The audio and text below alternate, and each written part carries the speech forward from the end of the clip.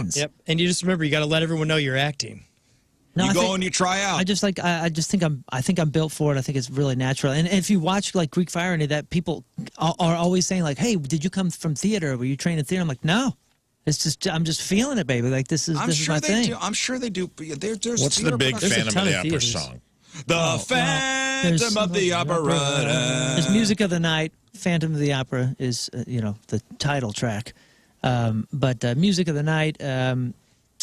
Point of No Return. I mean, dude, the whole thing is like it's perfect. Okay. It's pretty Well, perfect. But I would maybe we'll do a community I would do theater Les production. Mis. I would do Les Mis, but Les Mis is just so intensive. I think I could start at Phantom or heck anything. Guys and Dolls. That's a good one. Jafar. Anything, man. It's my scene. It's my scene. All right, next. Javert. Harvest honey in a giant bee suit. Yeah. Cool. Now, can I clarify? That one's Are you awesome. dressed like a giant bee, or are you saying in a beekeeper suit? In a beekeeper suit, yeah. If I Because put I bee laughed suit. when I read this one. I laughed. If you got a beekeeper, so we could do this today. Yeah, I would love to do We that. have beehives up at the farm. You know, so. I'm a fan of honey. I have 50 different types of honey at home. I eat honey every single day. I absolutely love it, and it's always been so fascinating to me. I want to raise bees. There's two things we know about you. You're lovely, and you love honey. I do. I do, That man. was sweet. People that know. If And you he's know, you know. abrasive, he says. I That's an easy love, one. We could do that. in my head, anytime. I just want to say, I saw you in like the old Belushi Saturday Night Live bee The way costume. it's written. The way it's I written, saw it sounded I saw like you that as wanted well. to dress as a bee. I was like, hey, it's all cool, guys. I'm one of you. I'm the queen. And I love I'm the it. king of bees. That's hilarious. A giant bonfire camp and float trip. Yes, so I love camping, love float trips. I want to have one of those giant bonfires. I want to have like a Riz show bonfire type thing. Yeah. It's like just some big, just badass campground, camp out kind of thing. It's just, I love Be it. tight. I want to be outdoors. That one seems very achievable. Front row, Is it also 50-yard line Chiefs game, Yep. and try a field goal on the field. Yes, I would love to try to kick a field goal at Arrowhead. And honestly, That would be this rad. is a little dual thing. If we can all get down there, since Rafe is the biggest Chiefs fan in the room, Yeah. it would be cool if we could sit on a 50-yard line and he could bang the drum. That's on my bucket list when we Banging get to the drum mine. up at, Banging the drum Arrowhead. at Arrowhead Stadium. Would Have you be- ever- even if it wasn't during the game, I would still be happy. Oh, Have you yeah, ever yeah. tried to kick a field goal? Like an act, like I a. don't think so. Yeah, I think he did up in Canada. There was I did? one of those big, like whatever the CPL or whatever it is. We got to go on a field one day. Big We were stadiums? kicking out there. Oh, I see. Like an And actual, like- it was I remember all this impossible. Like It's an way actual more field intimidating. goal from where they would kick an extra Yeah, point. like 30-yard line. It's or something. tough. I would love to give it a go. It's tough. That's a cool one. Okay. And finally, Rafe. Well, he's got two more. Well, we already did Quickie. that one. What one? Take shots at City Park. Oh, yeah. Somehow they got in there twice. So that's a double bucket list. Yeah. You got to make that one happen. And then finally, the Riz Cruise. Hey, The Riz Show Cruise. listen, just the details He's of this. buzzing. You're out too. I I want- thought only she had to be convinced. No, listen. don't know. I I want to waver. do a Riz show cruise, I and waver. Riz doesn't have to be there. Riz Show Or Cruise. me, because do I'm it. out. Listen, if you don't want to go, you don't You're want to go. going. I want to do a Riz show cruise. I think our scene, our fans, I think everybody would love. Dude, I mean, that we would have be such a fun. great community of great people that love just having good times. There's the haters in here, I'm here sure- and there, listen. but like for the most part, this community is so awesome, and I think we would love, all of us would love I'm sure hanging I'd have a out good with one time. another. This is the same as like once you get me out of the house, it's fine. You would love it. I'm Yeah, sure you would I have a would. blast. You would love it. That same boat, the same boat that I'm talking about, has like all your bars and all that kind of stuff. You're gonna have a great time. And They got a gamble? theater, and I was just gonna say, in the Well, middle is a then. casino. Well then. And here's Well. In the here's- middle is a casino with slot machines and everything. Yeah, you'll love it, dude. I'm sure it'll be fine. You'll I know love I'm it, down. too. I'm only being a curmudgeon. I'm going to be on meds the whole time because I'm going to be freaking out You because the get thing's one- going to crash and we're going to Give you be some eaten Xanax, by you'll be sharks. No, Or we're gonna they're get all the- friendly sharks in that water. No. You don't even have to. They're so big, and they don't get that far off the coast. It's I'll be walking around with a life jacket it's on the whole chill. time. I wouldn't be worried about the boat sinking. I'd be worried about getting diarrhea because like I'll have diarrhea and a life 'cause those- jacket. like the flu bug goes through those cruise ships. I know. Oh, come on. No. Inside and outside, it's a freaking mess. Next thing you know, cruise. the Riz show whole thing's cruise. quarantined and Right. COVID's 3 Look. is here, and we can't get off the boat for weeks. We get a couple No. rad bands, get some comedians, we do a Riz show cruise. We It's achievable. Do it up right. You get Yeah, the and the Deftones theater. on You that do the boat, I'll theater. go. okay. Work on that. We'll call their people immediately. Is their numbers still the I'm going to same? be like, Chino. All right, well, I think most of these things are quite achievable. Oh, and if we do that, I want that 16th floor. I want the room with the piano.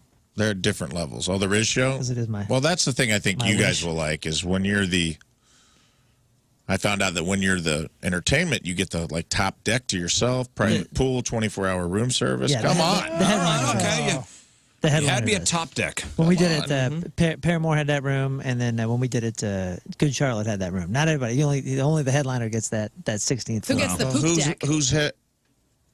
It's the Riz cruise, dude. That's why I said, I want the We're piano not room. sharing a room. Well then, enjoy the porthole ones down below. I'm getting a balcony room. All right. So you got your list That's done. Moon's bucket list.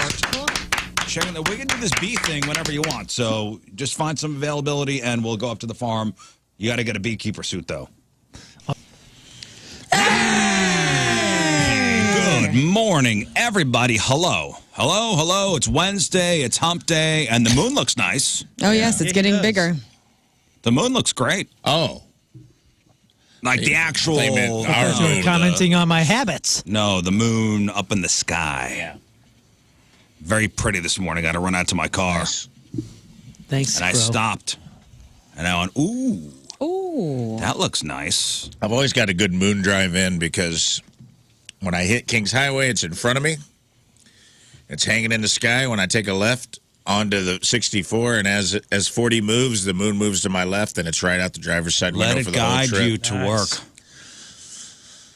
Let it guide you here. It's quite a little moon drive I have in every day. Nice. Nice. Well, we got the lunar eclipse happening on yes.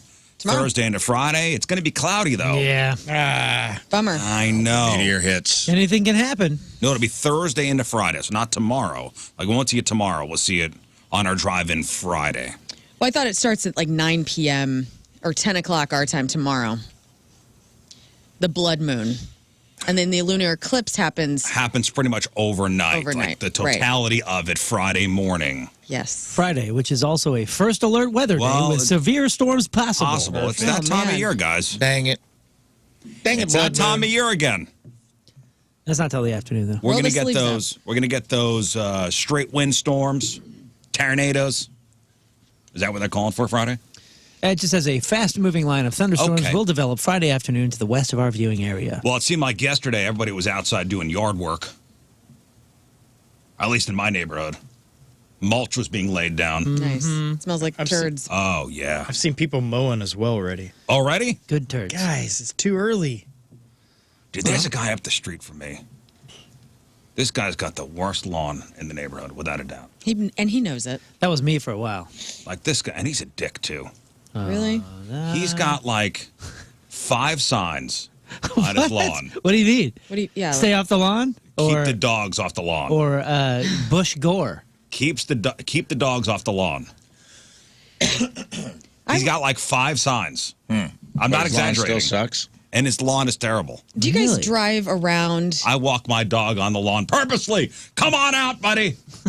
You guys drive around or walk around your neighborhoods and like you know who the worst is on the block? Because I have a guy that lives down the street from me, hoarder, 10,000 vehicles. They always have trash situation happening. So he's not the guy with the worst lawn. He's not No, the guy with he's just the worst. It's the worst ever. It's the cars. It's the no smiling. He's straight it's the up the lawn. worst. They need new roof. Like everything about this guy sucks. Like he's lowering the property value. Yes, every time I drive home, I go, there it is. You're just ruining. We have a beautiful home right there across the street. Gorgeous. Trimmed lawn, a Rivian in the driveway. Everything is great. Across the street. You, sir, are the worst. You are the worst. And I don't know. You know Rivian. squatter rights. Like, I guess he's been there probably the longest. So he's like, I will be the worst. Yeah. Like, we all just have to take it. Do you have the neighborhood hermit Pish who, posh to your Rivian. who no one's seen? You see him. You don't want to see him because he's got a terrible attitude. Well, not that guy. I'm saying, like, do you have Oh. a neighborhood hermit? Like, there's 2 houses in our neighborhood where all the neighbors know that like it's being operated, like it's not abandoned. Someone is in there, Right.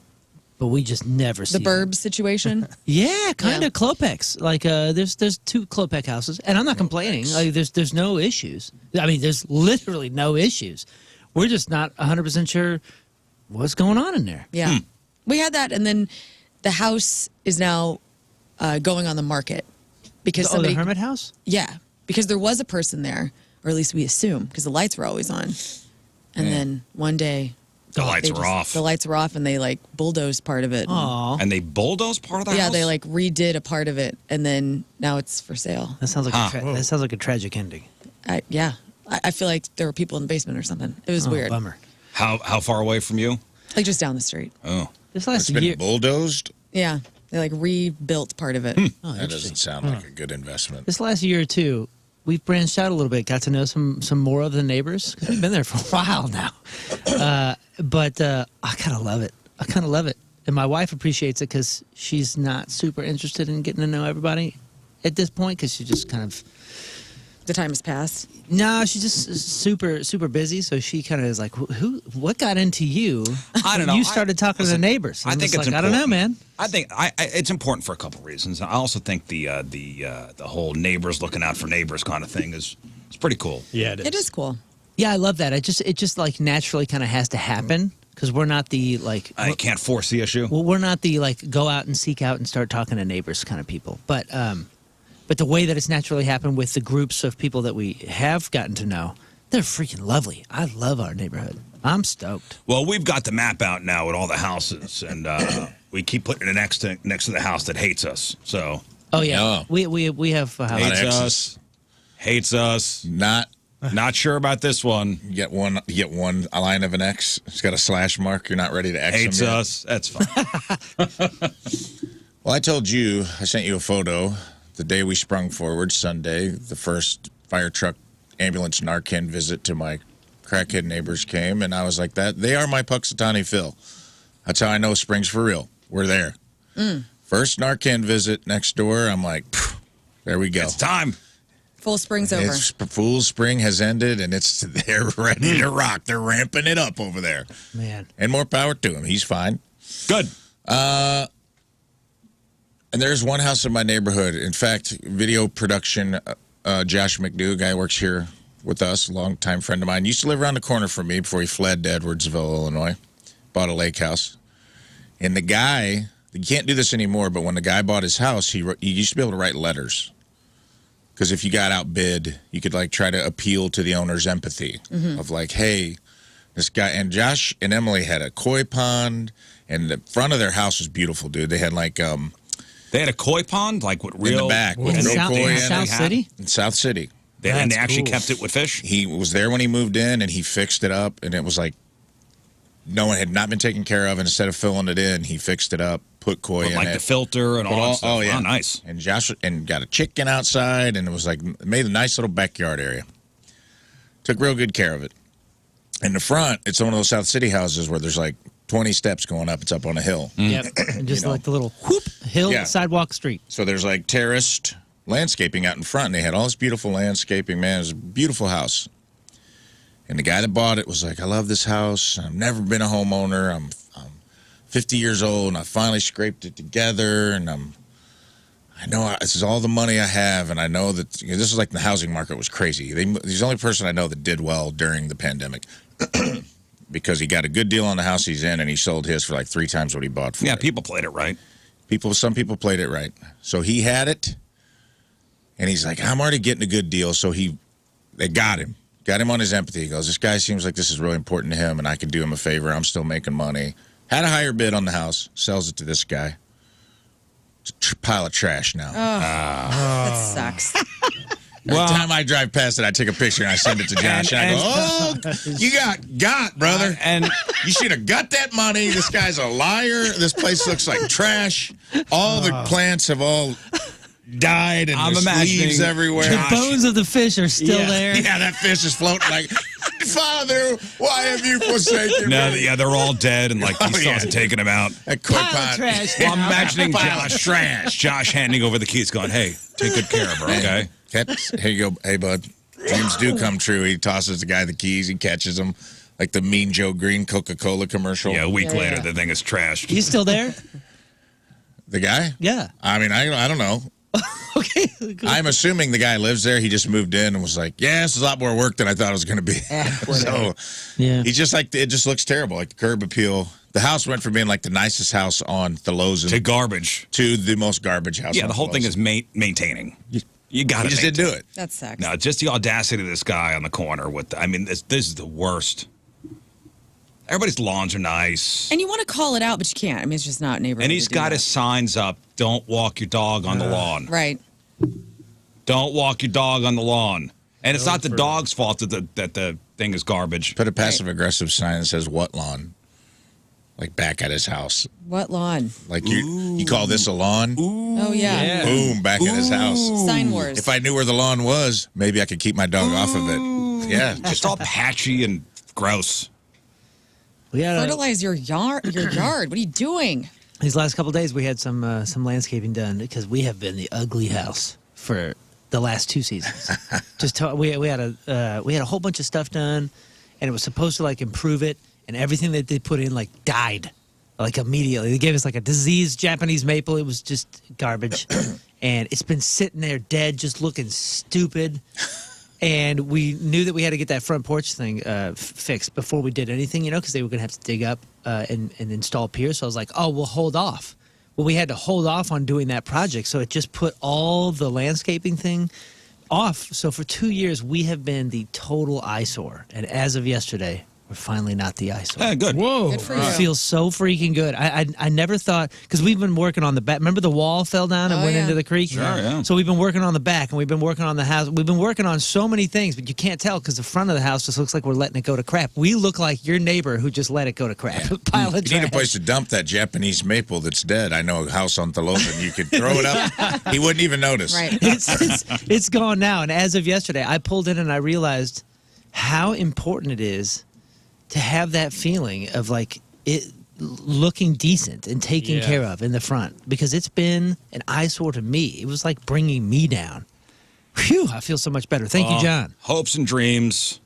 It's the beginning of spring. Everybody's Feeling kind of it. planning things out, going, all right, this year is the year I'm going to maintain the garden. This year I'm going to maintain the. It's all going to go to crap anyway, so it doesn't matter. Doesn't matter. No, don't say that. Well, it's going to. Number 2 show yesterday during my segment with Rafe, 15 Minutes with Riz, we talked about. It'll be coming out today, by the way. Oh, it's coming out today. Ooh. Yes. Well, I do want to touch upon this. No, one go ahead. subject. I'm just letting people know. Oh, it didn't come out yesterday? Yeah, our video department had to push. But Okay, it's well- there. It's a new episode with Jamie Rivers. It's great. I had an awesome interview with Jamie and Riz, so it'll be out today. Well, I Anyway, want go to talk ahead. about the Southwest Airlines thing. Go ahead. Let's do it.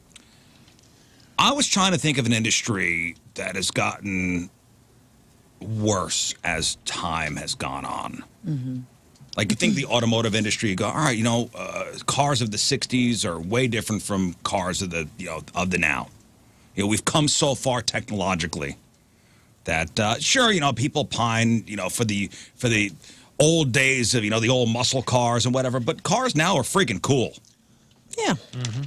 New cars are freaking cool. Technology's awesome. Yeah, like the Technology's Prius. great. The airline industry has gotten worse. Yeah. It's gotten worse over the years. It has. They didn't make a good investment in anything. They're making billions of dollars, and where, aside from the people, where is that money going? Listen, I'm not talking about planes falling out of the sky. No, I'm not or talking about planes that either. landing upside down. Do you remember seeing pictures of like flying in the 60s and 70s? Yeah, man. And like It was luxurious. it was luxurious. Flight attendants all looking, everybody's looking good. Everybody's got a suit on. Everybody's got a suit on. Houndstooth. The things were bigger. You're getting decent meals. You're I don't know. smoking. Meals. Yeah, you're having prime rib in the sky with your houndstooth. You're smoking a Virginia Slim. Right. And having a steak and like hitting. Yeah, getting you're having a oral. martini. Yeah, everything's happening at the same time. It's amazing. It was a different time. What airline was that? That was Virgin Airlines. TWA, my man. How do you think they bought that dome? No, dare I say it? It was luxurious, Privilege, and yeah. classy, For sure. And it could have cost $1 gazillion to fly. I don't know. It I just probably see did. pictures. I didn't live in the 60s. I don't remember the 70s. But it seems like as time has gone on, yes, it's a miracle. You get in a tube here, and then you in 2 hours you're in New York. Okay, I understand that. It's a miracle. We're up in the air. It's a I don't know how many ton thing. It's flying, jet propulsion. I get it. The science, fine. Yeah. We quickly become unimpressed with the magic of things, and then it becomes the comfort. Like you're putting the magic off to the side, that we are in the belly of a flying dragon that is like helping us literally defeat time to get somewhere that would normally take weeks of travel in hours. Listen, we could still be hooking up the the horses to the carriage. Sure. Yeah, I get it. I understand how technology works and how we've come a long way. I think it is as technology becomes available to the poors. The commoners, as unwashed. the commoners, as it becomes less exclusive. Yeah. And the commoners in their tracksuits start to use a tech, they have to they just water it down. They're like, now the poors have gotten it. It's no longer luxurious. It seems like every week now, it's like something with the airlines. You go, oh, okay. You know what? This is a great business Another thing endeavor. taken away. Another amenity taken away, or another airline is just going to nickel and dime us. Yeah. The Southwest thing hurts me, man. And the Southwest hurts. thing, this is the end. Mm-hmm. This is the end of Southwest. Now They've joined the axis of evil. Yep. You've become like everybody else. Yep. Except the places that are the people that are already doing this are doing it for way cheaper. Way cheaper. I was looking at a flight yesterday from Mid-America St. Louis, Allegiant, for $60-something bucks. Mm-hmm. $60-something bucks. Yeah, well, even if I check bags or whatever, I'm still half the price. Yeah, well, Allegiant, which I get, and driving out to Mascoutah, okay, that's a long drive, but and Allegiant flies to what, 6 places? Yeah, right now. It is a decent option to go to Vegas. Yeah, Vegas, Myrtle Beach. We're looking at going to Myrtle Beach here in a little bit, and they're opening up a Gulf freaking Shores, St. Louis to Gulf Shores. Oh, yeah, I heard about that. Which is that's Hey, great. baby. Which is great. Yeah, Oh, my It's gosh. a bummer. There's from LAX, you could fly to Springfield on Allegiant, but it won't fly to St. Louis for some reason. So Well, I will fly say to Destin, too. But we're St. getting there. Louis, Mexico. We- And that's what I'm saying. As those options increase Yeah. in Southwest and all these guys start piddling down, oh my goodness. Yeah, but the thing about those flights is there's so few. You have to bend to their schedule quite a bit. It's like there's one Yes. flight out going to Destin once a week, and there's one flight Yeah, back. and that's For- and that's for now. and that's For the thing. now, We you're right. looked to flying to Vegas on Allegiant because it was like a $50 ticket. Yeah, dude. But they only fly like twice. Yeah, well, the demand has to be there. Sure. Has to get out of there. I was just out there, and they're talking about all the things that are being added, and by 2026, everything will be totally Which is changed. great. You just wait. I'm excited. I'll take my copter out to Mascoutah. I am excited because we have so many kids in the house that it completely shapes our options. We don't have options to fly. Well, you got to take a lot of second places. mortgage out with the amount of people you have in your house. Right, but now we do. Gulf Shores was only a drivable thing for us, and Guys. now it's not. Ask your grandpa when you see him today what was flying like in the 60s. And he'll tell you it was pretty fancy. Mm-hmm. The cabin was full of cigarette smoke, but hey, they treated you like royalty. yeah. Not anymore, guys. Because Southwest Airlines just buckled and announced they will start charging for check bags this spring. Boo. May 28th. That's when it starts. They were the last major U.S. airline that did not charge. So it's official. Every airline is Spirit now. I want to know what happened. Yep. I want to know who it was in the meeting, with Ted or whoever the hell the owner of Southwest is in the board meeting, whatever it is. Was like, we got to do. We got to do it. I will give you a quote, just utter bullcaca Let's go. from the CEO. Yep, let's But do just, Spirit is the OG. They started charging for check bags back in 07. I mean, Spirit and Allegiant going to charge you for your headphones. It's crazy, the surcharges on those flights. Well, Because it is like a $60 ticket, but then it's like carry-on bag is a charge. Not a check, a carry-on. Check is also a charge. If You want us to put the landing gear down? window seat extra, $40. aisle seat extra, sitting in the front, premium seating to get for deplaning costs Dude, more than sitting in the for back. Spirit, you need to pay to talk to an agent. That's another fee. That's crazy. If you want to talk to an agent, you need to pay. Oh, I will. Wow, that's wild. Because it gets up there by the time you, and that's the thing I hate. The thing I loved about Southwest, there's a price. I'm on an app, and I'm like, I need to go to Austin. I got a show this weekend. Oh, that flight's direct. That flight's $350. Boom, I'm done. We would fly Southwest because it was free bags. Like that was a reason for us to fly Southwest. And now that's over. You know what I learned? blew it. You know what I learned a couple days ago? And I don't know about other airlines, but for Allegiant, veterans don't pay for bags. Oh, that's great. Whoa, that's neat. Get on it, Rafe. Yeah, Rafe. I guess I'll Yeah, I bet. do all my shows in Destin and Vegas. Here moving forward. Residency. I'm not sure that's a widely known thing, but found that out a couple days That's ago. great. That's huge. Yeah, I was gonna say. I bet anything at Southwest. They got a new VP that came over from one of the companies. He's Yeah. trying to really impress everybody with how much money he can generate and Well, come up with these dumb rules. So back in 07, when Spirit first started charging for bags, NBC News called it an unusual step at the time. So Southwest 2 bags fly free policy was a big selling point. And they haven't said how much they're going to charge yet. But other airlines tack on around $35 for your first bag and more for additional bags. So let's say it's going to be around that price. Stop taking so many damn bags, Queen. You know what I'm saying? Right. Like, how about you just scale it back a bit? Here's the thing. Never check. Right. I don't check because I don't want the loss and I don't have to go to the carousel. So I've been doing my part. I'm a carry-on only. I've been saving fuel. I'm You're a a carry-on carry-on queen. backpack. And I make it happen. I haven't checked the bag. I don't even think I checked the bag when we went to Russia. Well, That's I'm impressed with myself. sometimes a big bag is Yeah. required. If Rafe can do it, if Mallory can do it, Yeah. y'all can do it. Well, now we do. Now we do. The four of us have just overhead bin bags.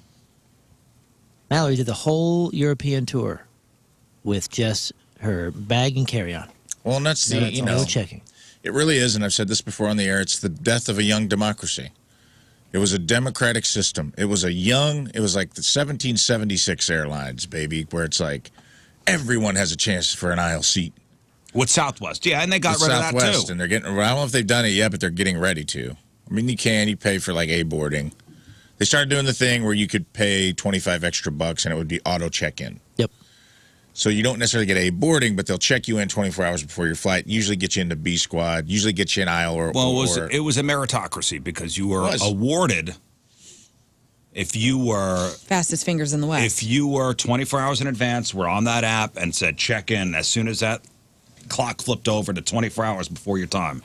It was a meritocracy, and you were awarded with a high, with a low number, and A or early B group. It's amazing, though, how it's suddenly turned to where, like, money buys nice things. Well, and that had started within the past couple of years. Because, man, we used to be on it. And my wife would set alarms, like 3 alarms. And be like ready to go like 24 hours before. Get the And phones like, out. Boom. Yeah. A5. Whoa, look at us. Yeah. But then it was like, oh, we did it. And we're in the B group. The thing just changed over. And yet we're always surprised when this happens. It's over, guys. This is And here's- the inevitability for everything, right? Is that it will always come back to money. It will somehow find its way into evolve into. It's the money that gets you there. And that's why I'm always saying, like, right now is the freaking golden era of probably our lives as far as entertainment for the dollar. Well- our TV is so freaking awesome.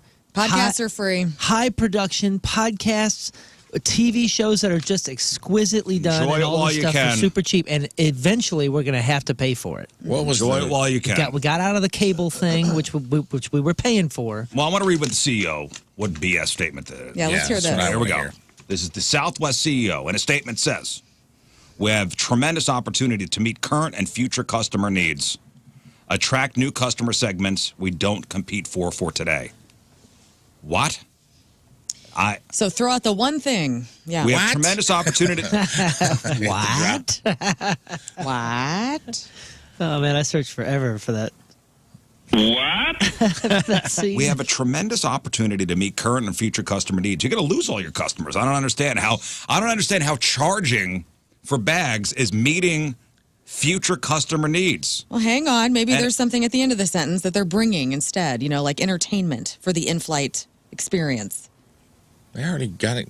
They already got that, and now it's cheaper. Better snacks. We have have to put tremendous opportunity to meet. Yes, we're going to charge for bags, and But- you guys all get better snacks because we're going to be flush with cash. You know what? This is the American That's way. a caviar for everybody. You put a brownie in my face, you can charge me all day long. They give you brownie brittle already, and they got the best pretzels of any airline. Yeah, All right, they are here- better pretzels. Here's the full quote. We have tremendous opportunity to meet future and current customer needs, attract new customer segments we don't compete for today, and return to levels of profitability that both we and our shareholders expect. There's the sentence. There it That should have been is. the whole sentence. I know. Because this all stems from when they canceled all those flights. What was that, a year ago? They had 2 rounds where Southwest canceled like holiday flights, and it was like thousands of flights Yeah. because something got messed up because they ran on a different system. Oh yeah, it was The hub and spoke That's thing. We right. talked about this on the air. Where Well, they don't do a hub and spoke thing.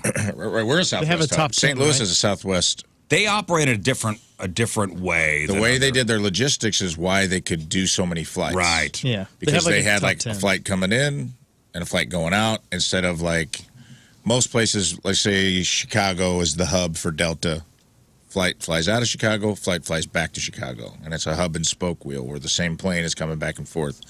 Southwest had like wild logistics where it was like great until 5 planes got delayed. And now the whole system gets screwed up. Well, Or if there was like a mass delay, if there's like a snowstorm, it really screwed them up because it didn't shut down just one city, it shut down the whole country. Well, frequent flyers and business class passengers will still get 2 free bags, but everybody else will have to pay. And it does sound like you'll still be able to get the carry-ons for free, but everyone else is going to do it, so they're going to run out of space quickly.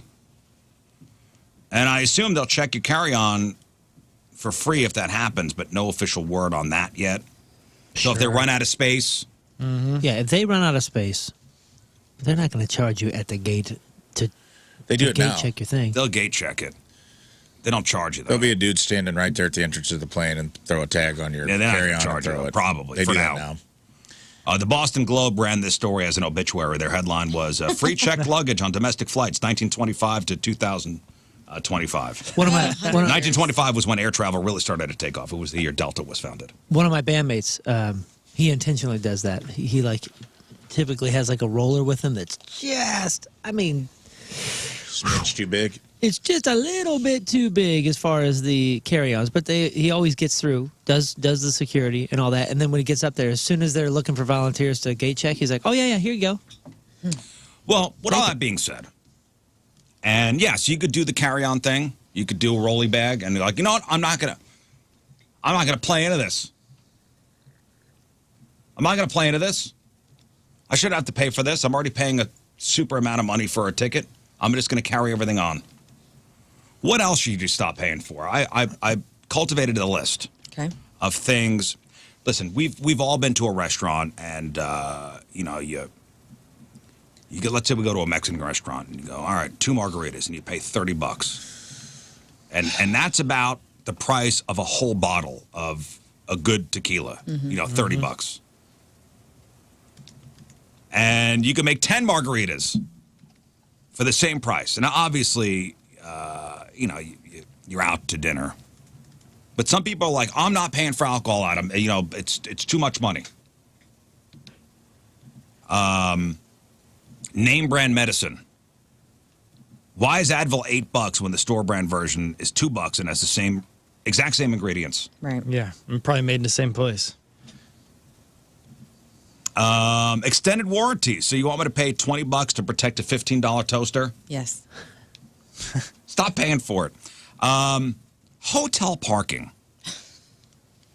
Yeah, that's a racket. You're already paying $300 a night for the room. So now they want to tack on $40 for your car to sit there too? Get the hell out of here. Also, the That's a programs at hotels where it's like gold member parking, you can just park in those spaces that are right up front and they never check We did that in Florida in January.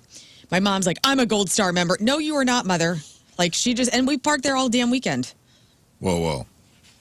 Repeat this little grift for me, please. Here it 'Cause is. I'm trying it immediately. I think this was like a Hyatt or something. I don't remember what hotel we were at. But they have like an elitist Okay. 10 parking spots in the very front of the hotel. So just act cool, be cool. Just act cool, be cool. You park there, nobody's the wiser. I will be testing this in the field very There you soon. go.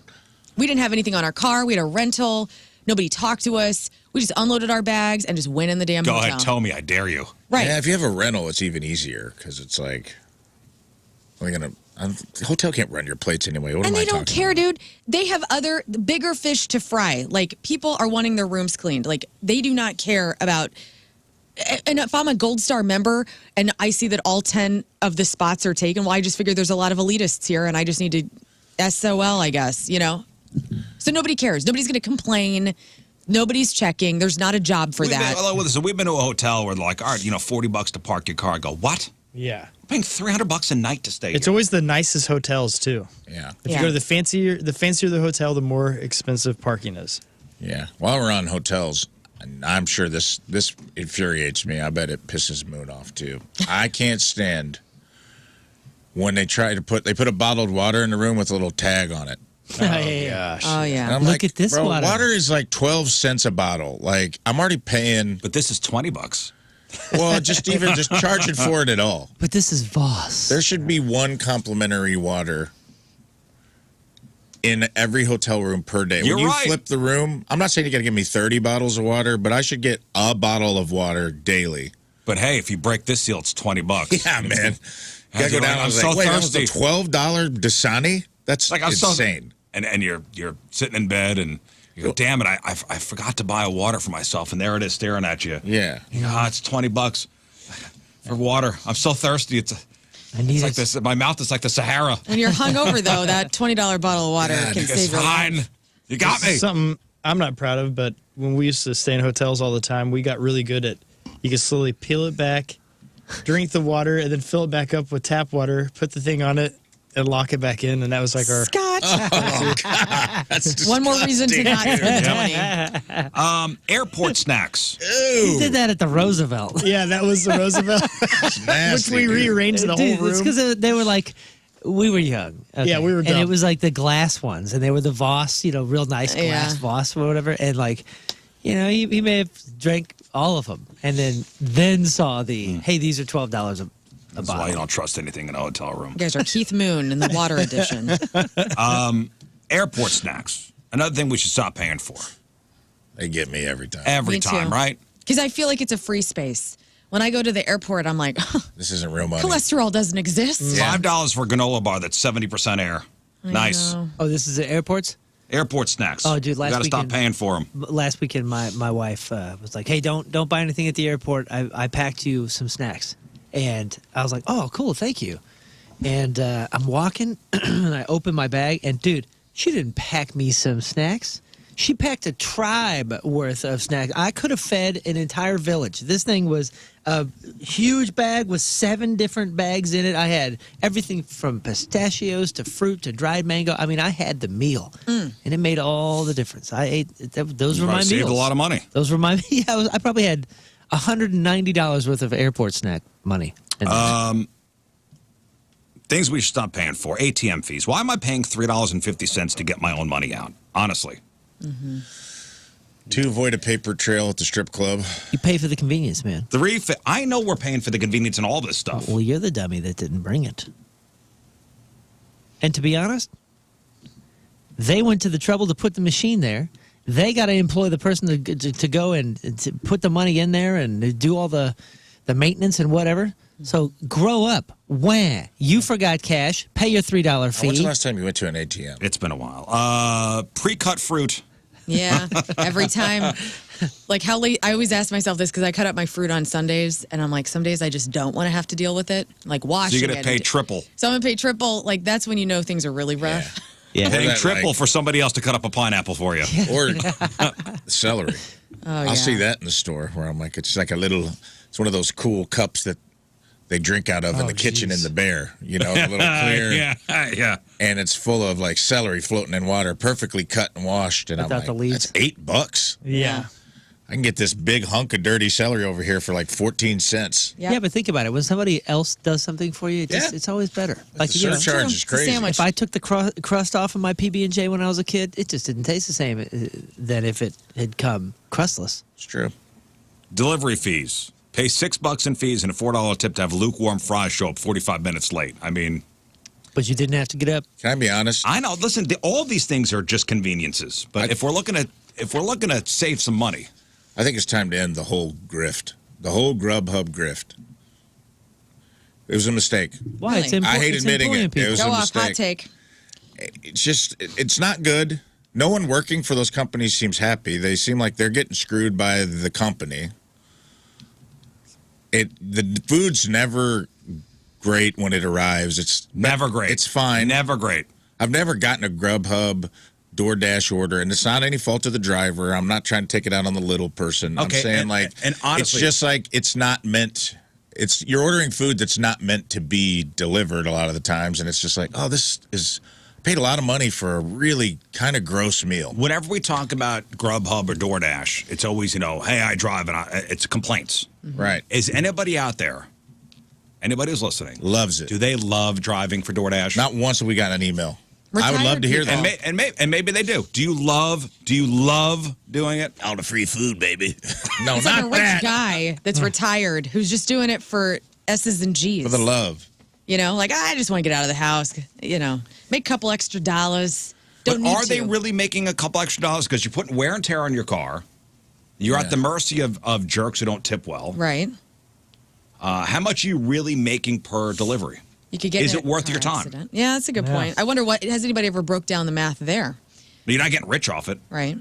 And I think overall it's harming the dining out experience because places are trying to Yeah, they keep accommodate. up with demand. They accommodate the Dash. And they try to accommodate like DoorDash people, and then the staff at the restaurants all seem like they're frazzled out, and they're like, I mean, this happens, where Tina works. She's like, man, we just got our ass handed to us tonight, and like carryouts. Two things just came over on the Coleman's Camper text line at 314-649-DUMB. One being Jacob, 39, and I love it. DoorDash driver. The other one is to save money. This guy says, ground beef, dude. Buy a meat grinder, attachment for a KitchenAid. One bottom round is like $8 for 5 pounds, or 1 pound ground beef is like $4 or $5. Come on. Okay, I don't want to be a butcher, dude. Yeah, Thank you. somebody bought me a meat grinder. Really? Yeah, I've never used it. So what is it? Is it like It's, the thing at the Lion's Choice, or I attach it to KitchenAid. My KitchenAid. what do you mean a KitchenAid? What's that? Like, it's a KitchenAid attachment where you push the meat through, and it comes out And it as comes ground. out like if I have like a big chuck. Like a roast. garlic press. I would. If I have a big chuck roast, I could cut it into cubes and put it in the meat grinder, and it'll come out like ground beef. How much am I in for this investment? How much, does the attachment and the whatever? Well, the KitchenAids are KitchenAid's like expensive. $400. Oh my gosh! Yeah, they're not a But cheap start. it lasts forever. Okay, so that's It's going to a take a very- minute. It's Quality something product. you could hand down to. Oh, yeah. But if his math is correct, that'll pay for itself in, 200-300 hamburgers. And you can My also get like oldest- pasta attachments. You can make really good. It's KitchenAid mixers, dude. Don't Oh even yeah, get me I got. started in my I use the household. pasta attachment on it. Yeah, it's the best thing for the kitchen, and it's a rite of KitchenAid passage in our mix- These are family. great Mixer? products. Yeah, they're I cool don't know colors. that his pitch is worth the time save, but maybe. I didn't hear a huge price difference in grinding your own meat, other than maybe $1 or $2. All right, Tim. You talking about hey, this thing? This thing right here? Yes, yes. Oh, you can get a meat grinder Oh yeah, attached so to you it? can get everything at on the that basically. end of it's Oh, like okay. a little nub. Yeah, we have one of those. They're like 600 pounds. Oh yeah. They got some. If you throw one at somebody, Yeah. you really do some damage. Wow. Hey Tim, you drive for DoorDash? Yo, yeah, I sure do. Do you love it? It's not bad. It depends on where you pick the food up from and like the time of day. Okay, so What's the preferential time of day? Like, what's the best time to be doing it?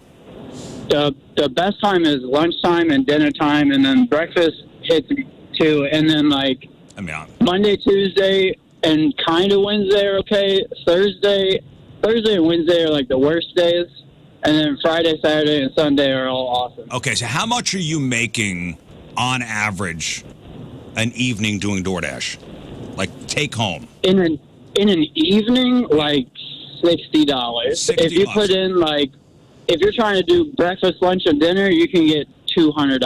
Okay, so That's an all-day affair, though, right? That's driving all morning, afternoon, and evening. and right? you got to So throw in on my- you got to pay for gas. The way DoorDash works is there's hot spots around restaurants in the area, and then you stay by those, and then that's where you get all your orders from, is close to there. And my house is in a hot spot, so I just go and hang out and play PlayStation until my phone dings. Okay, well, Tim's living the dream, you That kind guys. of works out. you got it pretty good. I mean, you're not driving around. You're. And then that's home. the side job too. That's not my everyday job. Oh, no. All right, so in an evening you're pulling down $60, right? So let's say like if Sure. you work a dinner rush, like if you work the dinner, $60. Right. And how many hours would that be? Three, four Probably 4. Yeah. 4 hours. Okay, what's the math there? What's the per hour? I didn't know Come it was on, gonna be guys. math. Come on, man. So and you got to pay for gas too.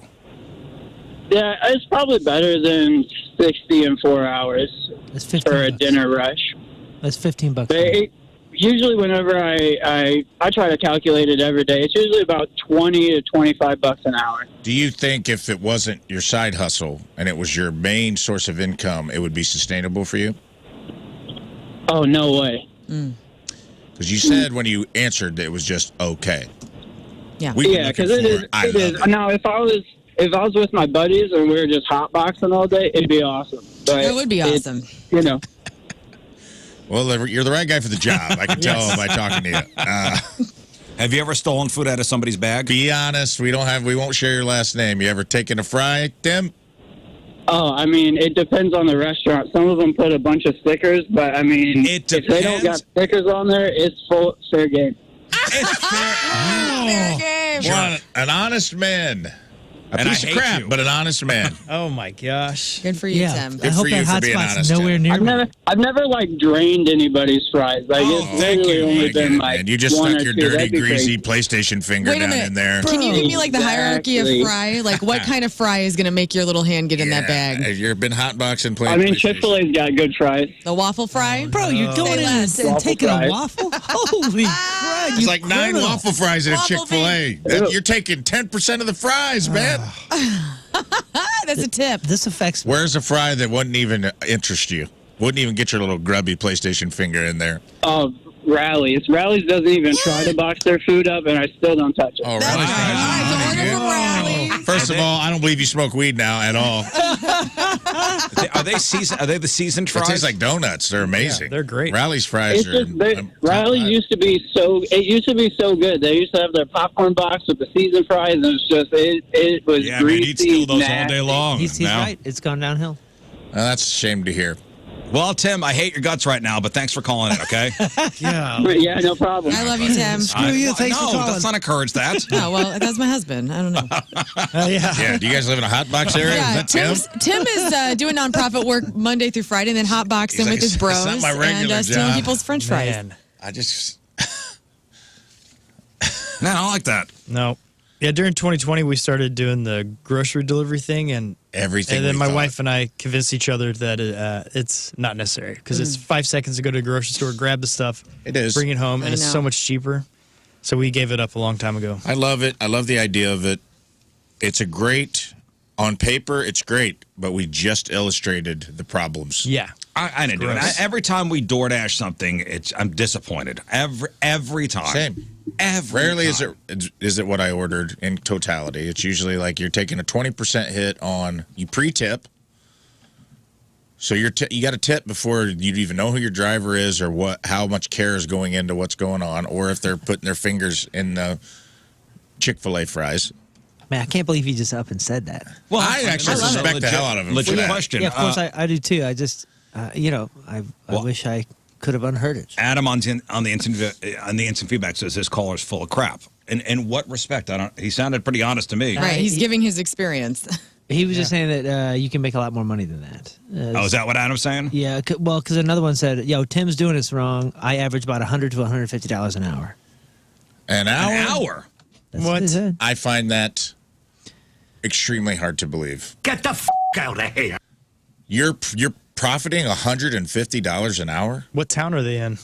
Like, are they in Chicago where they just have one apartment building they can run 50 things Their to? phone number is 314. No. It's a 314 number. Show your work. Yeah, show your work. That's the other person that I'm gonna text back. The Show earliest your person that said, "I love it." Okay, expand on that. Why do you love it? What's great about And listen, it? we could be wrong. I've never done it before. Me neither. I don't have. If people are actually making, we get almost 100% complaints. It depends on the- Anytime we talk about DoorDash, there's people in the chat right now being like, DoorDash sucks. They screw you. Everybody's saying it.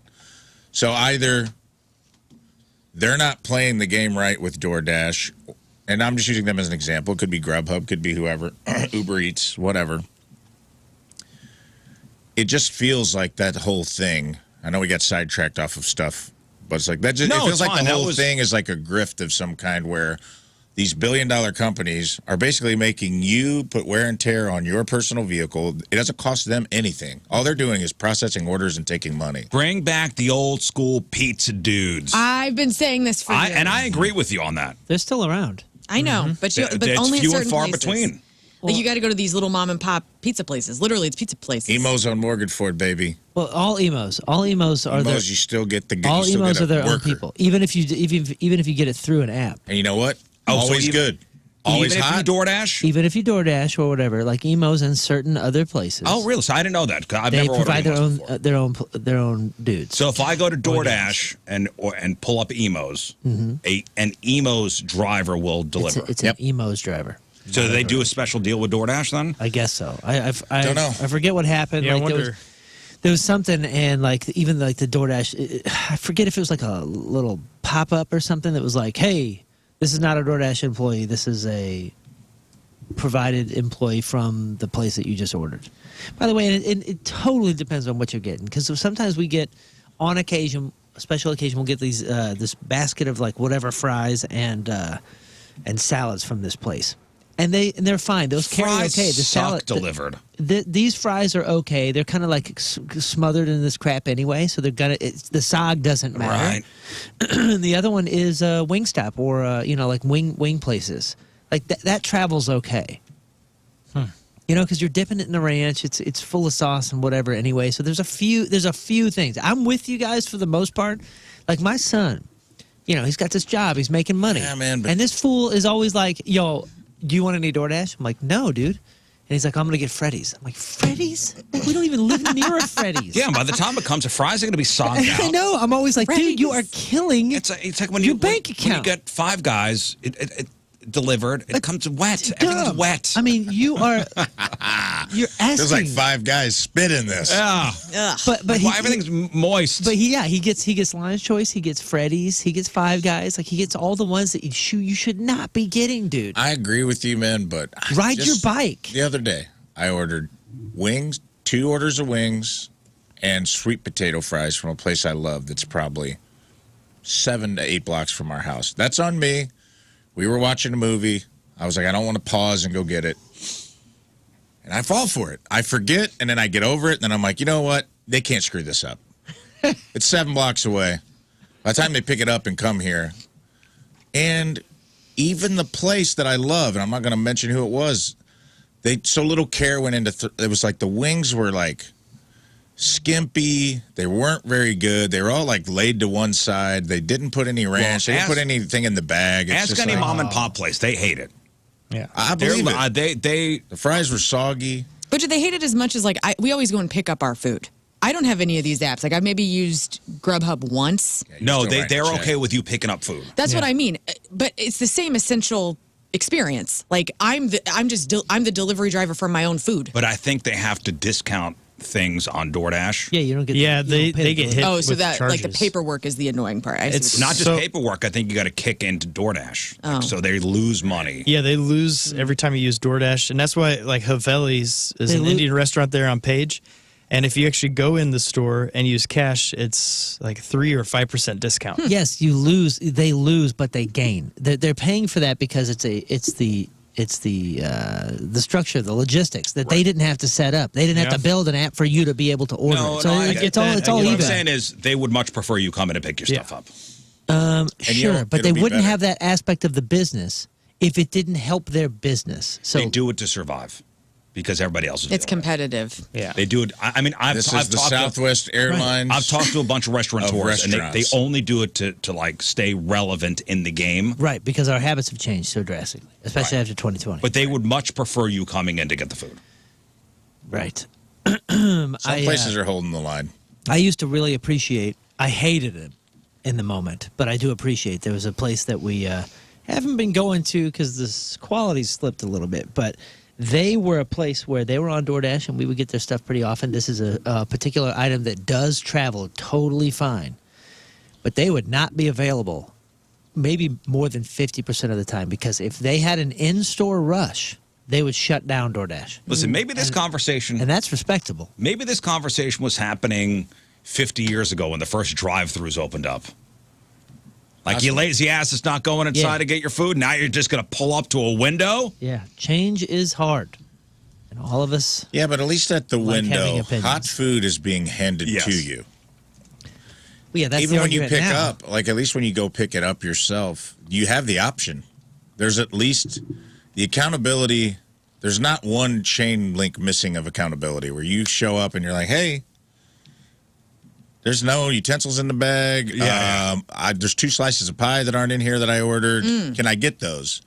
And then they usually make it, they have to at least be somewhat accountable. It's the same thing. Like, and if there's if a DoorDash order is screwed up, it gives you usually a couple options. It goes, okay, we could give you a refund, which will take like 7 days to go back to your credit card. We could give you credit on DoorDash. We give you DoorDash credit, or they could go and bring the food to you again. So now you got to wait another 45 minutes. Have you ever done the refund before? We've done the refund before. Yeah, we've done the refund. Not the It's bring actually- the item. It's actually pretty smooth. I've never had an issue with the refund. No, I've never had it either. But 99% of the time, you're like, fine, forget it. I'll just take the refund. Yeah. but Dude, my question is when the refund happens, who's taking that hit? I think it's DoorDash. Is DoorDash absorbing the entire order, or are they going back to the restaurant and saying, like, hey, you owe us this money? We had to, you know what I mean? I think it depends on what it is. You have to give a reason. Yeah, Missing item. I think it's the reason, or yeah, Right. and sometimes, from what I understand, the time or two that we've done it, it was DoorDash that took the hit, or Grubhub, or whatever the app was. I'll tell you this though, man, and this is, and you made a great point that I totally remember, and Riz, you might remember this. Jeff had an issue with drive-thrus. Yes. right. That's why it made me think of that, actually. Jeff thought it was a lazy man's thing to go through a drive-thru. So if he went to McDonald's, he would park and go in because he had some principle hang-up in his head where he thought going to the drive-thru. And I had a buddy who wouldn't use, the soap that like comes out as foam. Mm-hmm. He thought that was society being lazy. At the time, he's like, I can lather my own soap. Thank you.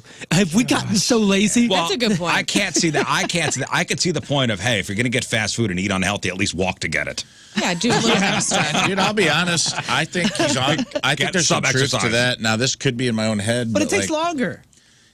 if I stop they've and now get set up the Taco system. John's, I always go in. I always feel like if the person at the register has to look you in the eye and hand you the bag, they take a little more care about like what's in it, how it was prepped.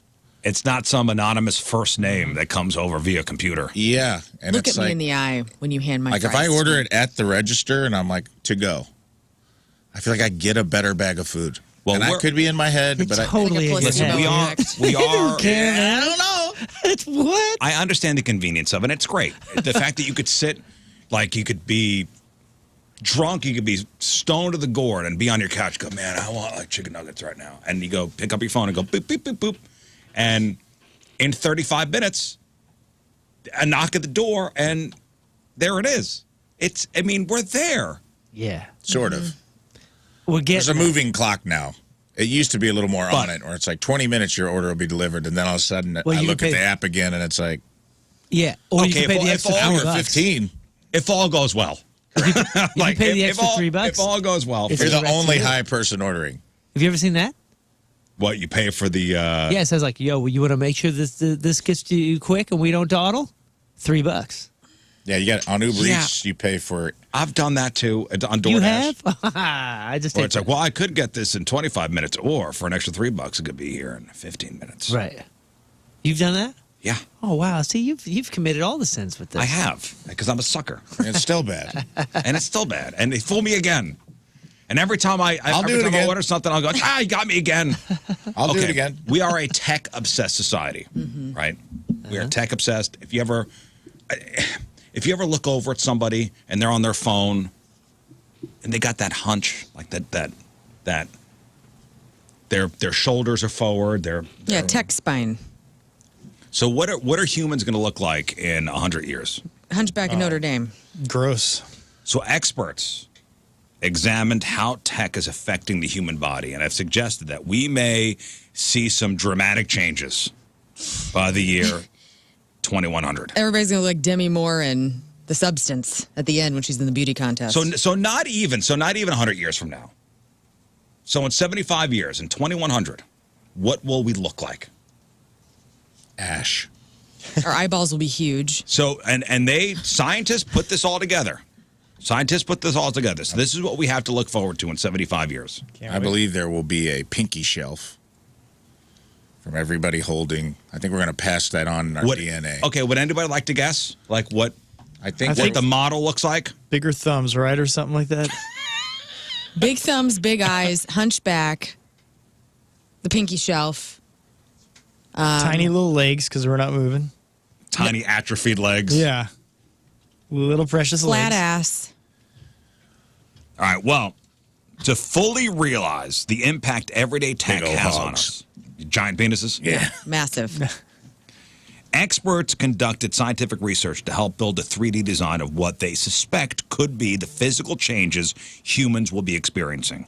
So the research comes after consistent use of smartphones and laptops and other tech that we use on a daily basis. So scientists named this futuristic model Mindy. So Mindy is what humans will be in 2100. So they based this on their predictions for humans living in 2100. The model appears to have a hunched back from hours of sitting over computers and looking at phones. The design also showed Mindy having big neck muscles.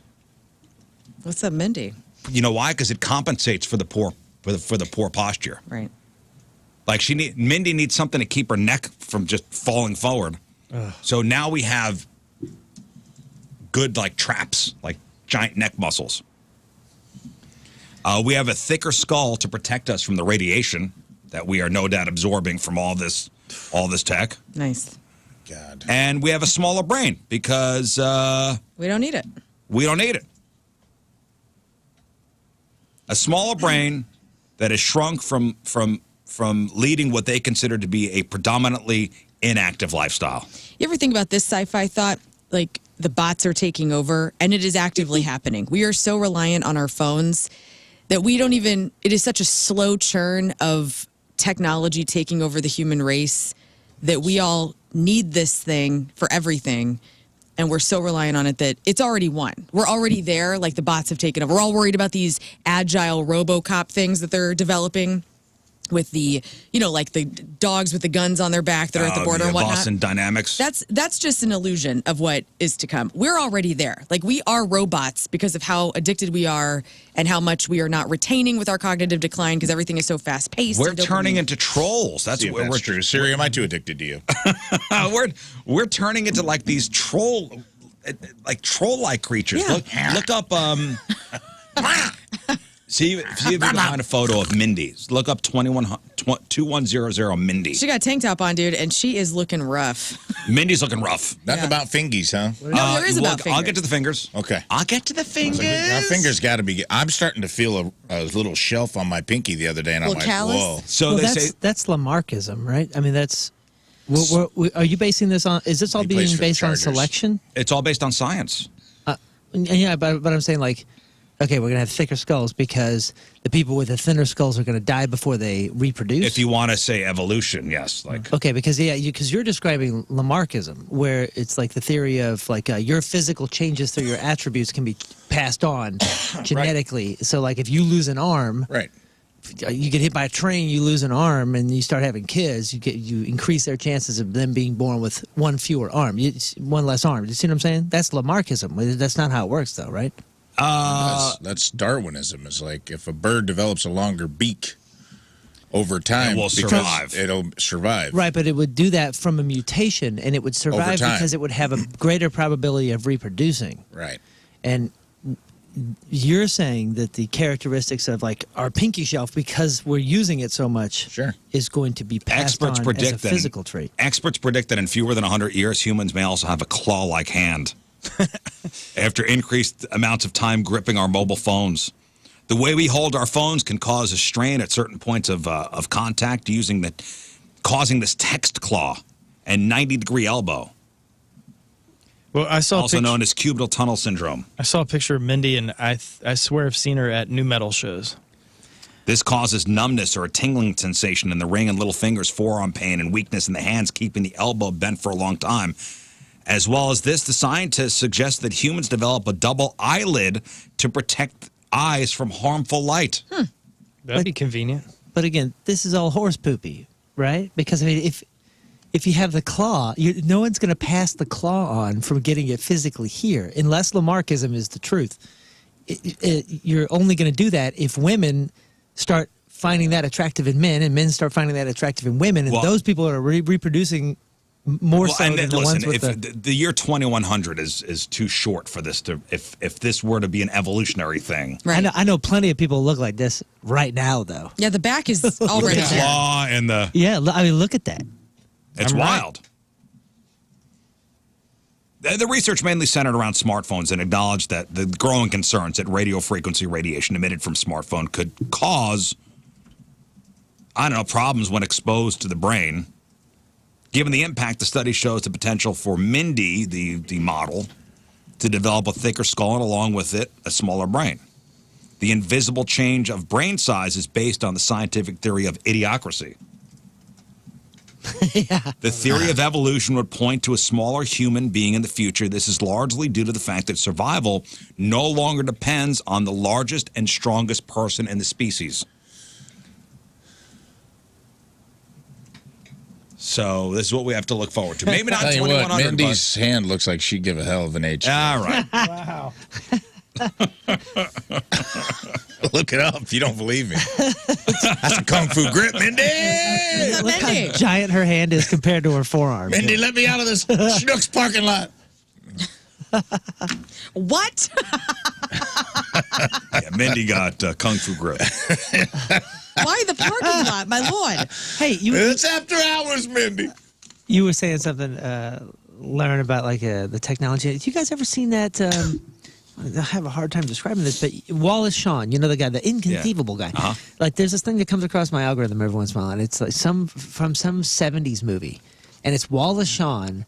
He's not even talking; he's listening to this guy, and he's talking about the rat race, and he's like, the 1960s were the last time that the human race was actually like doing human race things, and ever since then, we've been trained to be in this model in this rat race and blah blah blah blah blah. Have you ever seen that whole? That breakfast or lunch, what is it? Like, I don't know lunch what it with, is. I've been trying to figure out what it is forever, but it's this Is that big. lunch with Andre?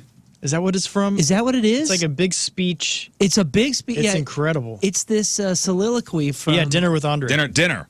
I lunched with him. We had lunch together. Okay. I had Tuesdays with follow-up. Maury. I had Ruby Tuesdays with Maury.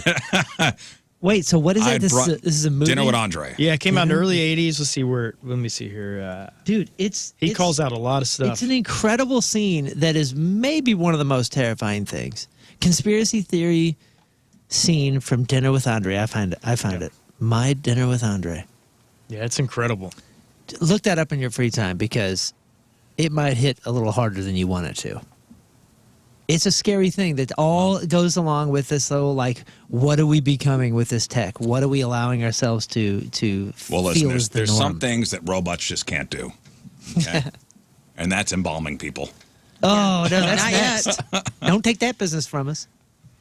And that's embalming people. And Rafe sent me a story last night that I probably shouldn't have read it before I went to bed. Oh, spooky. This is Nighty night. crazy, this story. And this comes to us from Texas, where an embalmer, a licensed embalmer, is facing charges after officials say that she cut off a dead man's penis. She cut off a dead man's penis in February with a scalpel after finding out he was a registered sex offender. So according to the police, this is Harris County, Texas. 34-year-old Amber Loudermilk, charged with felony abuse of a corpse for this incident at the Memorial Mortuary and Crematory. So officials say that Amber cut off the genitals of a guy named Charles Roy Rodriguez, who, when he died, he was 58 years old, who was a registered sex offender. I don't know how Amber found out that this guy was a sex offender, but she did. Okay. And he was on the slab at the mortuary, and her job was to do what embalmers do. So Amber cut off Charles's member and then stuffed it into his mouth before shoving him in the oven for the cremation. How'd they find this out? Because She put it on Instagram. Oh, Look what I did because today. she did it in front of somebody, Oh. and that somebody turned her in. She was doing this in the presence of an embalming student at the time. So Amber allegedly told the trainee, "You didn't see anything." I can't unsee what has You happened. get to see the most disturbing thing of your life. While she was holding the scissors. So this Charles Roy Rodriguez died of natural causes back in January. Officials say he was charged with sexual assault back in 2001. Amber, I guess the trainee knocked on her. She's no longer employed at this mortuary anymore. She's charged with felony abuse of a corpse.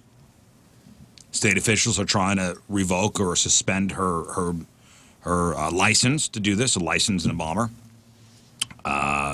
State officials say this case is about two troubled people: the victim, who was a registered sex offender, and the defendant, who was accused of viciously attacking his dead body. No matter what one thinks of his life, the law requires that he be treated with dignity and death. And the police say they hope that Amber gets the help she needs. So I don't know the suspect's past, but we do have the utmost empathy for anyone who has been the victim of sexual assault, or as a family or friend of somebody who's been the victim of sexual assault. The facts clearly indicate she was angry, and I hope after this is resolved in the courts, she gets the help she needs.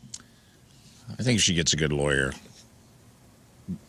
that can prove that she has some sort of history. Like she may have been an abuse victim and been a victim or something boom, like snapped. that. She could probably weather that storm. That's Oh, man. wild. I'm not saying she should or shouldn't. I'm just saying I think that there's an argument to be made. It just depends on the circumstances. I wonder what this guy did. I wonder what. Right. I mean, it's still messed up. I had a situation one time where I was doing an event with Keishi every year at this town, and I'm not going to give any details because it's very uncomfortable. But every year I would take a photo with this really old man who was he was a person with disabilities, veteran, all this stuff, and he was very sweet. Always came out, always took a photo, annual photo, posted it like support for the vets. This guy's a sweetie. Da da da. Couple years later, and every year I would go to this event and take this photo. And this guy always remembered me and stuff. A couple years later, I had a woman email me, and she's like, "There's no way for you to know this." She's like, sent me an article. This man had gone to prison for molesting children. Oh, man. And like got out. And I was so I was so like, oh my God. And like, obviously like took the photo down, like just was completely appalled, had no idea. Gross. You don't know who you're meeting when you're out. No, you have I had no idea. And so I was like, oh my God, just completely disgusted. And then I had to go back again, the next year for this event. And here comes this freaking guy. With a big smile on his face. And I was like, got to get the hell out of here. And I like confronted him. You did? I did. And I was like, I don't want anything to do with you. Please leave. Like, I mean, this was a place where there were children everywhere. This is a person that was violating, from what I understood, and there was record. I went down the deep hole of looking up the freaking charges. I was like, you have to get out of here.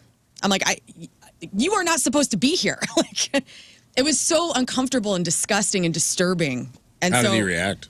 he just left, you know. Did he say anything? He knew what was, he knew. He knew you finally yeah. found out. I was like, you have to get out of here. And it was really, and I emailed the woman back and I was like, thank you so much for like bringing awareness to this, because you just have no clue. We take photos with 1 million people at an event. And this was, and again, this guy's a veteran. He was old. He was very sweet to, you know, you would have never thought that this person was a monster. And he was. And it was completely disturbing. And it changed my entire trajectory of how I interact with people and like my comfort Just level. assume they're child molesters, right? I'm just like, from now She on, actually runs IDs. I do. I'm I'm like, give me assuming your everybody's ID. a child molester. I think about that Before I often. take a picture, I got to run your name through CaseNet. It was awful. I've talked about that with you in the office one day. I was like, we take a lot of photos through comedy. You, especially Moon, she's probably taken more than anybody. A lot of photos throughout our careers, and I'm like, the odds are we have a photo with a murderer. Oh, yeah. Somewhere. Or child molester. Possibly, yeah. Oh, Statistically speaking, Statistically, there's no way for us to Or an know. abuser or something. right. On Of some course. level. No way. Yeah. I mean, you can't blame us. There's no way of I knowing. focused in on murder because I was like, I put my So arm top around shelf. someone that's like, yeah, I chopped the guy up one time. And it's like, you just don't even know because there's no way, you don't know. You don't know who you're interacting with. Like, statistically speaking, if we've taken thousands of photos with people, which I have, over time, somebody in there probably went off the deep end and killed somebody. Yeah. Yeah, That's- I've been that's a doing crazy this thing for a to long think about. time. I've been in radio since 1998, of course. At This is some a totally point. different situation than what you're talking about, where someone's like a yearly. Yeah. It And the was- fact he found out, wild. I'm so thankful for that woman. Yeah. She's like, she goes, you have no idea. Like, she goes, so I'm not like judging you, but I just thought you'd like to know. And I really did. I appreciated that more than she could know. Like, disturbing. like a kid toucher. Yeah, dude. Oof, like brutal, Like, like- went to jail, went to prison, and then was like parading around. It was just so gross. Like, the whole thing just really freaked me Well, out. so this woman cut this guy's dong off in death and then stuffed Yeah. it in his mouth. Which, if you're going to cut my dong off, please do it after I'm dead. I'm not saying there's a good time to do it, but it's a better time than when I'm alive. Listen, there's a lot of people on the instant feedback and on the Coleman's Campers text line that enjoy the spirit of what she did. Yeah, that's easy to say. That's an easy hill to die on. Yeah, no, because no one's going to push back on that. It was like yesterday, everybody in the chat was like, I'd be in the firing squad. This Yeah. guy beat the hell out of a Kill. family. It's an easy thing. That's the natural inclination that we have. Is, Right. to dole out justice in the way that we see it. Sure. That But is, like, crime. I mean, he's dead. Hey, this right, is. but it's The still a virtue crime. signaling. Two wrongs don't make a right. Like, you know what I'm saying? Like, But he's dead, and we're gonna. Yeah. It's going in the oven yeah, anyway. but you're a professional embalmer, and like, I know. you're There's a a business code. owner. There's a code. There's a code. It's This is not a bit. This is not the business owner, by the She's way. This tiptoeing. is just a licensed embalmer that was okay. hired. Yeah. Well, you're an embalmer. There is a code. Here's the code. She's tiptoeing around swamp justice. I'll give her that. That's why I send it to you. I go, it's a kind of a. And it is virtue signaling, but there's virtue signaling on both sides. You know, like everyone's signaling their virtues of like, no, you should never.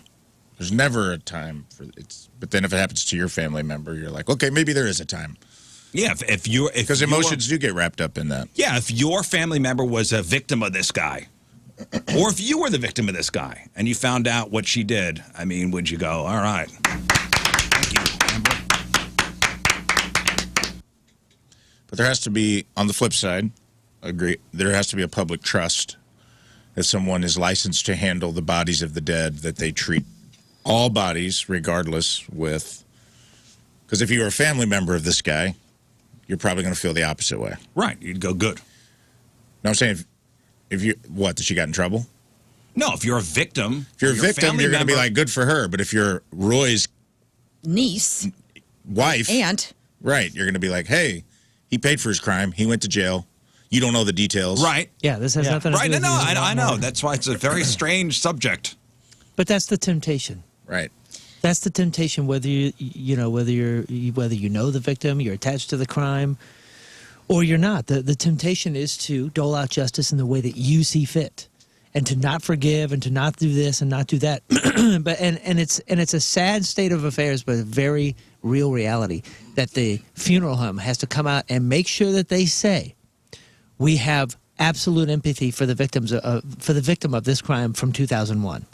You know what I mean? Right. Because most people just jump to the fact that, oh, you're saying that she committed a crime and this wasn't swamp justice, and then I guess you also don't have empathy for the I know, victim. that's ridiculous. And you're like, come on, man. That's, like, we're not talking about that. right. Like, This is a total separate thing. but isn't that funny? Because that's what society is going to equate. Well, there's no such thing as it goes without saying anymore. 'Cause Right, you have to say it. Exactly. You have to say it. have to These say people have to say, of course, we don't like what this guy did 24 years ago. It's the Seinfeld, I'm not gay, not that there's anything wrong with it. Right. It's so crazy that society is that stupid. But it is. I love a little. Well, listen, we're on our way to hunchbacks and claw-like hands, okay? This is what's... and small brains. It's happening. We're all becoming Mindy. And Mindy will just haphazardly cut wieners off. She's not smart enough to know the difference. Sit over there, big old claw. She don't even need scissors. She's got that claw-like hand. She'll just rip it right off. Whoops. Her and her big head and small brain and claw hand. Thick skull. And big hunchback and like neck muscles. Fat neck Mindy. Here she comes. No neck Mindy. There's a lot Don't of look her in the eye. There's a lot of Mindys out there who are like, what did I just tune into? Don't look her in either of her eyelids. I had 2 eyelids on each eye. All right, listen, we got to take a break, but first. And it's brought to us by Hot Shot Sports Bar and Grill, the official sports bar of the Riz Show and home to St. Louis sports fans since 1990. From Shiloh, Illinois, Michelle Edwards is our Michelle. team member of the day. Michelle's been a listener to the Riz Show since she moved to Illinois from Florida. And she tunes into the show every morning. It's one of the brightest spots of her day. She says, mine and Moon's bickering always makes her laugh because she loves when the show... I'm sorry. She loves when we bicker and loves when we play Password because it always ends in chaos. True. She could also relate to whenever Moon and I speak about our kids because she has 2 sons and they're teenagers, and she's also able to see 2 of Moon's bands last year and hopes to catch one of Rafe's stand-ups in the near future. Sweet. Me too. I hope to see you now. Well, Michelle Edwards from Shiloh is our Team Riz member of the day. Get super sweet Team Riz member of the day soccer jersey. Get yourself signed up 1057thepoint.com/Team Riz. All right, we'll take a break. We'll come back with Crap on Celebrities. It is 7:23. It is Wednesday. Traffic and weather. Moon coming at you. Traffic is brought to you by Golden Oak Lending. Do you need extra cash? Golden Oak Lending can convert your home's equity into cash in as little as 14 days. Let Golden Oak Lending cure your blues. We have severe delays 170 northbound between 64, and it looks like all the way up to McKnight, perhaps. Your point forecast, mostly sunny, high of 78. Right now it is 55 at the Point Studio.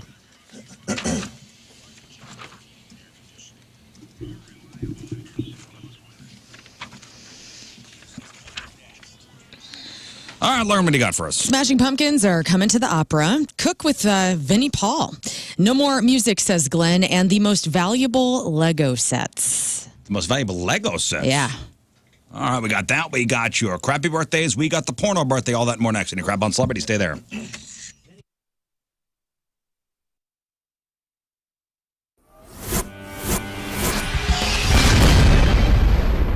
All right, so here we are, way back Pointfest, the first interview of the day. It's Real Big Fish, everybody. Gentlemen, how are you? It's great to see you. Great to see you.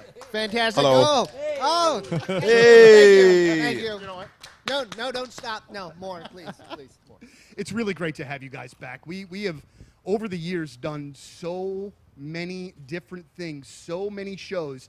I did legitimately the worst stage intro I've ever done in my life at a Real Big Fish show and Mississippi Nights through no fault of your own. I came up on stage too late. Your cue music that night was 48 hours, count them, 48 hours away from 314 Day here in St. Louis. And Hot Shot Sports Bar and Grill is the place to celebrate St. Louis 314 Day in style. On this special day, Hot Shots is paying tribute to our beloved city, its rich culture, and the vibrant community spirit that makes 314 truly special. Get ready for a day packed with delicious food, refreshing drinks, and plenty of fun as they honor everything that makes St. Louis exceptional. Whether you're a longtime local or just visiting, this is the ultimate way to experience the heart of STL. Riz, tell them what they got going on. I can't believe 314 Days Friday. That's wild. Isn't that crazy? That's wild. So you got at Hot Shots 314 Day specials, 314 Bud Family Pints and Bottles. You got the St. Louis style Bloody Mary. You got the St. Louis T-Rav burger, a juicy burger topped with toasted ravioli, marinara, and cheese served with a side. And then you got the T-Rav pizza, which is a large pizza topped with toasted ravioli and a marinara drizzle. And that's going to be at all the Hot Shots locations. So celebrate 314 Day with a St. Louis staple. That's Hot Shots Sports Bar and Grill. Find the nearest one near you at hotshotsnet.com. Hot Shots is the official sports bar of The Riz Show.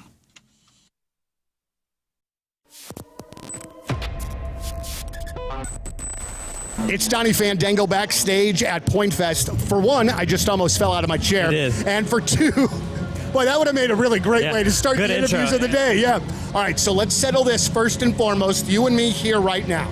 0936. Yes. All right.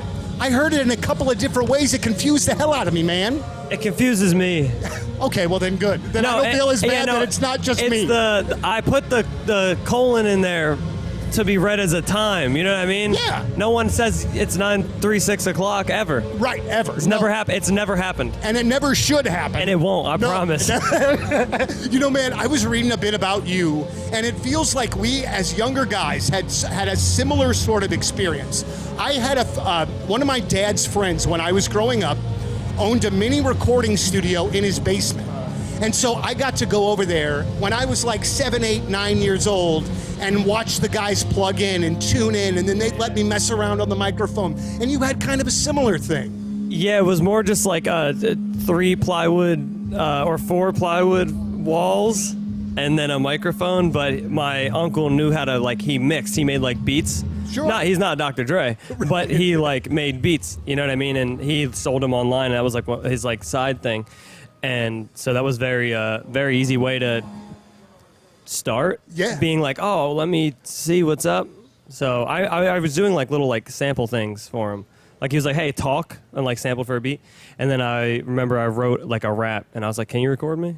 So Wow. That's yeah. What was it like when you heard yourself? It was hard. Well, I was 10, so I thought it was super sick. And if anybody heard that now, I would be so upset. I'd be offended. But it shows where you've come from. I don't want anybody to know. I don't want anybody to know. Some guy pulled us up. Well, didn't pull us over. The other day because, big win, St. Louis City SC, 3-0 over LA Galaxy. And 2025 is going to be the season for St. Louis City SC. One of the best ways to gear up for match days with that exclusive St. Louis City SC debit card from Together Credit Union. I have it. I use it. I love it. It comes with so many perks. And Together Credit Union is the only place to find the official fan debit card. So if you call yourself a fan, get it. Get the card. You get free lifetime My City Plus membership. Why is that important? Well, several benefits. Priority access to single match tickets, limited edition drops, city cashback rewards on every purchase at City Pavilion, City Goods, all the retail and concession locations, all around Energizer Park. Special member-only events and experiences. That was so cool. The first one that I went to was super special, plus a special bonus. All City SC debit card and credit card holders will receive express entry. That's right, express entry. You are in. It's amazing. Into matches at Energizer Park. How do you get the card? Open any personal checking account online, togethercu.org, or stop by any of the 14 local branches. No cost for the debit card, for the City SC debit card, so don't wait. Sign up today. Show your pride for St. Louis City SC. Visit togethercu.org for full terms and details. Together Credit Union is federally insured by the NCUA. Togethercu.org.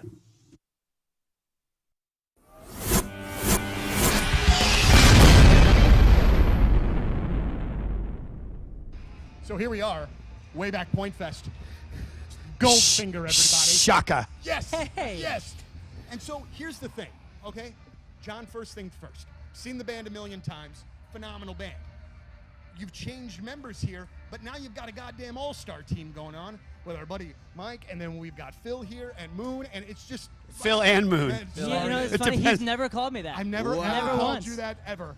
And I'm sorry, but No, that was it's the fine. first thing that It's popped his into my fault. head. It's the first thing Moon that was popped- telling me because I've known Moon a long time, and I've watched him transition into this amazing frontman of Greek Fire. It's just an incredible transformation that we've made from when I first met him with this like afro out to here, and just like this kid straight out of college. Did you go to college? No, I did not go to This college. kid straight out of high school. Like, did you go to high school? I did go to high school. I even finished with a kid. Okay. Well, it's really Me great too. to have you guys. But how does Mike get in the equation? How does Moon get in the equation? Like, how do you decide these guys? Because I know you obviously with the work you do as a producer, there's tons of musicians everywhere that you can get to be a part of Goldfinger. I think the first time Goldfinger played with MXPX was probably 1996 up in Seattle. Yeah. Radio About show. that, yeah, radio and I show. remember same thing. I mean, Mike was a teenager when I first saw him play, whenever that was, and I've known him for forever and ever and ever. And I watched MXPX grow from like an opening band into like headlining bigger than Goldfinger. It was like amazing watching. Look at this guy. I mean, he's such a handsome guy, so great cute. songwriter, great voice, great bass player, everything. And so when we just started talking one day, when Kelly joined Buck Cherry, it was sort of like I had tours booked, and I'm like, who would be my first choice? Right. Mike Carrera would be choice one. And I called him, and it all worked. And here we are. How about that? Here we are. Still doing it. Woo! And Great new record, by the way. and it is. The knife is fantastic. Yeah. And I told Moon this, like, I don't buy CDs anymore. I'm a download vinyl guy. But I was buying something at the record store, and they had the knife, like, right there at the display. And I was like, well, I got to get this. And it's fantastic. It's everything that I want in a Goldfinger record, Thank man. you. How do you download vinyl, by the way? I don't download vinyl. I just there want to was know a- because there if was there's a some new backslash. technology I didn't download on the and radio that vinyl. you know about, I need to learn. Well, it's good to know that I'm getting crap from you after just meeting you for the first time. That's fantastic. But you know what I mean? Like I don't really buy the records anymore, but I really wanted to hear it. And Put the Knife Away is such a great song. And so talk about the Goldfinger record and how that works these days. I mean, obviously a gigantic chunk of these ideas are yours, but talk about how Mike and Moon.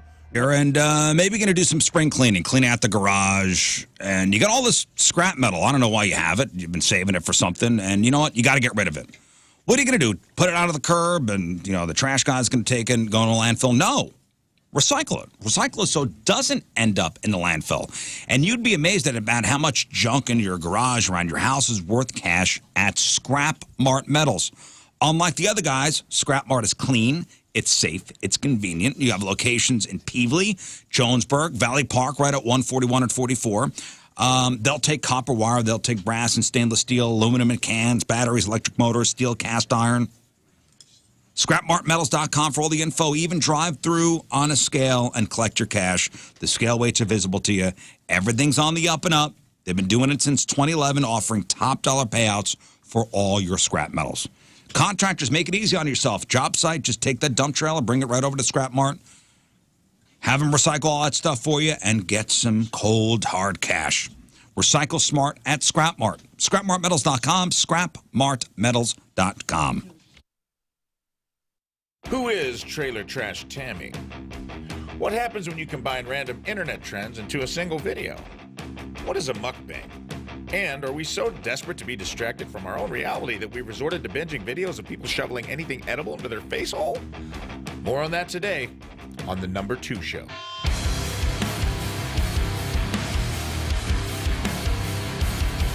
Welcome back to The Number 2 Show. Today, forget sex, drugs, and rock and roll, baby. We've got something that tops them all and is twice as indulgent. Mukbangs. Program phone number 314-624-3833 or 618-398-3833. The Mick Ultra Studio Cams, 1057thepoint.com/Riz. The socials at RIZZ Show. Your emails, RizShow1057thepoint.com. The Coleman's Campers text line, 314-649-3862. That's 314-649-DUMB. We'll talk to Chris Kerber at 8:30. Crowd on Celebrities here in just a moment. If you're watching the webcams, well, Rafe doesn't have his jacket on, but we're all wearing our black Adidas tracksuits. We're going to shoot the final 3 Rizlympic events later on this afternoon. If you've been following the series up on our YouTube page, it's episode 3 of the Rizlympics, where we're at Wings of Hope, showing our aerodynamic expertise. Indeed. And knowledge of the history. Yes, and I arrive in style. Indeed. So make sure you check out Riz Olympics episode number 3 up on YouTube, presented by DraftKings and Casino Queen. Play, stay, dine. Visit DraftKings and CasinoQueen.com for special promotions. Also supported by Wings of Hope, changing and saving lives through the power of aviation. Now, the punishment for coming in last for the Riz Olympics is the 6 laps on 270.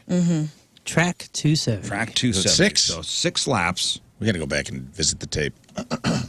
You may not want to do that because I think it may have said 7. No, thought we it's were- going to take 7 hours. Yeah, I think there was like a 7 and a 5, and maybe 6 is where we I landed. think maybe we settled on it.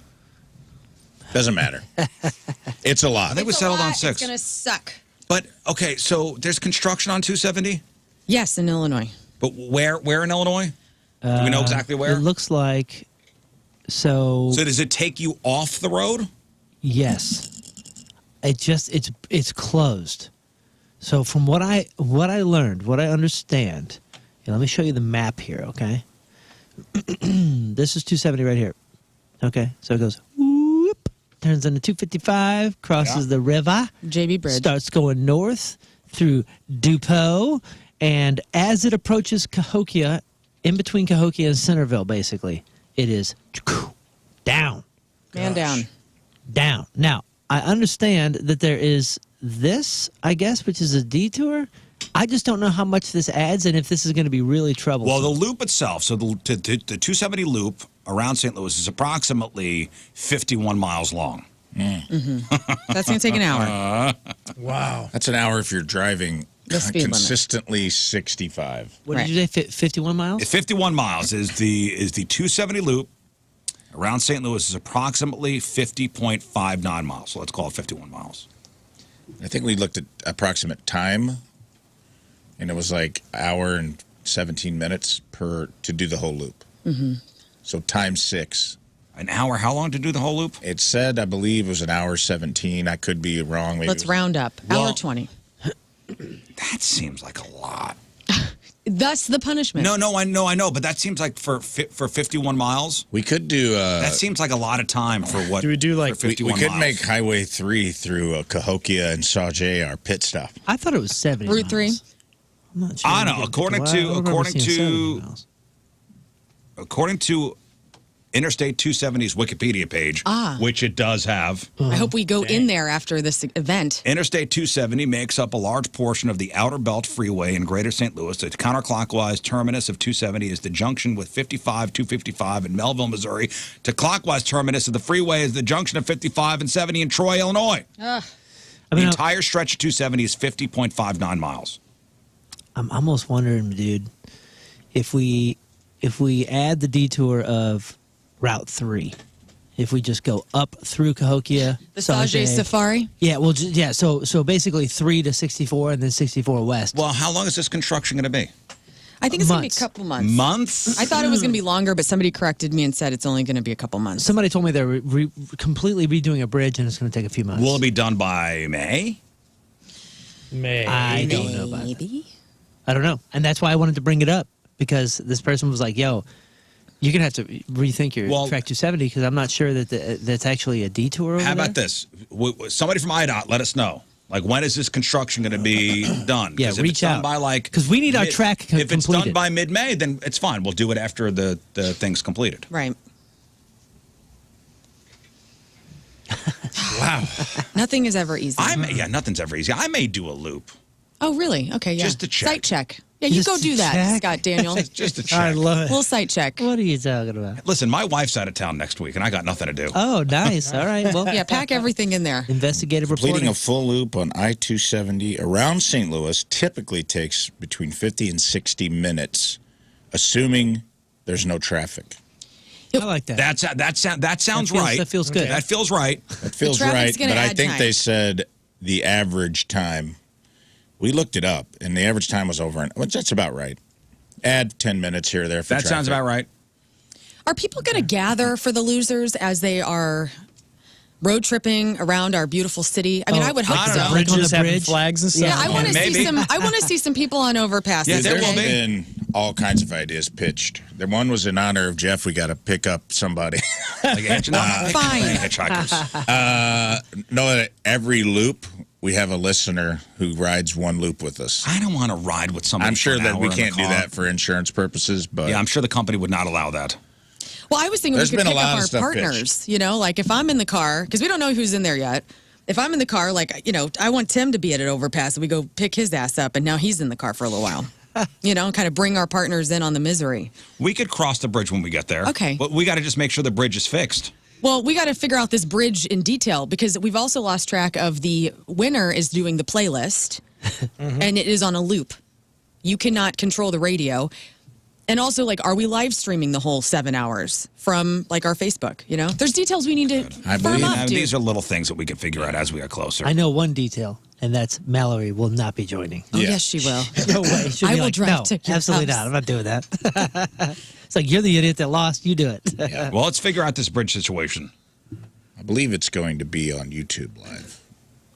The entire Yeah, we time. can you Dad, listen, we'll have the It'll video be department. somewhere. It'll be somewhere. You'll be able to keep track. Somebody even talked about getting a helicopter to follow the car for a little bit. Oh, jeez. We talked about that. Let's just calm down. Right. Well, that sounds cool. Gateway, where you at? A How? la well, that's who we're talking about. A la the OJ chase.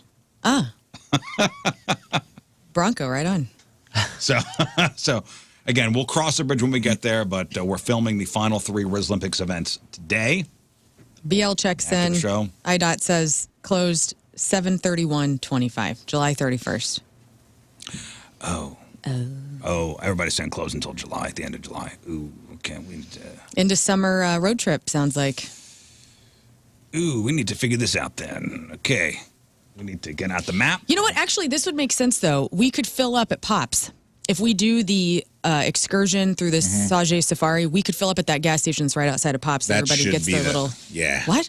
Ooh, What's wrong with that? That should be the hourly We're going to go stop. to the OTB too and put some money on I the don't Why know. not? Why not, dude? This is.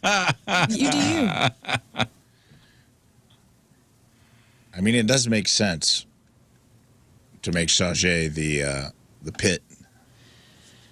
Man, We could figure it out. hey, everybody's weighing in. A lot of We people can have a figure lot it of out. information. Okay, exciting. thank you. It's the end of July of 2025. Got it? Okay. Thank you. Thank you. Good. That seems Got to it. be the average Got it. date that we're getting. Got it. Today is March 12th, right? So a couple things happened today in history. 131 years ago, 1894, the first bottles of Coca-Cola were sold. 68 years ago, 1957, Dr. Seuss publishes The Cat in the Hat. Oh, I loved it. 56 years ago, 1969, Paul McCartney marries Linda Eastman. It did it in Westminster, London. None of the other Beatles came. That same day, though, George Harrison, he was busy, got arrested with his wife, Patty Boyd, after a drug raid on the house. Dang. Same day Paul got married. 43 years ago, 1982, the Richard Pryor Live on Sunset Strip concert movie was released. 37 years ago, 1988, Rick Astley's Never Gonna Give You Up hits #1. The Billboard Hot 100. 32 years ago, 1993, CB4 starring Chris Rock. That debuts in theaters. Underrated movie. Great movie. Underrated for sure. 29 years ago, 1996, Weird Al Yankovic releases his 9th album entitled, go ahead, Scott. Which year? 1996. It was the one with. Running with Scissors. Nope. That was not 96. 1996. It was Amish Paradise is on it. And what's the name of that album? It's the white one with It's the White Album. hair Oh. sticking up. Yes. Yeah, it's Bad Hair Day. It is Weird Bad Hair Al's- Day, thank Weird you. Al's White Album. Yes, Bad Hair Day. Featuring Amish Paradise Very and good. Gump. She's Gump. She's Gump. She's Gump. 16 years ago, 2009, Bernie Madoff pleads guilty to scamming $18 billion from Wall Street investors. His Ponzi scheme is the largest financial fraud in U.S. history. 10 years ago, 2015, Hot Ones premieres. And 6 years ago in 2019, dozens are charged in the U.S. college admission scandal by U.S. federal prosecutors, including Felicity Huffman and Lori Loughlin. Yes. Also, 19 years ago today, in Jamaica, this guy got married. Oh, my goodness. Today is my 19th wedding anniversary. Nice. Happy Love Day. So I'm walking the dogs yesterday with my wife, and she goes, "Don't get me flowers." Get me diamonds. She goes, "I'm leaving in a couple days. Don't get me flowers." Wow. Oh no. What if flowers are already on the way? You got Oh flowers? God. Give them to me. Mallory's birthday's in a couple days. She goes, I'm like, "What if they're already on the way?" She goes, "Well, you wasted money." I said, "What if I want to see the flowers in the house? I'm staying home." You see, this is marriage. This is what happy marriage is like. That's right. Hey, I'll buy them off you. 20 cents on the dollar. No, they're coming Would to you my still house. buy me dinner? They're coming to my house. This is literally The house that nobody wants the flowers at. And you didn't get her lilies, did Hey, you? Go No. put them in your neighbor's yard that has the bad lawn. You didn't get her the Yeah, flowers. RIP that to your she's- bad lawn. the Happy flowers- anniversary to the love of my life. You didn't That's get her very the flowers sweet. that she's allergic to. You're did you? ruining my moment. Happy anniversary. Oh, it's passed. It's past. Damn it. I lost it. I lost it. Well, I that's lost okay. It. Oh. You did I lost good. it. I was going to say something nice. I lost it. Reset. I lost it. It's gone. You're It's allowing gone. this man to ruin it It's for gone. you? I had it in Me? my. It's gone. Wait, how did I ruin it? When is your guys' I'll get you- anniversary? I'll Is what get- I really I'll want get to it know. next year. I'll get it Okay. next year. I'll get it right. I get it next year. Yeah. you'll be all right. You get her next time, pal. Next year's 20. Just don't embarrass her, okay? Oh, that's a no, that's not silver. 25 is silver, right? What's 20? What's 19? I don't know. 20 is linoleum. Oh, that's great. What's 19? It's got to be something Here we go. random. Bronze. Right? Bronze. 19 is bronze? Allegedly bronze. 25 is silver. Bronze or 50, schwanz? 50 is gold, yet 19 is 19. bronze. That's a random number for 19 for bronze. It's like the whole Bronze. thing is some dumb made up thing. Porcelain, platinum, china, nickel, brass, bronze. Bronze, I would think would be on a 0 or 5. Dude, bronze is that in. seems like a 5 or a 0 That one. seems like a 20. I love a bronze piece of jewelry. 19 is bronze? Go get a spray tan, dude. What's 20? 20th wedding anniversary. Get her a spray tan for your anniversary. It's going to be like pearl or something. Traditional gift, china. Give her a whole China. country, dude. That sucks. Nice. That's expensive. China. Fine china, by the way. Don't you? That's heroin. No Bed Bath and Beyond fine in china. this. Baby, I got you some fine china. You said traditional. There's like a modern and a traditional, right? What's the other one? Modern gift. Modern. Modern. A 20th Tesla. No, I don't know. 20th anniversary? a Tesla, damn. Platinum. Platinum, that's expensive too. I'm going to get Bud her Light catalytic. Platinum. I'm going to go steal a catalytic converter.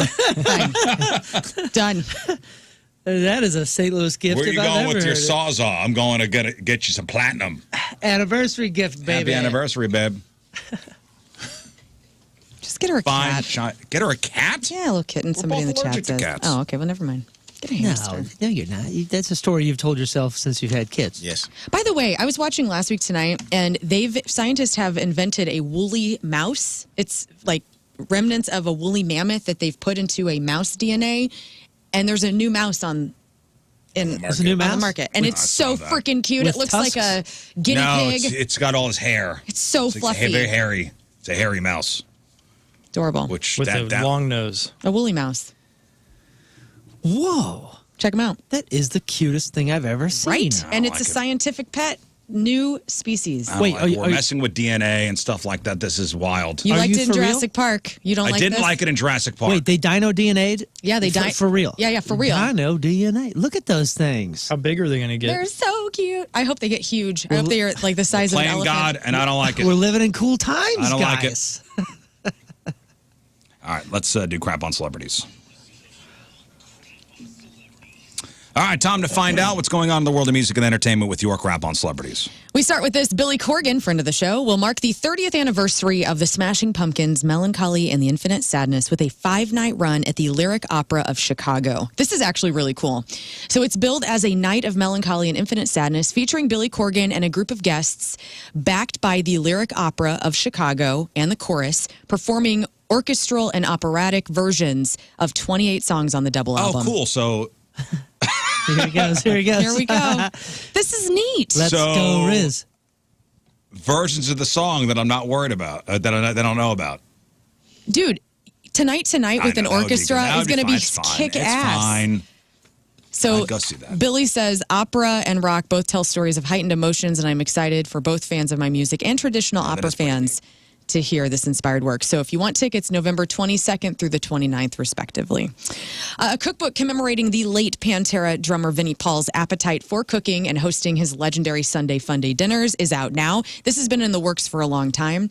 It's called Drumming Up an Appetite with Vinnie Paul, and it features some of his favorite recipes, all written out by hand by the drummer before his 2018 passing. He envisioned this cookbook 2 years before he died, saying it's got a picture of me sitting behind the drum set. I'm holding 2 big old turkey legs. Yeah, I saw the cover. It's pretty cool. Those are otherwise known as drumsticks, and it's got a really bunch of cool recipes in it that I came up with on my own, a lot of which his mother taught him how to cook. And he says, or he did say, I think a lot of people think cooking is throwing something in the microwave. It's really not. There's a passion to it. So you can grab your book at z2comics.com for $30. His was a heart disease thing? Did he have like a underlying heart condition that nobody knew about? Is that how he right? passed?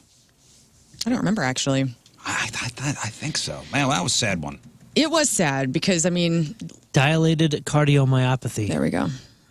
Dilated cardiomyopathy. An enlarged heart. Yeah. Bummer. Severe coronary artery disease. Seemed like a sweet man, too. So unhealthy. Yeah. So not the healthiest of lifestyles. So the cookbook is going to be filled of things that could have quite possibly killed Vinnie Paul. Probably no health, nothing healthy in there. Yeah. He's only 54. Yeah, that I wouldn't expect from Vinnie Paul. I don't want a recipe for a tofu casserole. Yeah, you're not going to get that. Good. There's going to be a lot of rib recipes up in this. Good. John 5 is sharing his obsession with the band Kiss by opening up his personal collection of memorabilia. Here is some John 5 announcing what this museum in Los Angeles that he's opening in May will be like. Okay, John 5's Kiss Museum. Yeah. Did you see pictures of this? Night in Satan service. Yeah, I did. It's pretty sweet. Hey, this is John 5, and I want to invite you to the Nights in Satan Service Kiss Museum. Everything from 1973 to 1983. This will take place in Los Angeles. Very limited tickets available. Only 6 people per day. For the reason I'm going to be hanging out with you, answering questions, sharing stories, and also at the end, I'm going to test your pinball skills. We will play each other in pinball. That's sweet. Exciting. So he will be walking you through the guided tour of his collection. How much that run you? Ooh, what do you guess? Ooh. 6 people a day, very limited tickets to go see the Night in John Satan 5's services. collection of Kiss stuff. Yes. And you get to hang out with John 5. For how long? They don't say. They don't say. And then you get to play pinball. You get to play pinball with him. But you get to hang with him for, let's say you get like 30 minutes in there. 30 minutes? An hour? An hour. Show me $500. All $2,500. right, Rafe, what do you think? 10. $10,000? $10K? I'm saying $500. Well, remember we just had Simmons was charging a silly amount for less Simmons than is charging $12,000 to be his roadie for the day. Right. Yeah, That's a whole day, though. Yeah, that's a whole I'm going day to at go, Simmons. I'll say $800. Ladies and gentlemen, Oh, God. somebody in this room is exactly spot on. Scott, again? Congratulations, Scott Daniel Rizzuto. darn $500. Yeah, What was it? $500. Oh, nice. $500. Not bad. That's actually pretty good. That's kind of cool. You can go to john5store.com for details. I mean, if you're a big John 5 fan and you're a big Kiss fan. Yeah, that's sweet. Look up. And John 5 used to be Marilyn Manson's guitarist. Oh, There's I know. a famous video of him fighting with Marilyn Manson on stage. Oh, I've never seen that. Oh, yeah. I look forward to that after the show. Yeah. Glenn Danzig says fans shouldn't count on entire albums from Misfits or Danzig. Here is Glenn talking about what the future holds.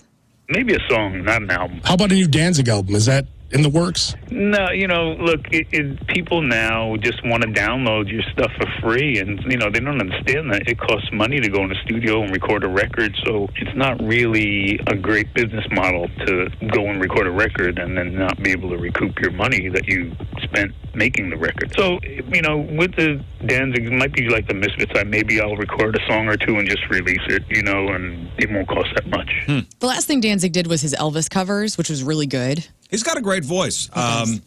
So I guess in the Misfits now, I don't. It's the Misfits, essentially Jerry only, I think. The Misfits are one of those bands where everybody's got the shirts, but nobody knows the song. Didn't you know not the Glenn Danzig, the next singer, like the Dig Up Her Bones era of Misfits? Didn't Michael you know? Graves? Yeah, Michael Graves. Didn't you have a history My with him? brother did. Oh.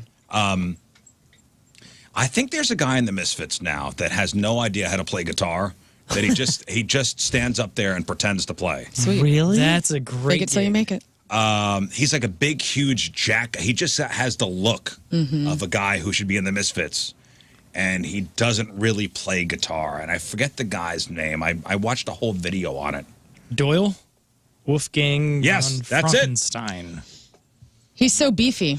He's so beefy, and he does not. He cannot play. I don't know about a that. note. What are you basing that on? Have you ever seen them live?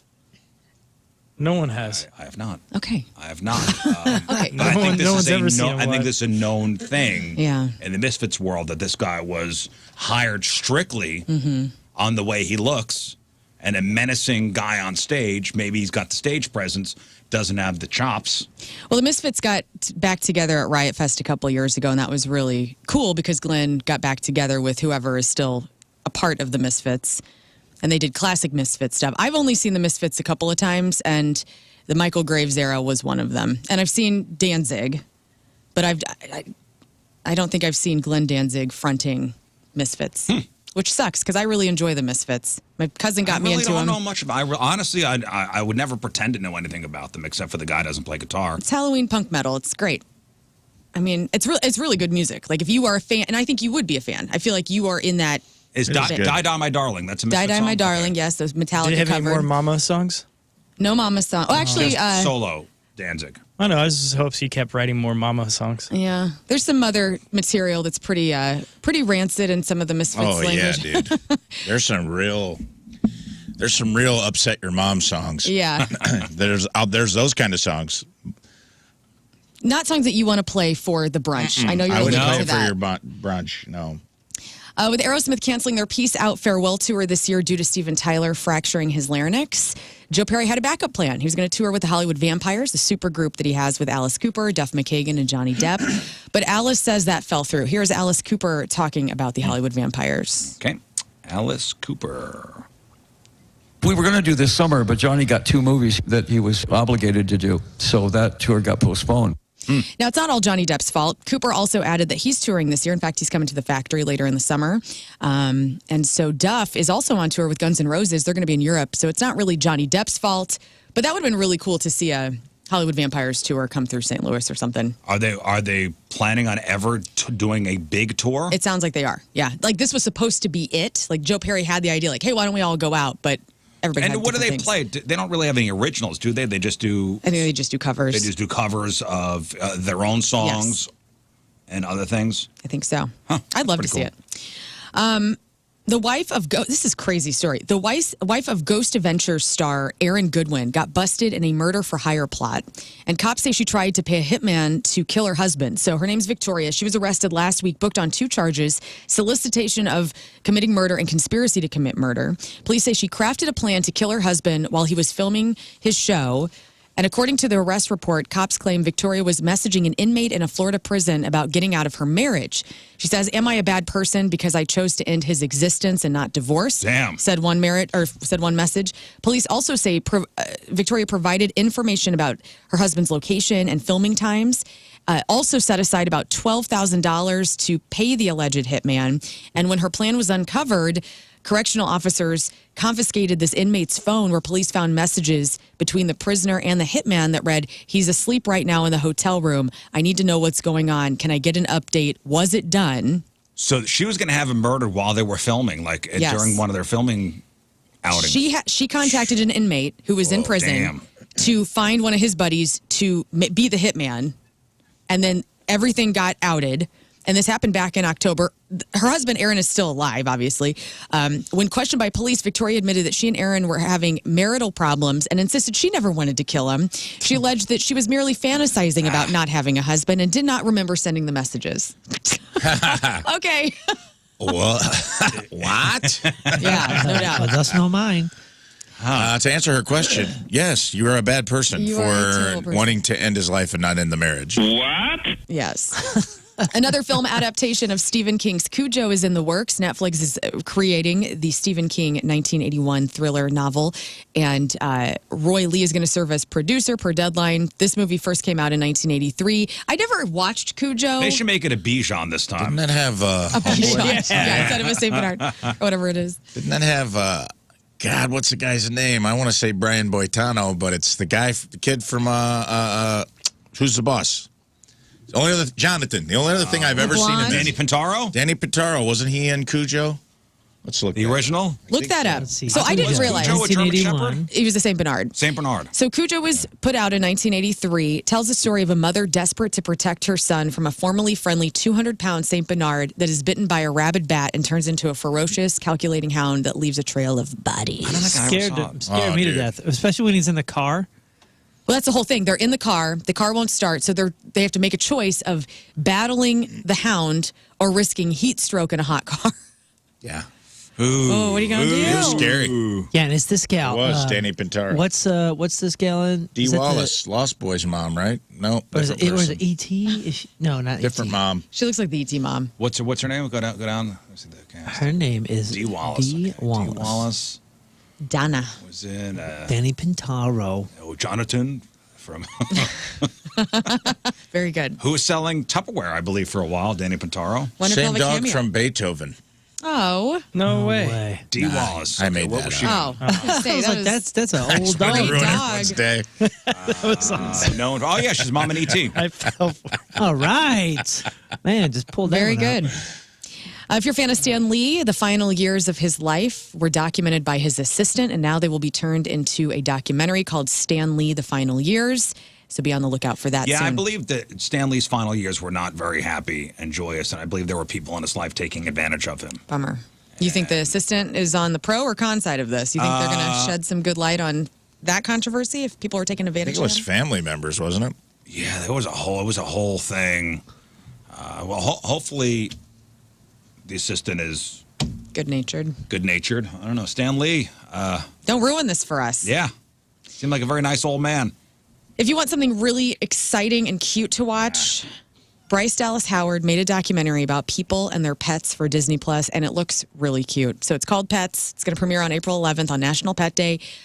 She interviews little kids and pets with disabilities and old people with their pets, and just highlighting the uniquely vital connections that people share with their dogs, cats, pigs, goats, and even birds of prey. So be on the lookout for Pets, April 11th. Stanley update.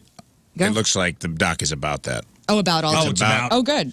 It says it's Stanley doc alleges exploitation in final years of life. So it looks like someone's shedding light on advisors taking advantage of his finances and using them to enrich themselves. So We'll get angry about that. Yes. And finally, luxury Lego sets. You ever look at the Lego sets like when you go to a Target or the Lego store? Okay, so my wife's cousin, Tim, who we used to call Timmy, but he's like, don't call me Timmy anymore. I'm 30 years old. as he's playing with Legos, He worked at the Lego store. No in- way. Discount? Oh, yeah. So that's why the boys got like the Death Star. Yeah, I know. It's like a $4,000 Yeah, item. like he got employee discounts on all that stuff. Wow. Okay. I just thought you were just made of money back then. No. I Thank you, remember. Timmy. Thank you, Timmy. Don't call me. I manage a Legoland. So the rundown of the most valuable Lego sets believed to be out there. I'm just going to give you them because there's 5. Because we'd go into the Lego store, even the one that was, is there one? There's one at West County West Mall. County. Mall. It's a you look, walk don't touch. in there and you go, damn, dude, these things are crazy They're cool. expensive. They're cool. They really are cool. The plant ones are really but neat. it's not affordable. It's The Death Star one the instruction booklet came like spiral bound. Like it was so big, and it took months to do it, like months. So here we go. Top 5 most valuable Lego sets. At number 5, the Lego Pirate Skulls Eye Schooner. It's number 6286. This first appeared in 1989. It was one of the first sets released after the original Legoland series in the 1970s. This thing retails for $7,500. So that's number 5. Old Kirk's House. Only 32 of these were produced and given to diehard fans who toured the brick factory in the former home of the Lego founder, whose name is Kirk Christensen. That retails for $8,000. So it's called Old Kirk House? Yes. Old Kirk's house? And it's based on the founder of Lego. Oh, nice. Number 3, Lego Star Wars Cloud City. This is number 10123. Lego Star Wars has been one of their most successful brands to date, and this set holds the highest price tag of the Star Wars ones, $9,750. Dude, they got some really cool Star Wars ones. They got the big ship. The Star Destroyer ship. Oh, really? Oh, that would be a cool Yeah, one. man, that's a cool one. Moon, can you look this up on the screen for me? Look up Lego Castle number 375. Lego Castle 375. This is number 2 on the list. This banana yellow castle was one of the first kits produced in the early 1970s. Remains a fond memory for all of us older Lego fans. Oh, yes, the old classic. This thing is $9,900. Oh my gosh! Is it because it's just out of Out of the 70s? It was like one of the original ones. Right. And look up this one, Moon, please. Space Command Center number 493. This is the most iconic kit in Lego. This moon base was the entry point for so many people. Even new fans may recognize it because it was in the actual Lego movie. This thing is $10,100. Well, it's like the most rudimentary one. Uh-huh. So it's just a historical. It's just historic. Yeah, like collector's stuff. But I find that interesting. I had But no you got to idea. have it like unwrapped. I mean, not like unopened. Preserved. It's got to be put together, right? I mean, I don't know. I don't know if it would have to be preserved or because Legos last, It's not like a doll. I feel like if you put it together once, it's not going to wear and tear as much as other toys. So Yeah, If they'll you be got around long after we're gone. Whatever species replaces us will step on a Lego. Yeah. And hurt their hoof. There's a 7,500 piece Millennium Falcon, and it's $850. I mean, it's just for sale. Yeah. I was just looking up like the most expensive ones or the coolest ones or whatever, and like it goes from that to a crawler crane for $700 to the Titanic for $680. Oh yeah, they're expensive, man. I love the succulent ones. Like I'll walk through Target and I'll see the plant ones. I'm like, oh man, am I a Lego Get person? one. Why don't you get one? I don't know. It's I might good. get It's like one. I putting a love puzzle succulent together. Legos. It's like putting a puzzle together. I What's the know. difference between doing a Jigsaw puzzle. a jigsaw puzzle than putting together Legos? That's you know what? Thank you. Yes, I will go buy myself one Do it. later today. And Nice. that is your crap on Money celebrities. bags.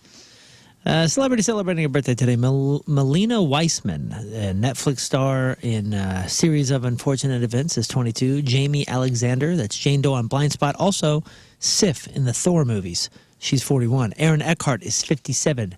St. Louis's own Daryl Strawberry. Oh. He lives in St. Charles. Oh, yeah, St. Charles, probably. yeah. He's 63. Courtney B. Vance, that's Johnny Cochran on The People versus O.J. Simpson. He is 65. Marlon Jackson is 68. Marlon. Steve Harris, Iron Maiden's bass player, is 69. Ron Jeremy is 72. James Taylor is 77. Only first names, I guess, for a while there. Mitt Romney is 78. Liza Minnelli is 79. And Frank Welker, that's Fred Jones from the Scooby-Doo cartoons, is 79 years old today. All right, today's porno birthday, which is being brought to you by Patricia's Where Fun and Fantasy Meet is. Well, I mean, it's Ron Jeremy's birthday, but I didn't choose him. Today we celebrate the birth of Fallon, Fallon, Fallon. And today's birthday girl has been in 242 fine films, including Backdoor to Hollywood 3, Bone Alone, Caught from Behind 8, Debbie Does Them All 2, not Pump Up the Volume, but Hump Up the Volume. She was in The Misadventures of the Bang Gang. Hump it up, hump it up. Primetime Slime and Primetime Slime 2. Ew. Hump up the jams. Hump In a it movie up. called Unzipped. She was in Womb Raider. And who could forget her role? In 1985's Let Me Tell You About Black Chicks. Fallon is 58 years old. That's your porno birthday. Those are your crappy birthdays. And that was your crap on celebrities. All right, we'll take a break. We'll come back and we'll give away some stuff. We are going to play Read My Lips. That's right. Thank you. Read My Lips after the break. I thought I was going to read your lips. Read my lips. Read My Lips. We're going to play Read My Good Lips. job. Okay, so I think Rafe and I will tag team this one. Yeah. So everybody can play. I got some words. You got some words. All right, so we'll get you guys on the phone, and you have a chance to win tickets to Pointfest happening on May 17th at the Hollywood Casino Amphitheater, featuring 311 The Urge, Toadie's Finger 11, Ludo, and more. We also have tickets to go see comedian Tom Green. Not this Friday, but next Friday, March 21st, over at the pageant. So we'll get you on the phone. And I guess how we do this? We'll spin the wheel, and we will have either myself or Rafe read a word out. You guys will be in audio isolation. And you guys on the phone will have to guess whether the person in audio isolation will get the word just by reading the reader's lips or not. 2 out of 3 correct, you win your choice of prizes. 314-624-3833 or 618-398-3833. Read my lips. Next. Did I explain that right? I got it right. Okay, it's fine. It's pretty easy. It's a pretty easy game. If I confused you, you'll get into it. It's fine. But we will need to summon the wheel. It is, let me see what time it is. It is 8:10. It's Wednesday, traffic and weather. Moon coming at you. Traffic is brought to you by Golden Oak Lending. Do you need extra cash? Golden Oak Lending can convert your home's equity into cash in as little as 14 days. Let Golden Oak Lending cure your blues. We have delays 270 eastbound between 44 and it looks like 64. Average speed about 30 miles an hour. Your Point forecast, mostly sunny. High of 78. Right now it's 53 at the Point Studio.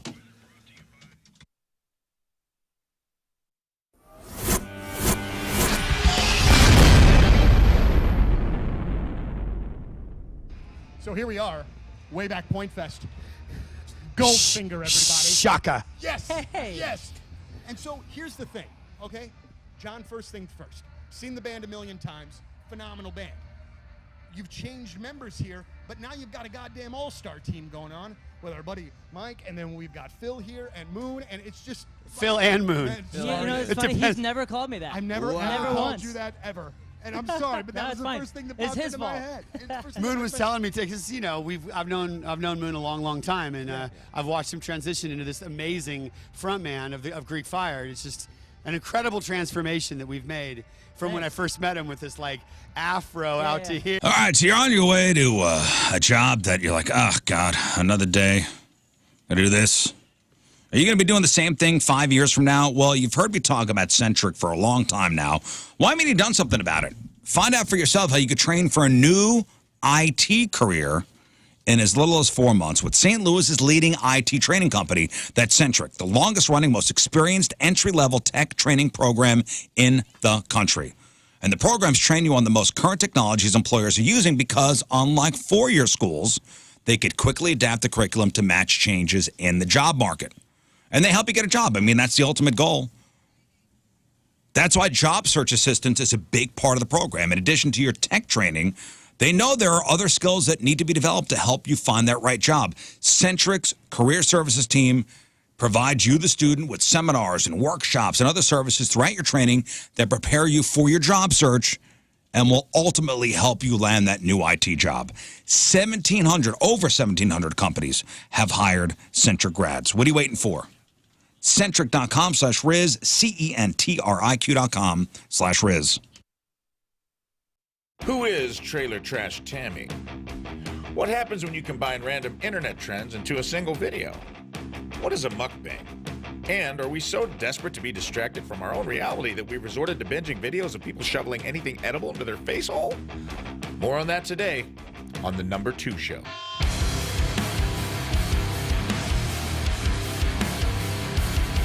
Welcome back to The Number 2 Show. Today, forget sex, drugs, and rock and roll, baby. We've got something that tops them all and is twice as indulgent. Mukbangs. Mukbangs sound like something that would require a lot of explaining if your mom caught you watching one on the family computer. But turns out it's not something you find on Pornhub. It is kind of like food porn, though, where you witness the hard pounding of thousands of calories. So follow me through the glory hole for today's main topic, mukbangs.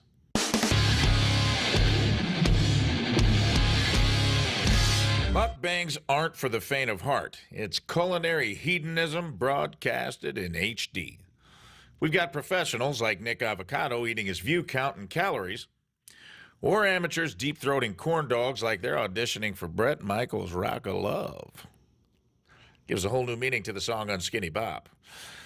And if not these two things, then there's whatever the hell this is. Hi guys, today we have dragon breath puffs and liquid nitrogen. There's a lot going on in this video. Is it a cute cat video, ASMR, a mukbang? Are we even allowed to assign conventional labels to our videos anymore? Let's just say this video is genre fluid. Blowing on liquid nitrogen, I guess to cool it off? It's negative 320 degrees, lady. I don't think you're going to burn your tongue. I like how it says, this is so much fun. But for who? Is this entertainment? I don't know, but I am rock hard, so there's something happening here. But not all mukbangs are gluttonous or bizarre. They have evolved into people just eating and reviewing food while having entertaining conversations. To help us understand this phenomenon, the queen of the mukbang herself, my spirit animal and yours, please welcome Trailer Trash Tammy. How's everybody doing? Hey, Rafe, thanks for having me, man. Hey, good to have you here, side by side, like Thelma and Louise. Yep. Me talk to you about the bagel loan. That's right, the bagel loan. It is the signature loan of Stewart's American Mortgage, and it covers the typical costs that are associated with closing your loan. Now, I've been in the market for a house. I'm the only non-homeowner on this show. And Stewie, the owner of Stewart's American Mortgage, covers these costs on any loan. Refinance, purchase starting at $200,000. This includes but not limited to the following. This is what you get with the bagel loan. It's called the bagel loan because it looks like a big old fat zero. You get zero underwriting fees, zero appraisal fees, zero title fees, zero lender fees, zero closing costs, and most importantly, it gives you the power of the pre-approval letter in your own hands. Stewie gets you hooked up to where you can go on a website and you can get max pre-approval. So if something happens and you need to raise your bid on your house, you don't lose out on the house of your dreams. And that happens to a lot of people, especially in today's market. Other bagel loan benefits includes lower down payment costs, less fees, means more money to invest in your new home and covering moving expenses. And Stewie can make owning your first home an actual attainable goal. Plus, and this is huge important, he can get you closed in 10 to 15 days. That is a flash, my friends. Your home is the biggest investment you're going to make in your life, so take the time to talk to Stewie from Stewart's American Mortgage. And when I give you this phone number, this is Stewie's actual cell phone. He will answer you. You are going to talk to him because he values every single customer and a personal relationship. So call or text him on his cell phone at 314-324-4440 or Google the Bagel Loan. Do it right now. Do yourself a favor. Google the Bagel Loan. NMLS number 226715.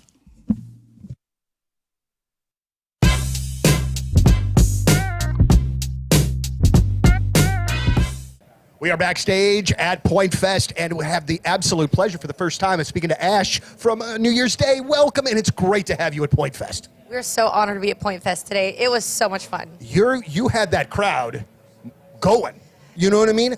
How do you handle the challenge when you are coming into a situation where you know, there's a headliner, we're playing a little bit earlier on in the day. That is not an easy thing a lot of times, but a lot of bands enjoy that challenge. We are one of those bands. Yeah. Obviously I'd love to be the headliner eventually and play later time slots, but I really do enjoy being one of the openers, even though it was hot. Yeah. Even though it was so hot. But we enjoy opening the crowd because, one, they're energetic, they're ready to start the day, and I feel like I can really get them to rock out. Yep. They're not, 5 beers deep and have been in the sun for 8 hours yet. Right. I do enjoy that. And I like a challenge. I love wrestling. Mm-hmm. So I always love the idea of being the heel and having to go out and turn the crowd and let the crowd kind of look at you like, who the hell are these guys? Yeah. And then have them in the palm of your hand by the end. Absolutely. Even if they're booing. Just kidding, but they weren't. But the power of you know what I didn't understand when I was a kid and watched wrestling so much and Are you a now. wrestling fan too? I am a wrestling fan, absolutely. The power of the heel. You know what I mean? I would rather be the heel than the baby face. Right. But when I was a kid, I would have never thought that, never got how cool that aspect of it was. But it's the answer. So as a wrestling fan, you got to play WrestleMania. I did. Yeah, WrestleMania 37. Right. Yeah. So how many WrestleManias ago was that at this point? 'Cause I'm not one sure. WrestleMania ago. So can you kind of talk about that experience and like how incredible, I mean, I know it was incredible, but like how did it happen, the whole thing? Long story short, I was doing a songwriting session for our last record in New York, and it was with a songwriter that didn't really understand what we were going for as New Year's Day. And he was very polite. He goes, I don't really get you, but there's some metal guys down the hall that might love it. And so all I did was knock on their door, and they happened to be the songwriting team for WWE. It literally was like that, just fate. Wow. To you, if you feel like you're running on empty, this could be a low testosterone issue. Now, Mentality Health is going to help you out. 2 locations, Chesterfield and South County. Now, let's talk about why you might not be feeling like yourself. Mentality is a local healthcare facility that specializes in helping men feel and perform at their very best. So you're tired all the time, you got low energy, you got Low libido, which can strain relationships. You're feeling anxious, you're moody, you're irritable. Mentality focuses on free testosterone levels, which many doctors overlook. And they'll tailor a treatment to you specifically, your body. Board-certified physicians provide a full physical, consultation, and blood panel analysis all during your first visit. Treatments are designed to fit your life, even with a busy schedule. Most insurance is accepted, making it a very accessible option. It's fast, it's easy, it's safe. Be the dad who can keep up with the kids. Be the husband your spouse knows you could be. Feel and perform like you did 5 or 10 years ago, whether it's at work, in the gym, or at home. Stop settling for a fraction of your potential. Take back your numbers. Mentalityhealth.com/radio. Mentalityhealth.com/radio.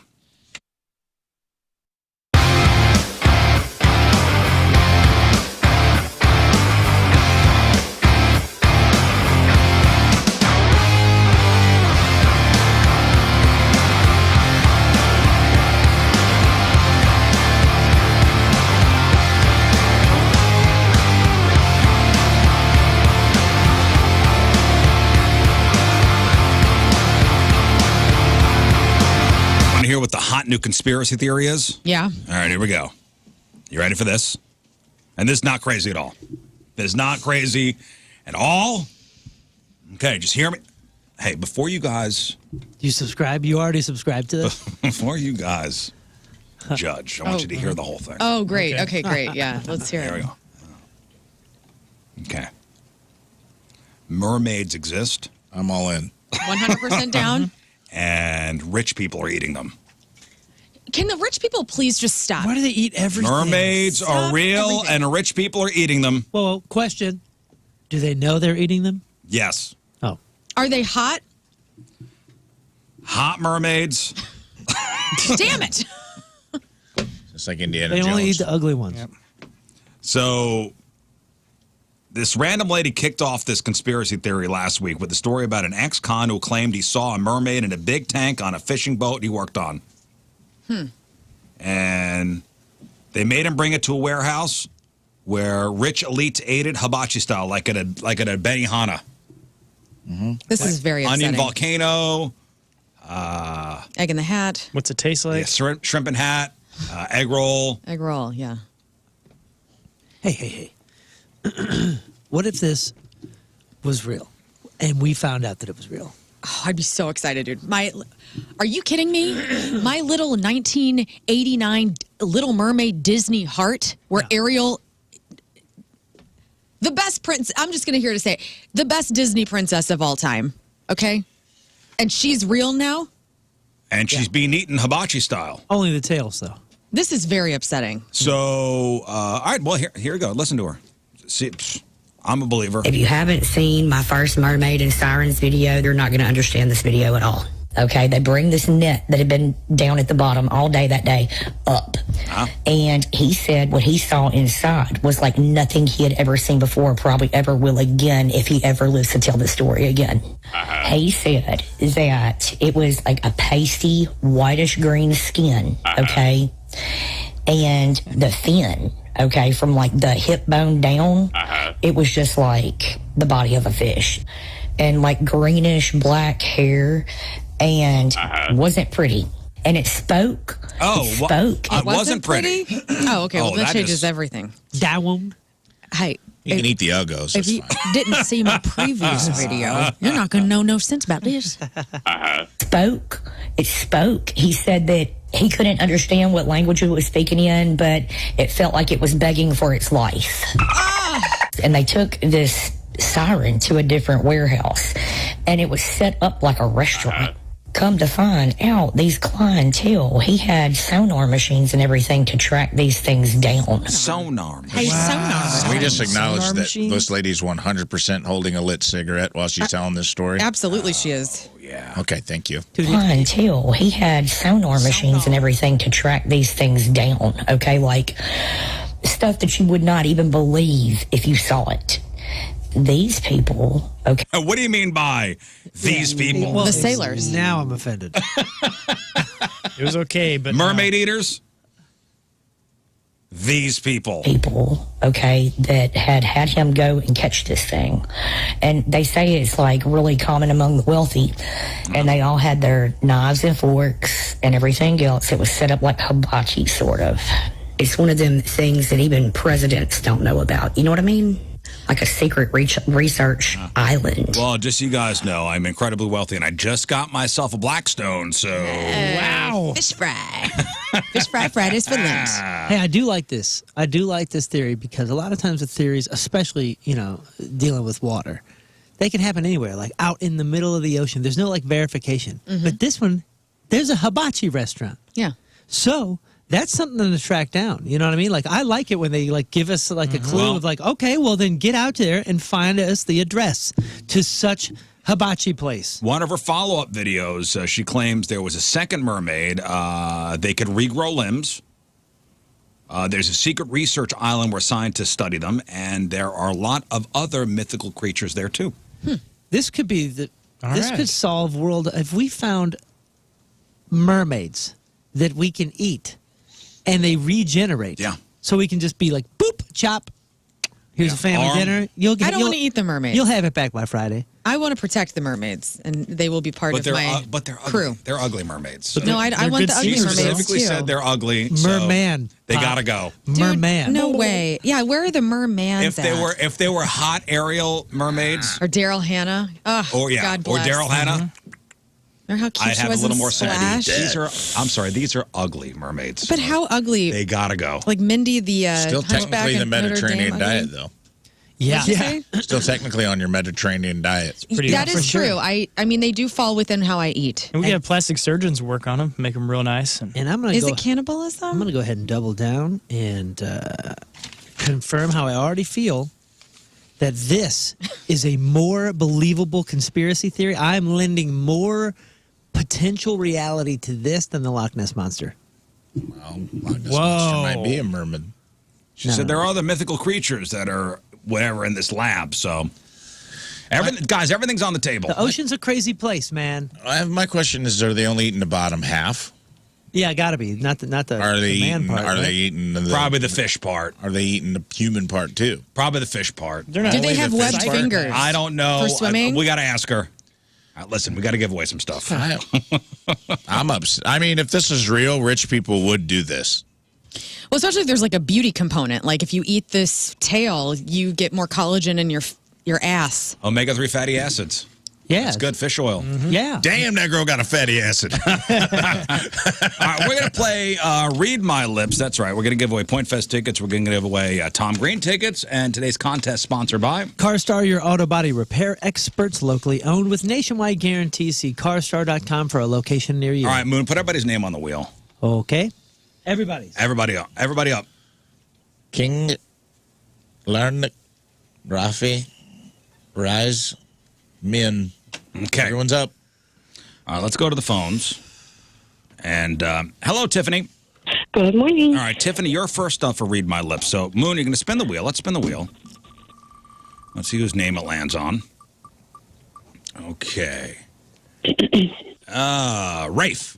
Okay, Rafe. Oh, I'm right away. You are up first. So, Okay. Rafe, give Rafe the audio isolation headphones, please.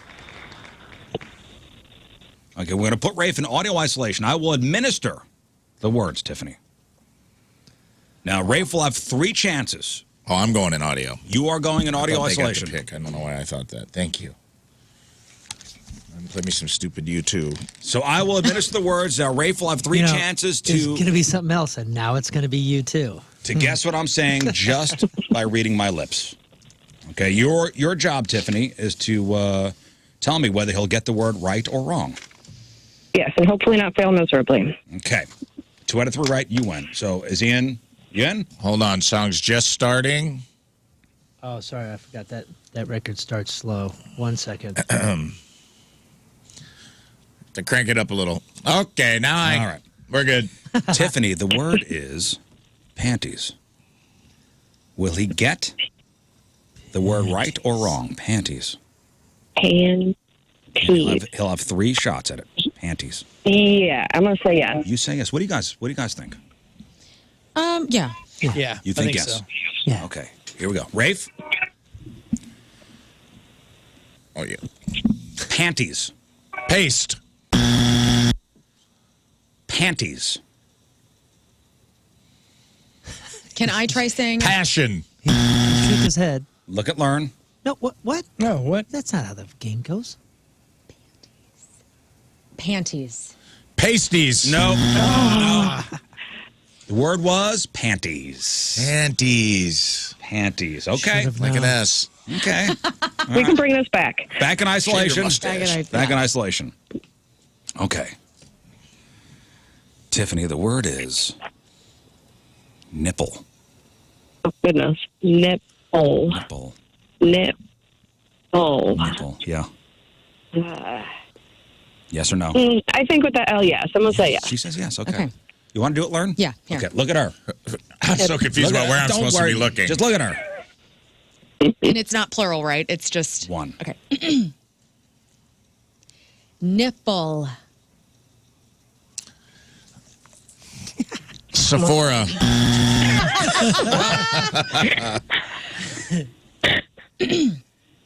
Nipple.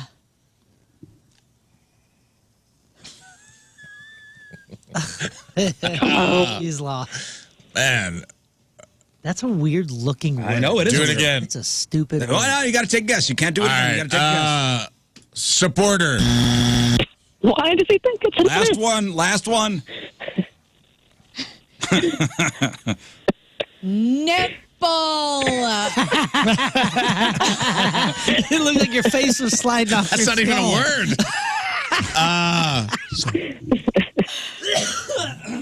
Sapota.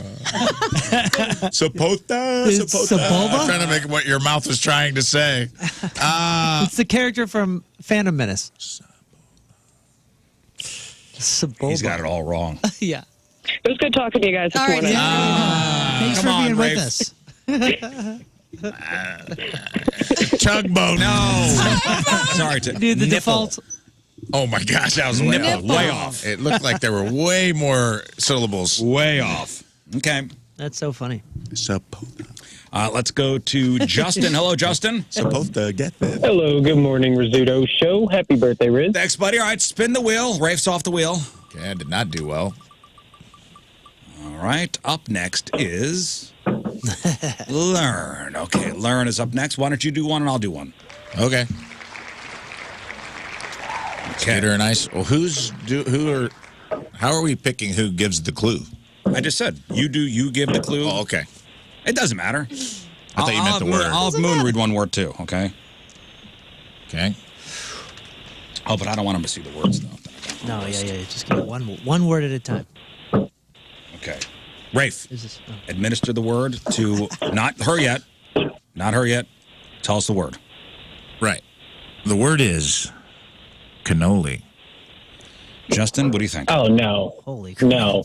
No. He says no. Too many syllables. He says no. All right. Learn. To Rafe. Oh, no.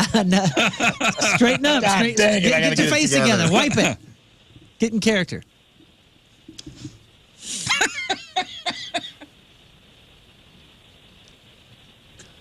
No, say it out You loud. got to say it, you goofball.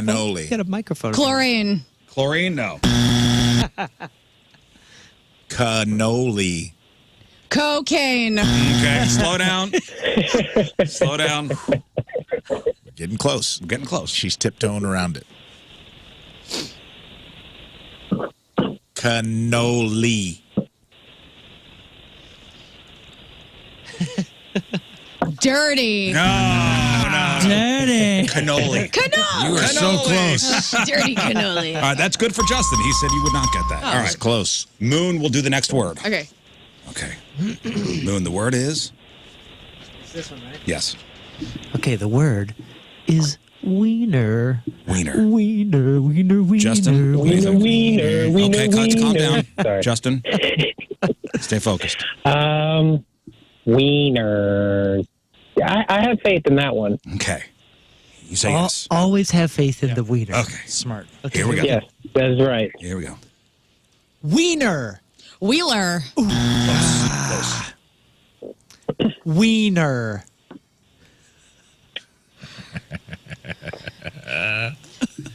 Weezer. Okay. I mean, one more. Come on, guys. Oh, here we go. It's pretty solid. Wiener. Realtor. Wiener. Realtor is a good guess. Phallic things in my brain today. I don't know. Wiener.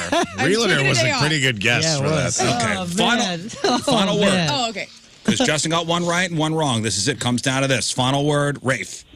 All right. Okay. The final word for learn will be blackhead. Ooh. Blackhead. What do you think, Justin? Oh, blackhead. Yeah, I'll go with it. Yeah, she'll get it. Okay. I have faith in Learn. I've got faith in her. All right. Oh, man, I would have guessed no. No, but okay, it's fine. Blackhead. She's a woman. Black Bunny.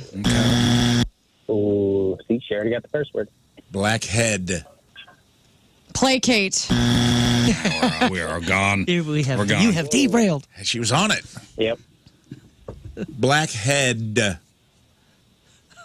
He just, I should not have done that. he at just the made end. it 3 syllables. I should not have done it at the end. Clitoral. Oh! Blackhead. Okay, well. Blackhead, you I were figured on. I wasn't in the right. Oh, you Everything were. else was dirty. So I was like, all You right. were on it. I was like, oh, how do I What get did the I say? second Black part? Bunny. Black Bunny, and I was like, oh, we're almost there. I thought we were going to man. land the plane. Holy Clitoral. Clitoral. I don't know if that's a word. It is now. It is in Yeah, this it is. room. I just added it to the dictionary. All right. Christopher, hello. Good morning. All right. Wheel is being spun, and it will land on King Scott. Get your fine tushy in here. Your cleanly shaven face in here. All right. Let me give Learn a word to administer to Scott. Any okay? comment on the music there, boys? I loved and it. What girls? was that? That's Soil Work, old record. That was good. Natural Born Chaos. Okay. Here's you administer the word to Scott first, and then Okay. give Scott the headphones. Okay. Okay. Scott walking over to the mic. He is all mic'd up, and he is now isolated up. And Learn, the word is no, not to him, not to him yet, not to him. The word is. I got it. What's the word? Oh, muffin. The word is muffin. Christopher, what do you think? Let's go with yes. He'll get it. He says yes. He loves muffins. Who doesn't? Okay. Muffin. Muffin. Got it. That was great. Wow. That He was said really good. Muffin. It's Got a it. song. One It's right. up to me. Yeah, he's Mark Wahlberg. All right. The next word will be administered by Rafe, and the word is. Do I have to say the word too, or just give it to Learn to do? No, just you. So you do that. The word is God. Okay. God. Oh, that's a tough one. That is it's Yeah, a one 'cause syllable. It's a D. One God. syllable. What do you think? What do you think, God. Christopher? I think he's going to get it. He says yes. I have faith. Oh well. Okay. So does This is he. good. May not help though. God. Hi. This is probably the toughest word. God. Talk. No. Wait, hang on. Did he say he'd get it or no? He said he would get it. He said that he had faith. Get it. in He it. had faith. Okay. God. Yeah, look away. It's good. God. Height. No. God. That was God. That was hard. God. So hi. God. You said hi. I go, yeah, he's up there. He's way up there. Okay. I'll do this last one. Okay. Hang on. Oh, New there we song, go. New song. Okay, go. The word is dingleberry. Dingleberry. He's familiar. He's familiar. Christopher, what do you think? All too familiar. I'm going to say no. It's too many syllables. Okay, he says Yeah. no. See now, I see him seeing and saying this word more than anyone else in the room, and he's probably experienced with some actual dingleberries. Oh, So, yeah. Okay. All right. I see him having this word. Okay. Dingleberry. And I didn't see your mouth move. I'll do it again. Dingleberry. An antelope. An antelope. 2 words. Dingleberry. Right now. What the heck That's is two wrong words with also. him? Really enunciate. Dingleberry.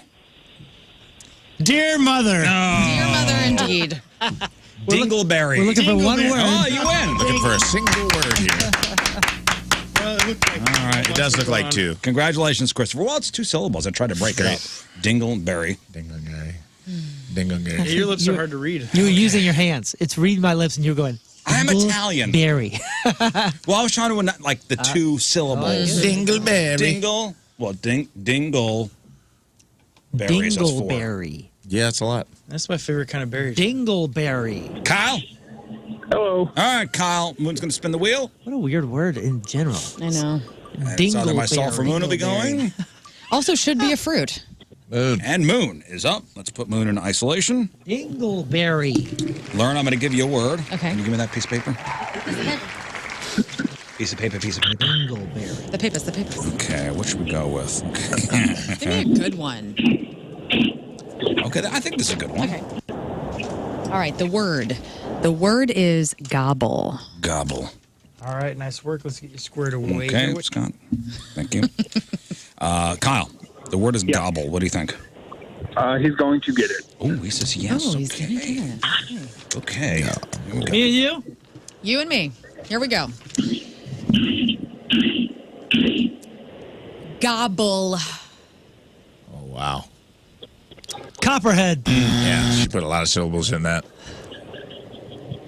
Gobble.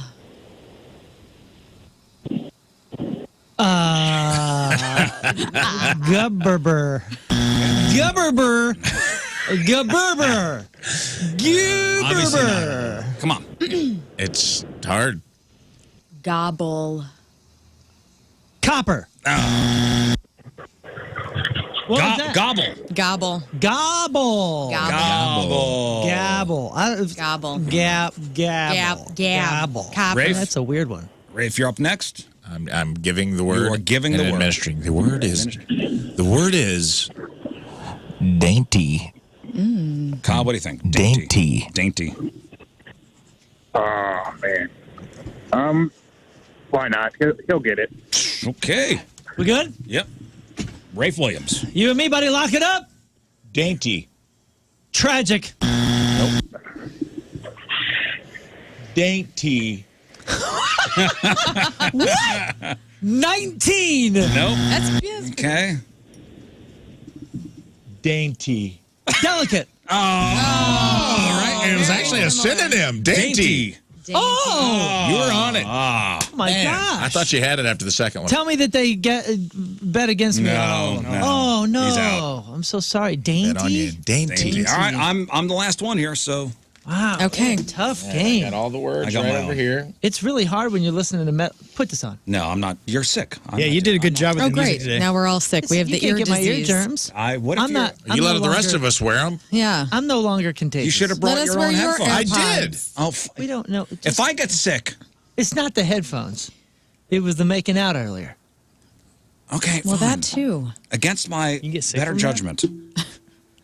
Yeah, the early morning 5 a.m. makeout that you guys do every time. Yeah, I know. That's where you're going to get sick. I think it's the metal music actually makes it Learn like harder. 5 or It 6. does. Yes. The metal music The makes metal it way music harder. does make dude. it harder Okay. because your ears are hearing so many words so fast. And then you're trying to read someone's lips at a very different speed. Curtis. Yo. All right, Curtis. I'm going to go in isolation, and Curtis? here we go. Best for last. All right, I'm going to start it. We're going to go around the room. I'll start with Moon giving the first clue. He'll be receiving from Moon, and the word is Cajun. Do you think he'll get it or not get it, Curtis? He won't get it. He won't He get it. will not get the word Cajun. He will not. Moon Valjean, when you're ready. With my list, but this is not going to be one that I think he gets either. Ready? Cajun. Cashew. Ooh. He's pressing buttons and nothing's going to happen. Cajun. That's a tough one, I know. He's got his hand on his hip. Trainer. No. He keeps pressing the button. No, let him keep doing it. It's hilarious. Somebody take a picture. Here we go. Cajun. It's a dumb one. I know. I know. Tragic. No. Cajun. No. Oh, my Cajun. God. It's You were a so really- close at the beginning. I mean, that's a tough one. Also, you kept pressing the button and nothing was happening. That was It really was funny. very funny watching you in ISO trying to hit sound drops. I'm trying to lock in, too. That's okay. Did he bet on me or against me? He bet against you, so Oh, he good. did win. That's a Good, toughie. good. Okay. And we're moving on. Put your Hit it. isolation. We're going to learn. Okay. Learn. Yeah. The word you will be administering is devil. Oh, Curtis. Devil. do you Will think he? he'll get Oh, it? yeah, go ahead. I think he'll get that. Oh, okay. Yeah, me too. All right, let's do it. Here we go. Yeah, that's a good one. It's an easy one to make big. Devil. Severance. Ooh. Devil. Deborah. Yes. Here's the Devil. Ticklish. No. Devil. Man. Devil. Devil. Devil. Yeah. Deborah. Dainty. Devil. Did he bet on me or No, you- Eli, he bet on you that Yeah, time. he thought you were gonna you'd get that one. devil because so we gotta go one I more? love We gotta deviled go one more. eggs. Damn I gave the word. Get back in there. Okay, I go. What is this music? It's soil work This and is it rips. horrendous. It Oh, you out of makes- your mind? Song of the It damn also makes soil it work. harder, I So think. good. All right, final word. I will administer this one. The final word to decide whether you're going to see Thomas Green in concert is threesome. Threesome. Oh, no. Oh, man. I have no faith in him. He's not going to get it. All Okay. right, here we go. Lock it in. Lock it in, bud. Lock it in. All right, clear the mechanism and deliver the word. Threesome. Threesome. Yeah. See you later. Did he get it right or wrong? You got Got it right. Got it- Well, You got it No, right. you got it wrong. He got it wrong. He bet did? against you. Oh, I thought he bet for you. So I you was- just dunked on him on the first try. I heard my. Holy smokes. Threesome. Yes, threesome. Yeah, it was a good one. Well done. All right. Good job, guys. yeah. And also thank you. All right, we got one more guy on the phone. Should we just do it? Let's do it. All right. Who wants to go in isolation? I do. All right, Moon will go in isolation. All right, Ryan. Because I want to final listen to contestant. soil work. It was I hate that he lost, but I was glad we finally won one. Yeah. All right, Ryan. We were kind of biffing it. What's up, guys? The first word will be administered by Rafe, and the word is Moon's first word will be think. Think. Yes, he's going to get it right. says yes. Okay, Moon. Oh, the solo's coming in right here, Okay, too. This let's is go. perfect. Think. Think. Oh, Hello. I think I figured out how to give clues. I think I just figured it out in this game. Yo, this solo is. Or I'm wildly overconfident. I'm gonna fighter jet. It's the greatest. Give me the next one. Did he bet on him for that? Yeah. Yes. So we're 1 for 1. Learn the one I got circled. Okay. Okay, what's the word? The word is donkey punch. Donkey. Oh man, that's tough. Because is that one word? I believe it is. In my dictionary. She's giggling. What do you think? Donkey punch? Yes or no? Yes. He says yes. Whoa, The I win like it. for the win. Here we go. Donkey punch. Good. Chunky butts. You know what? He's not mad. Good, really good enunciation. This is all on her one part. word, right? I'm watching her from the side and figuring out if I could get it, and that was very good. Donkey punch.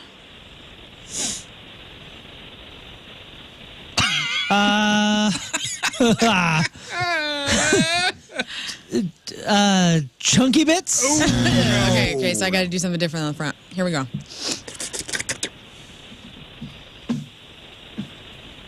Donkey punch. Chalkiness. Donkey punch. punch. That's 2 words, No, guys. it's not my dictionary. Oh, you. Not my word. That was my word, and I believe it's one word. That really hurts my It's feelings. tough. Hurts my But to be feelings. I'm fair, upset. chunky bits is also 2 words. Chunky bits. Chunky bunch. Is that what I said? All right. Marky Final word, Rafe. Final word for Moon, being administered by Scott Daniel Rizzuto, will be Vegetation. Vegetation. Ryan. Vegetation. Negative. He is not going to get that. It's a no. All right, here we go. Vegetation. Vegetative. That would not. I got to think that one through because that would not have been a word you would have given me. Do it again. Vegetation. Vegetation. Yep. Oh, Ryan, no. Ryan, no. Hey, you know what, though? You should be betting on us. No, Ryan. Oh, they Good did not say- job. No. Oh, I'm sorry about that. I'm so sorry. We hit it strong. goodbye. We were biffing it pretty hard early on. Good job on vegetation. That was very good. That is a very difficult. Yeah, it's that was it's not very easy. repetitive. You did great. Well, I think the That was easy to see. I could tell it was something with vegetables. the But there was just a lot of bouncing Be afterwards. visitation. Yeah. I put my hands in my pockets too, by the way. I didn't even notice. How do you shut an Italian up? You tie his hands behind his back. Hello, right. I could say that Hi. because I have a vowel at the end of my last name. We'll talk to Chris Kerber next. It is 8:51. It is Wednesday, traffic and weather. Moon coming at you. Traffic brought to you by Golden Oak Lending. Do you need extra cash? Golden Oak Lending can convert your home's equity into cash in as little as 14 days. Let Golden Oak Lending cure your blues. We got a left lane block due to a crash 64 westbound just after Clayton. Your point forecast, mostly sunny, high of 78. Right now it's 52 at the Point Studio.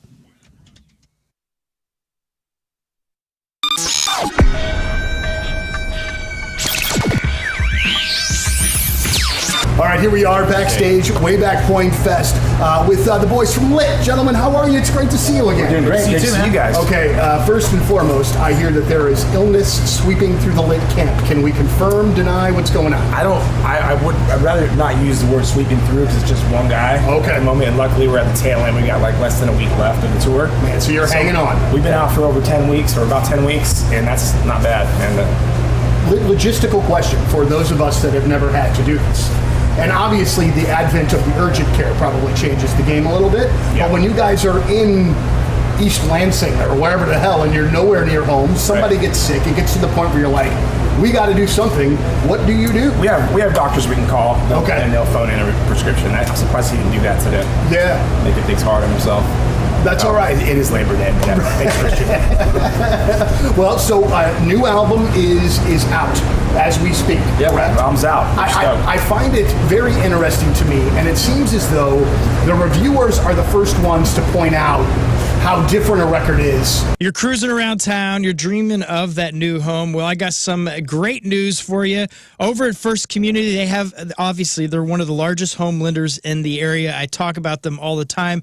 And they have a wide range of home loan products from the first-time buyer loan, which I took advantage of years ago, to the jumbo loans. But now they have something new for absolutely every borrower, and it's the Smart Choice Home Loan.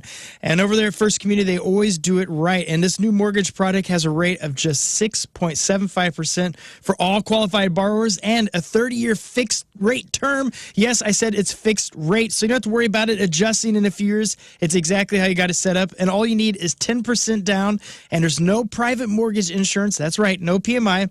And that's a big deal. That's going to save you a ton more. Plus, there's no fees for the application, processing, or underwriting. So fixed rates this low, they're hard to find. And this loan is available right now to qualified borrowers. So go by First Community. You can go to any of their 40-plus locations or even 18 inside Walmarts that are open 7 days a week. Ask them about their Smart Choice Home Loan today. Get your home the right way. Go to the pros. That's First Community. They are the best. That's firstcommunity.com.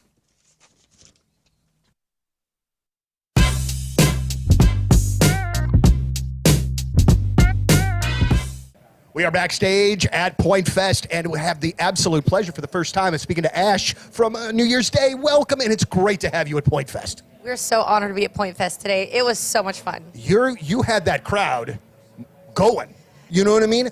How do you handle the challenge when you are coming into a situation where you know, there's a headliner, we're playing a little bit earlier on in the day. That is not an easy thing a lot of times, but a lot of bands enjoy that challenge. We are one of those bands. Yeah. I mean, obviously I'd love to be the headliner eventually and play later time slots, but I really do enjoy being one of the openers, even though it was hot. Yeah. Even though it was so hot.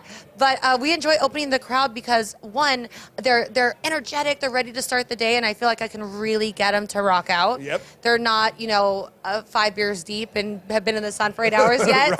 Right. I do enjoy that. And I like a challenge. I grew up, I love wrestling.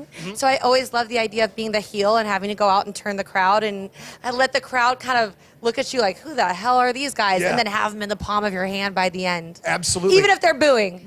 Just kidding, but they weren't. But the power of you know what I didn't understand when I was a kid and watched wrestling so much and get Are you it a now. wrestling fan too? I am a wrestling fan, absolutely. The power of the heel.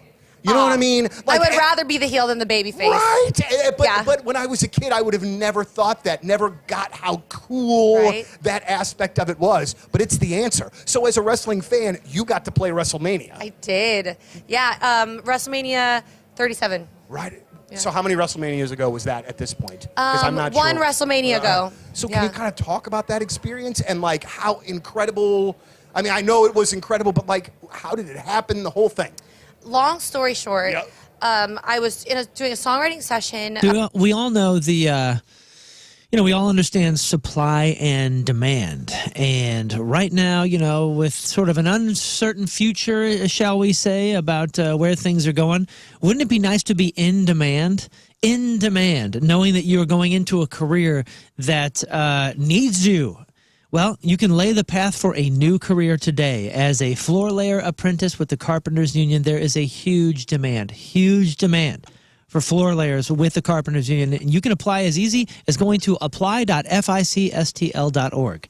And better yet, this is a get paid while you learn and earn while you learn education model. That is huge. That means you don't have to set aside the time for expensive degrees or pile on debt or time and then start earning it back and all that kind of stuff. No. You get started, you earn. You earn while you learn. An education model that lets you get the skills necessary to embark on a successful career while making money. That is huge. Receiving real-world experience on job sites and getting paid in the process. And again, being in demand as a floor layer with the Carpenters Union. Check it out. Lay the path for a new career at apply.ficstl.org.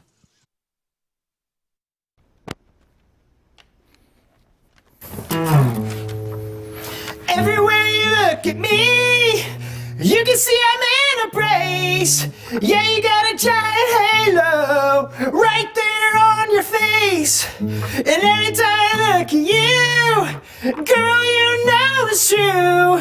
Yeah, you got a giant halo right there on your face. Hello, hi. Howdy. Hello, hi. That was Beyonce's Halo.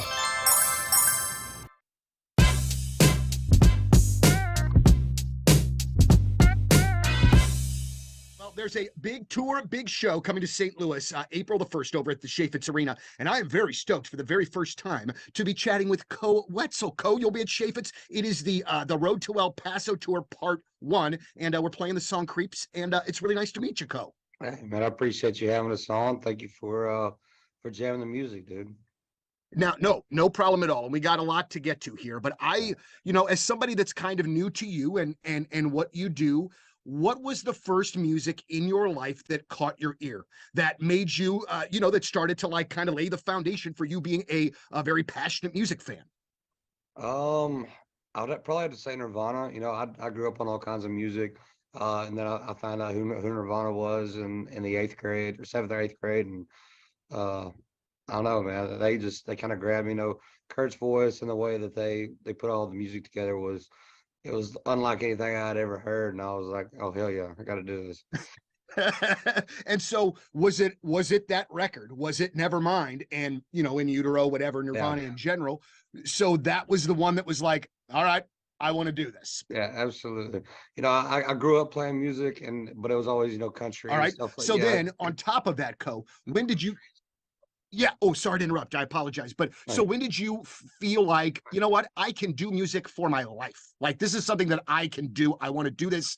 I want to make a living doing this. Yeah, I think it was more in college. I played and I wrote through high school, played gigs through high school and stuff. But once I got into college, I was like, screw school, I played football for a little bit in school, and I was like, pitfalls when it comes to buying a home, especially your first home. You're ignorant. You don't know what you're doing, so you got to go to a trustworthy guy, a local guy. That's Kevin Putney at the 123 Mortgage Team, 314-862-0123. Kevin is great. He'll find the loan that fits your needs. So if you're looking for that new home, secure your dream home with more affordable financing. If you're looking to refinance the home you're in currently, lower your monthly payments or shorten your loan term, he can do that for you. Or if you're looking for like a kitchen renovation or like we just did a bathroom renovation, access your home's equity for renovations or major expenses. He can have you your money within 5 days. Give him a call. Also, he'll track rate changes to help you act at the optimal time. And he's going to craft a mortgage strategy tailored to your goals. That's Kevin Putney, 314-862-0123, online at 123mortgage.com. It's Kevin Putney, equalizing opportunity. All loans subject to underwriting approval. Restrictions apply. Call for details. Cross Country Mortgage, LLC, NMLS 3029, NMLSconsumeraccess.org, 123mortgage.com, 314-862-0123.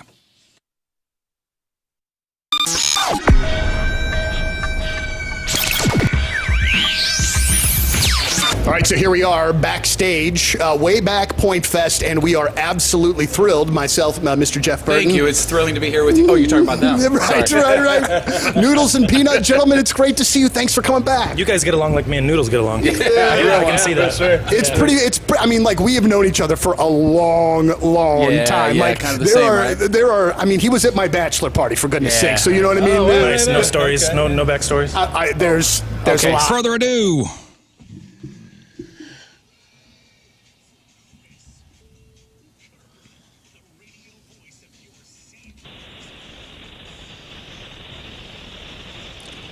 Ladies and gentlemen, Chris Kerber. Good morning, Chris. Morning, everybody. Morning. I thought for a minute there you might have forgotten to spring your clock forward. No. Listen, we're always late. I would never forget you, Chris. Never. Our little chat is sponsored by Blue Note Roofing. A couple things, Chris, before we talk about hockey. First off, how's your back? Chris threw his back out. Yeah, it was brutal last week, but got in to see Dr. Murphy there. He's doing a good job. Actually, going to leave here in about 20 minutes and go to one more appointment before we hit the road again. So we're getting better. We'll get it figured out. Dude, throwing your back out I tell you what, absolute worst. Yeah. We told him to stay off the mechanical bull, but no, he just had to ride it. I did that. I did ride the mechanical bull. Actually, Riz, you were there, weren't we? You guys were at casino night when we rode the mechanical bull. Yeah. I actually did see Chris ride a mechanical bull. Yeah, that's right. That's right. The fact that you did it shirtless was a little unnecessary, but okay. Well, listen, I'm not that tall, guys. I'm 5'10", all right? But as you know, when your lower back decides it wants to mess with you, 5'10", you might feel like a giant. That's a long way down to put your socks on. Yeah. I didn't realize that Chris had his nipples pierced, which, by the way, fun fact. That's where the Well, yeah, but you know, the messed up part is they made me take it off so it didn't get hooked on the bull horn. Right. That's the worst part. Parameters. Dude, throwing your back out, you can't even wipe your butt. It is awful. You know what? That's a great observation there. Like, if there was ever a time that I wish I had a bidet, it was all last week. Yeah. You don't got a bidet at home? No, I don't, but I really should get one. Chris. You have one at home? Show. Wait, do you have one at home? Oh, yeah. I think we all are. We all are bidet. You know, hey, we'll pull our money. We're going to buy Chris the Dude Wipe 1000. Oh, that's great. When's your birthday, Chris? It's coming up. Okay, wait, this is not a topic I thought we hit. Every single one of you have a bidet at home? Yeah, of course we do. I don't. I don't either. Reasonable. I use Riz's, though, when I go visit him and his wife at the house, though. I like using other people's bidets. Way to roll with the bit, guys. Nice. You all have bidets. I thought I was the only one. Listen, we stay at a hotel we stay at the great hotel. It's one of the best hotels in the league. It's the Ritz-Carlton in Montreal, and it basically has one of those in there. And the funny part is you get this whole traveling group, and like everybody's late for dinner. Like, it's just it's one of those great moments in life when you finally realize that whoever invented that was actually quite smart. So what are you doing at the Ritz-Carlton when you got a wipe, man? You calling up one of the maintenance guys downstairs? No. You just look to the left. You hit one of like 6 different buttons, and it's basically like taking your rear end to a spa. Yep. Wow. That's right. Highly recommend. And the entry level one is like the Dude Wipe 1000, which when is your birthday, Chris? It's May 28th. They actually call it the Dude Wipe 1000. Yeah, that's the first model I got. That's the one of his Dude Wipe brands, 1000. Good introduction to Well, we just redid our bathroom, and I got one of them fancy toilets that have a heated seat and Yeah, man. and adjustable nozzle, the whole thing, the whole 9 yards. I ordered the Taint Blaster 9000, and it's strong, dude. I would not start there. Yeah, no, that's actually the other end. Like, you got to be careful with that one there, Rafe. That's I don't strip. Yeah.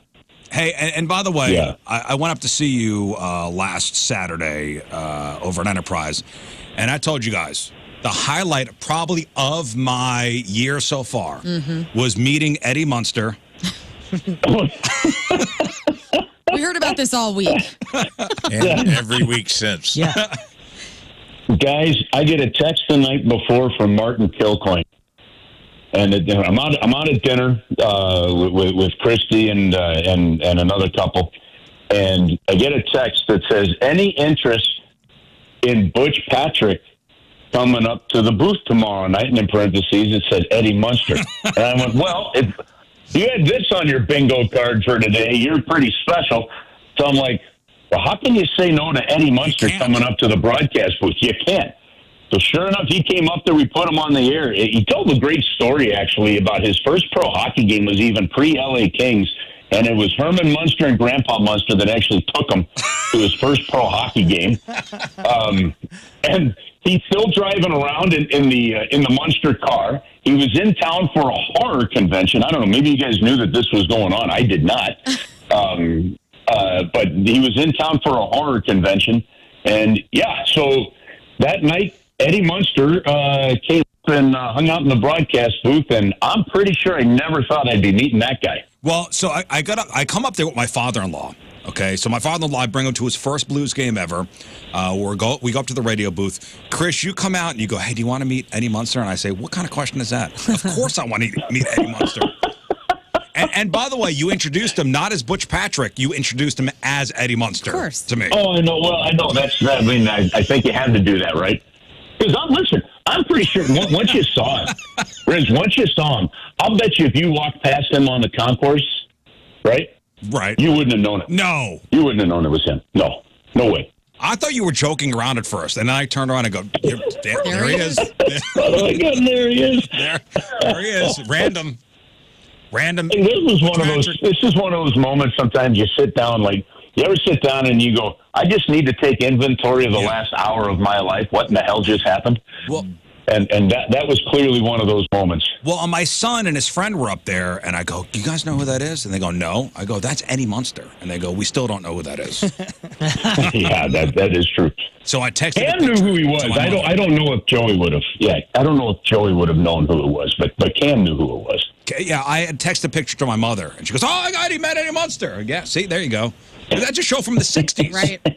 It's in yeah. The kids don't. Yeah, it ran for a long time on Nickelodeon, I think. The kids don't know. They don't watch that. They know who Mr. Beast is. You don't have goth kids. Yeah. All the goth kids know what Munster They is. do? Of course they do. Someday Mr. Beast is going to be, in his 60s, in his 70s, in a hockey, a radio booth. And somebody's going to go, "Hey, it's Mr. Beast." Yeah. Jimmy Donaldson. Yeah, whatever his name is. Jimmy Donaldson, Mr. Beast. And some Rizzuto of that time is going to say, "Hey, oh my gosh." Let me send a picture to my dad. And talk about it for weeks. Hey, did your father-in-law have a good time? Great time. I know he's a big hockey fan. Yeah, great time. He wore a Ranger hat the entire time, so that's fine. That's okay. Now, Liz, I'll tell you a great story real quick. When you bring people up into the broadcast booth, like you don't want to bring people up wearing the other team's colors, right? Like it's just a certain decorum, right? So Kelly Chase is working between the benches one day, and he got a text. He said, "Hey, buddy, one of our clients wants to send a couple people up to the broadcast booth." I said, "Okay," and we're playing the Blackhawks that day. So I have our booth producer, meet them, bring them in, just escort them around, make sure there's no problem. And we come in, and it's two women coming in wearing Blackhawks jerseys, and literally to the point they put feathers in their hair.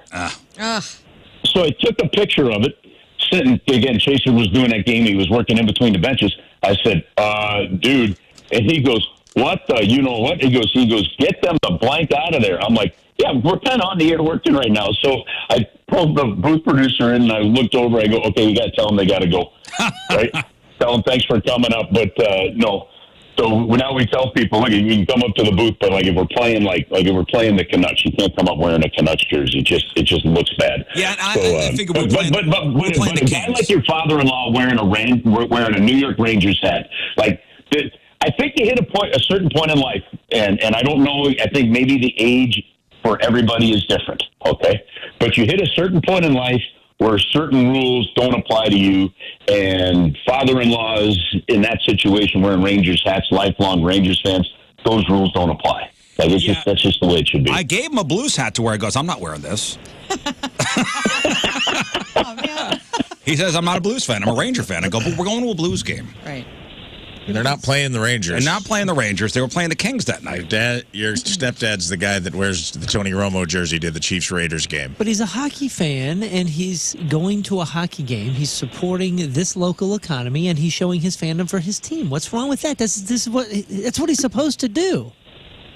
No, there's absolutely nothing wrong with it. But you know what a lot of teams do, and the Blues do this too. Like there are certain clubs, or certain all-inclusive areas at the arena, where you can't wear the other team's jerseys and stuff into those clubs. And I'm cool with that part. I'm totally cool with that too. But these guys are so opposed to anybody wearing anything different to a game, and I'm just like, nah, man. That's weird. It's weird. But it's not weird. That was not so much wearing another team. Like at least if it's the same sport, that's okay, right? But going to a Blues game and wearing a Chiefs jersey to me is weird. No, if you go to a Cardinal game and you're there with a Seattle Mariners jersey on and they're not playing the Mariners, that's weird. No, it's not. It's a Mariners fan that happens to be in St. Louis. It's I want to watch some freaking Major League Baseball. It's weird. No, you're crazy. You're wrong. Just go neutral. It's strange. I don't like it. Me neither. And I'm not going to stand for it. Me neither. I love it. Rafe, the guy that wears all black, just says go neutral. That's an easy call. Thank you. Yeah, always neutral. Chris, real quick about the Blues. No moves at the trade deadline. So what does that mean? That means no moves at the trade deadline, but they did make some moves ahead of the trade deadline, and I think that's important for people to remember. When they made the trade for Cam Fowler in December, that's as good as any trade deadline move. They just made it 2 months earlier, where you get the benefit of that guy that much longer. And I'll tell you something: had Cam Fowler made it to the trade deadline, the cost to get him would have been a lot higher than what the Blues ended up paying. Good deal, right? So. That's a great deal. Then they went ahead and they traded away Brandon Saad. They traded away Scott Perunovich.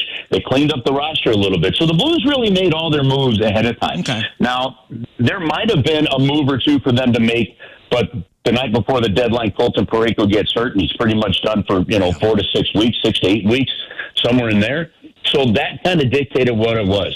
Then you heard the quotes from Jordan Bennington after that first game against the LA Kings about, the group.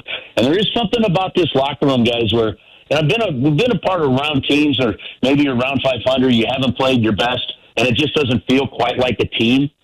This one feels like a team, and it's just one of those things you just got to, trust me, just being around it every day, right? Well, it has a different feel to it, and I think Doug Armstrong said, okay, rather than trade away Reddick Foxa, who's going to be a UFA, or Ryan Suter, right? You keep those guys as if they're your own rentals, and you see if the team can get themselves into the playoffs. Well, it's only 1 point out of the wild card spot, so this is very doable.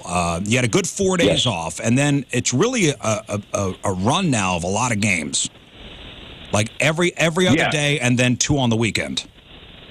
Pretty much the rest of the way through, it's going to be crazy, and. Last night we got some good help. The Canadians beat the Vancouver Canucks, so that keeps the Blues and the Canucks right there tied now. And then now worst case scenario with Colorado and Minnesota, that game went to a shootout and Minnesota won.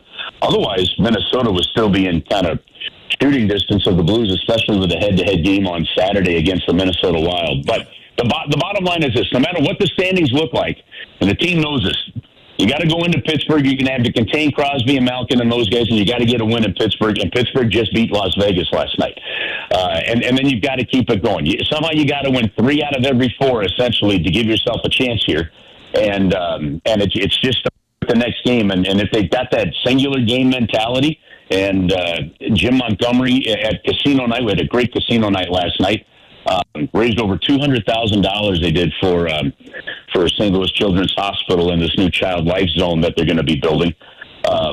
It's going to be a heck of a run. And listen, the cool thing is for Blues fans, when you talk about a retool and the scenario that the Blues were in, right? This is kind of year 2.5 of that retool. Right. They still have a chance of getting into the playoffs here.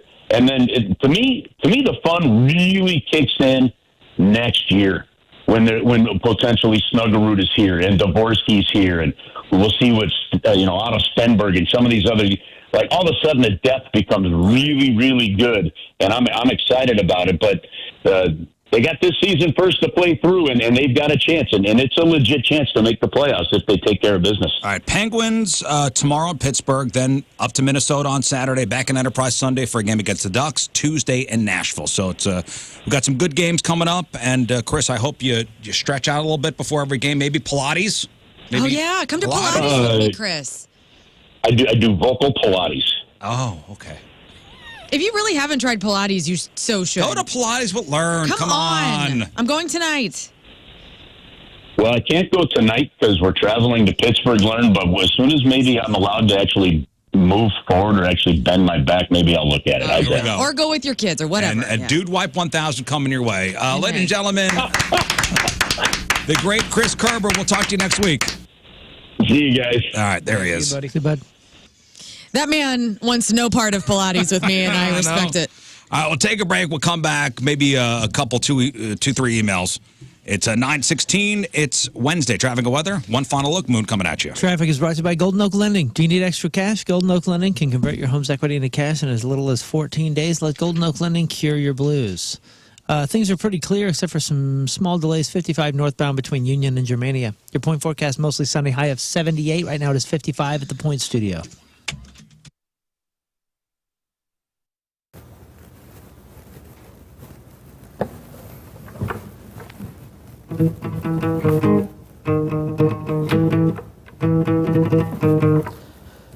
Wake up! Cause when you gotta go on a table, and then you gotta go on a table, and then you gotta sit on a table, and then you trust in my sip and slide. That's System of Downs. Chop suey.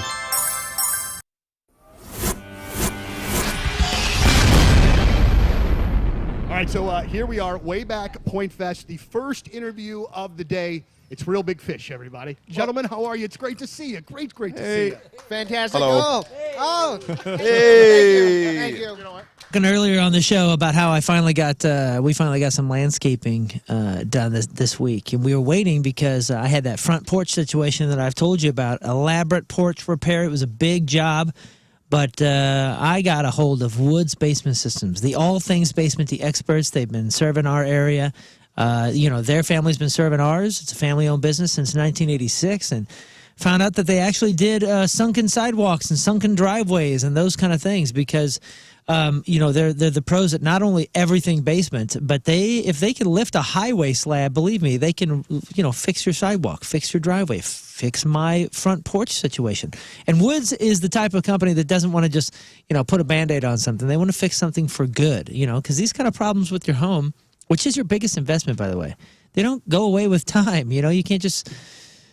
out of sight, out of mind it and hope that it's going to go well. That's not how houses work, but it does get fixed with woods. Doesn't get better with time, does get better with woods. They came in and they fixed my front porch permanently. They installed piers. It was done right. It was done forever. I don't have to worry about it anymore. Check out Woods Basement Systems for anything basement needs, but of course also for your maybe your sunken sidewalk or sunken driveway. Woods Basement Systems, the all things basement experts. There's a special website at moonloveswoods.com. That's moonloveswoods.com.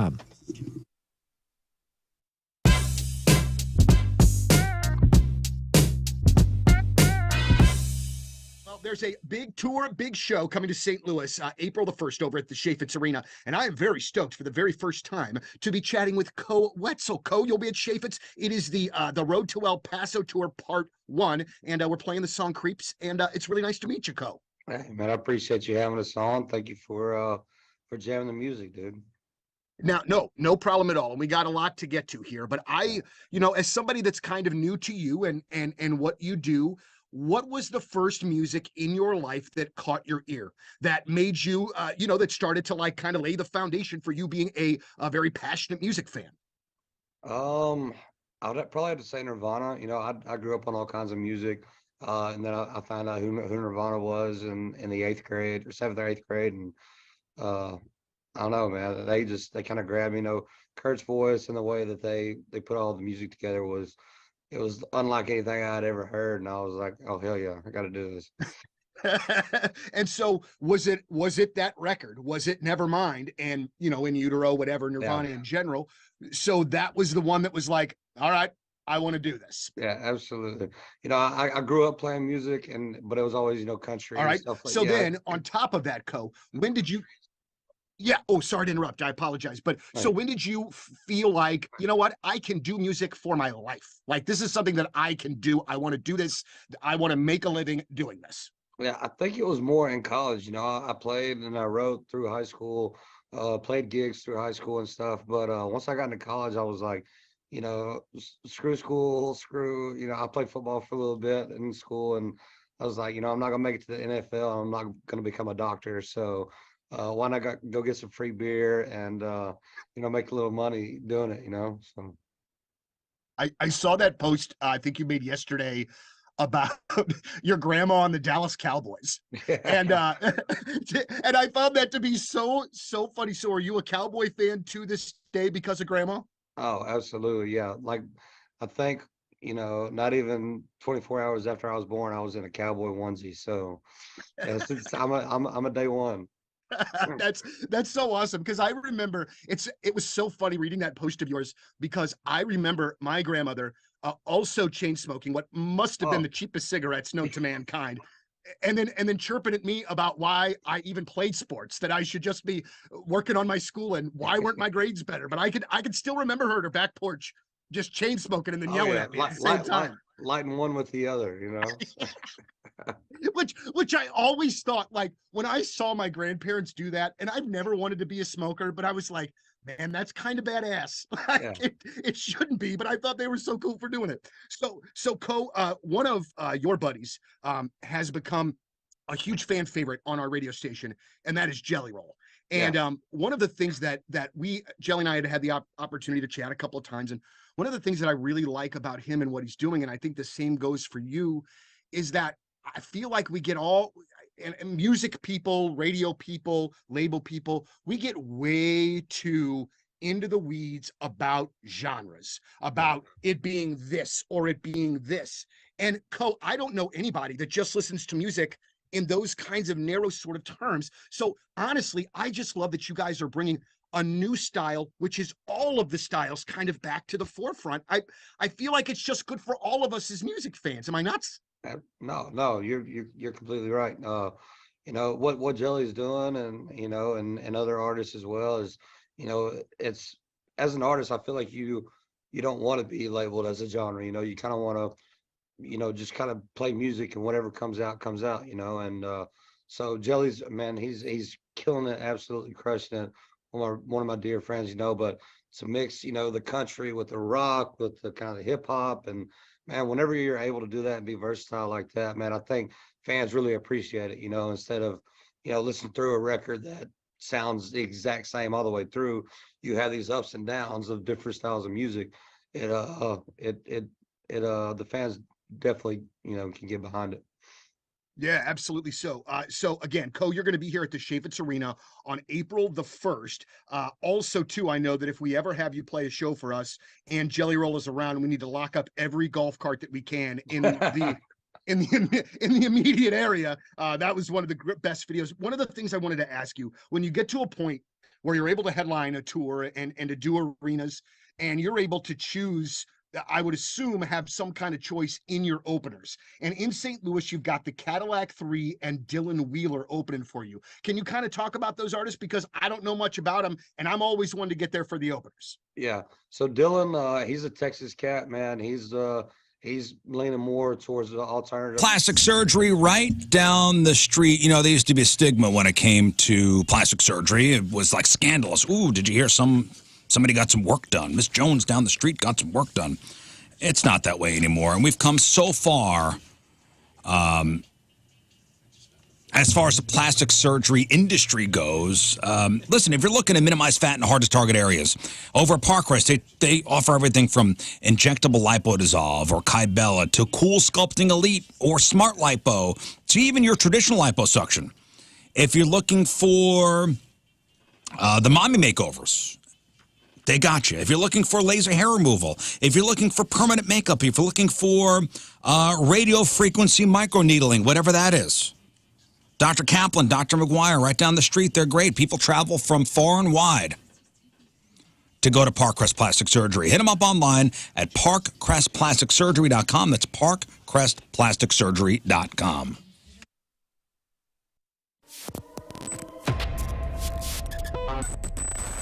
Well, gentlemen, we will see you in St. Louis on Sunday. We are so excited to have Pointfest back and to have you guys be a part of it. But I want to kind of talk about this from a couple of different angles, all right?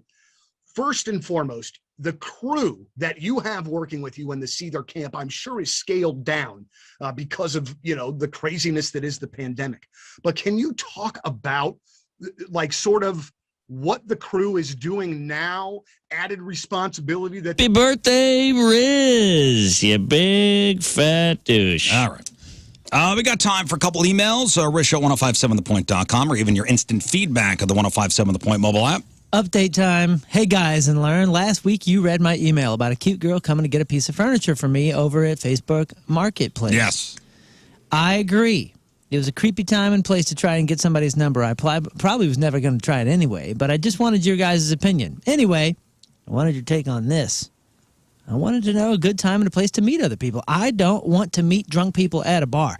Dating apps have become a money grab these days, and approaching somebody at the gym just seems rude. Where does somebody go to meet a girl or a guy nowadays? For context, I'm about 30. I'm tall. I'm reasonably attractive. I got a good job, charisma. I haven't had any problems being flirty or awkward. The only problem is I don't meet any new people.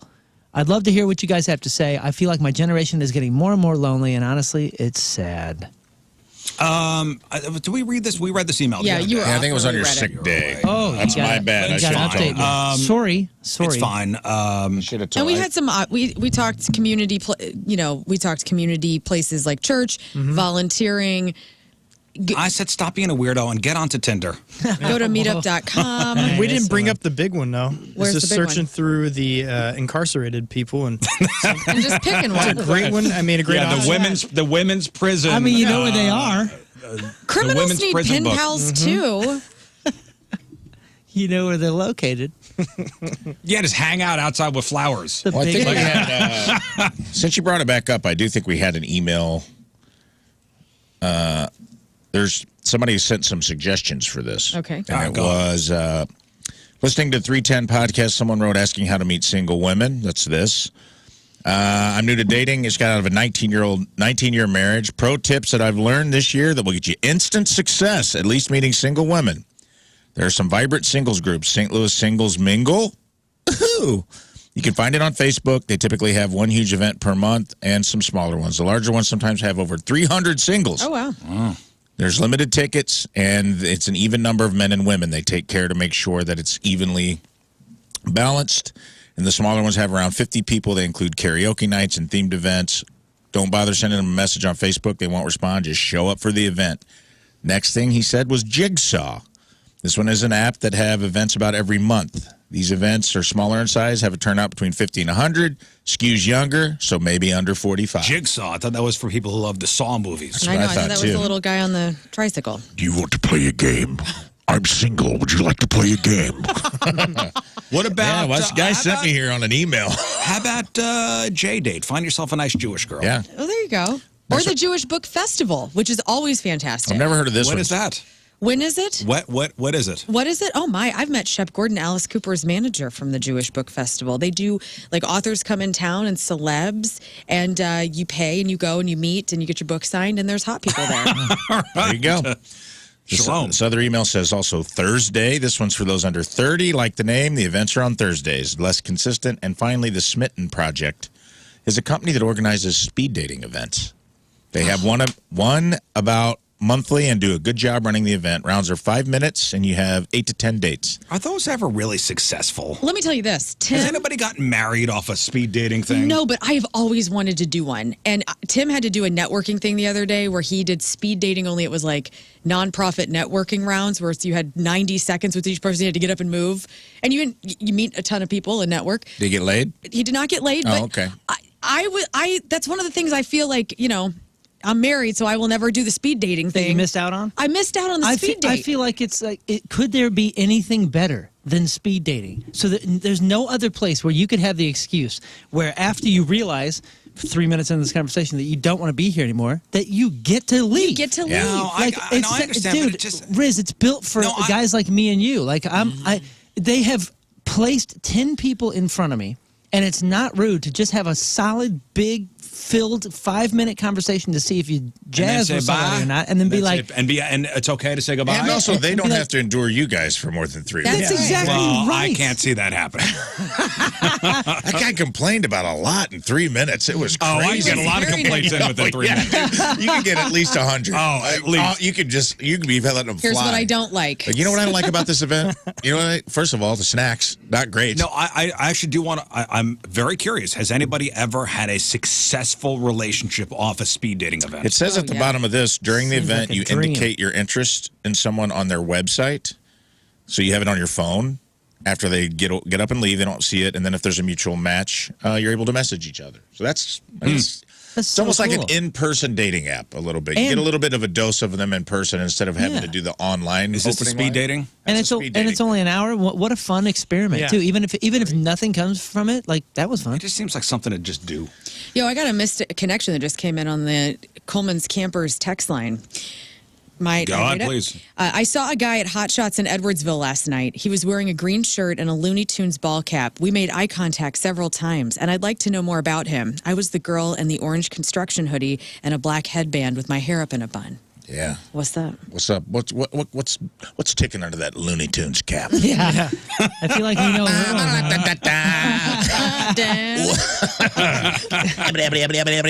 Let's bone, folks. God, that Space Jam 2 sure sucked. Anyway, just put that out there. Hey, let's get these two together. If you were one of the guys at Hot Shots in a Looney Tunes cap, she could be talking about Edwardsville. you. That's SIUE. That's SIUE territory. That could be a vintage shirt. That could be very cool. Lady, we're going to need you to narrow it down a little bit. This I need character. This is Edwardsville, 5 p.m. on a weekday. I think you hit him with the dart, to be honest. Yeah. I think you got him. Probably nailed it. Listen, we got to take one final break. We'll come back, wrap her up.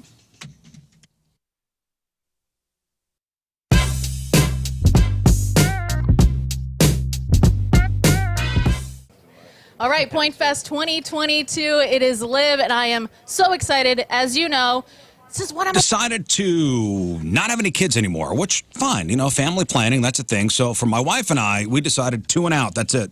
Got the boy, got the girl, done. So my daughter was born, about 13, almost 14 years ago now. 2 weeks later, I was at Dr. Huatma's office for my consultation to get my vasectomy.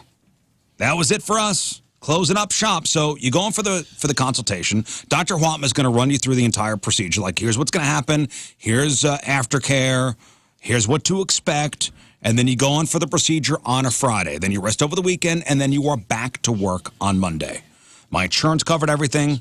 Again, you rest over the weekend, you're back to work on Monday. How painful is recovery? Maybe minor swelling, maybe discomfort for about a week. Will your sex life be affected? Nope, not at all. No change in interest level or anything. South County Urological, 314-843-8000. That's 314-843-8000, southcountyurological.com.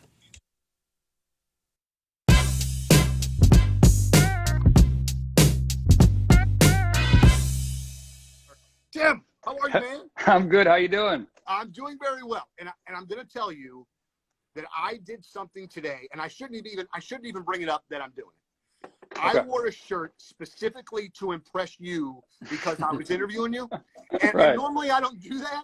Right. But I did, but also too, and I can't see it, but I've got this awesome Masked Intruder shirt on, and I love it. Yeah, and I just figured that would be one of those bands that you would be, very cool, like. That we're a band that Rise Against played with somewhere along the way. You know what I mean? Yeah, I think we have a Masked Intruder. Correct me if I'm wrong. I think they're a Fat Records band. Yep. And I still consider us part of the Fat Records family. Like that's where we got our start. That's who first signed our band. That's how we got our wings. You know what I mean? Was because that label was so much more than just a record label. It was a family. We joined that. We joined that family, and they took us under their wing, and all their bands took us under their wing. Strung Out took us out. Sick of It All took us out. The Mad Caddies took us out. No Effects took us out. That was huge. I mean, I cannot overstate how huge that was. How is it when you're a new punk rock band winning over those audiences? That cannot be easy, especially like a No Effects crowd where they're coming to see Mike and the guys, and they're probably not going to be particularly nice. Yes, dude, it was. I'm glad you brought that up because that was how I learned how to be a front man, was getting heckled. Yeah. Like opening up for No Effects in Western Canada in the early 2000s. Those people were there to see No Effects, and there to see Fat Mike. And we don't do what No Effects does. You know what I mean? And so you had to be able to stand there and sing and entertain for 30 minutes, whether people wanted to see you or not. Opening up for Sick of It All in Germany.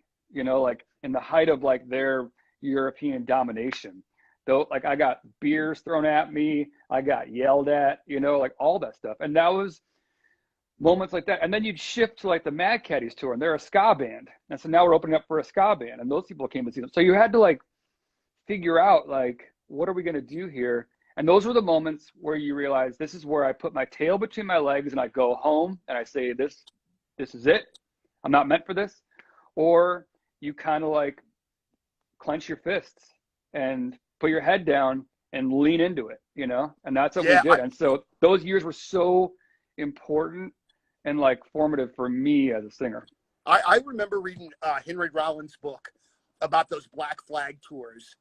And, obviously I would assume that these shows were stepped down from these old Black Flag shows, but he talks about going back to flats and like literally washing out chunks of spit from people that were there not to see the guys. And I just find the intestinal fortitude, like you said, of being able to be like, all right, well, so this is how it's going to be tonight. We got to figure out how the heck we're going to get through it, but God dang it, we're going to get through it. Absolutely. Yes. You need those. You need those concerts, those shows. You need those years to really help you figure out who you are as a band, And for us, it helps because, we stood behind the songs. We were like, these songs. Fall is here. Nothing beats the madness. So grab your phone and your dancing shoes because it's time to make entries on March college basketball with Underdog. And here's how it works. Just pick whether a player will go higher or lower on their stats, points, assists, rebounds, you name it. And you don't need a big bankroll to play. Start with as little as $1, and if you get everything right, you could turn that dollar into $1,000. They've got all your favorite leagues, teams, and stars to choose from. Create entries with all basketball selections or mix and match across other sports. Millions of fans have already won big on Underdog. And with over 100,000 five-star reviews, you know it's the real deal. Download the Underdog app and sign up now using the promo code RIZ to unlock a special offer of up to $1,000 in bonus credits when you make your first deposit. Join in on the fun when you sign up with promo code RIZ, R-I-Z-Z. Claim your special offer today and get up to $1,000 in bonus credits instantly upon first deposit. Must be 18 plus, 19 plus in Alabama and Nebraska, 19 plus in Colorado for some games, 21 plus in Massachusetts and Arizona, and present in a state where Underdog Fantasy operates. Terms apply. Concern with your play. Call 1-800-GAMBLER or visit ncpgambling.org. In Arizona, call 1-800-NEXT-STEP or text NEXT STEP to 53342. In New York, call the 24/7 HOPE line at 877-8-HOPE-NY or text HOPE-NY.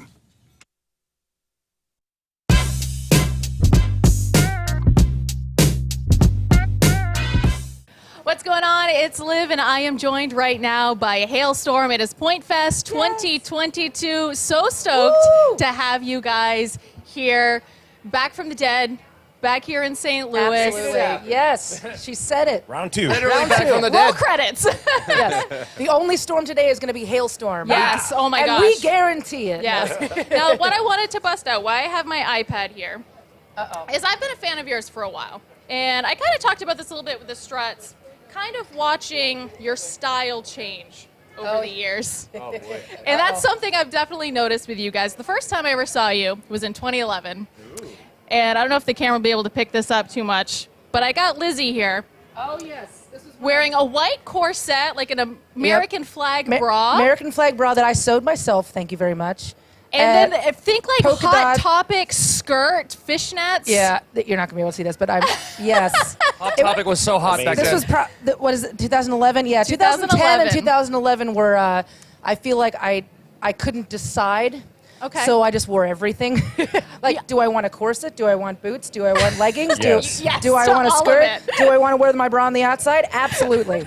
Yes. Incredible. So, like, being able to watch you guys change, and RJ, I have some pictures of you. You had, like, long I look the purple same, right? hair. Yeah, I'm totally the same.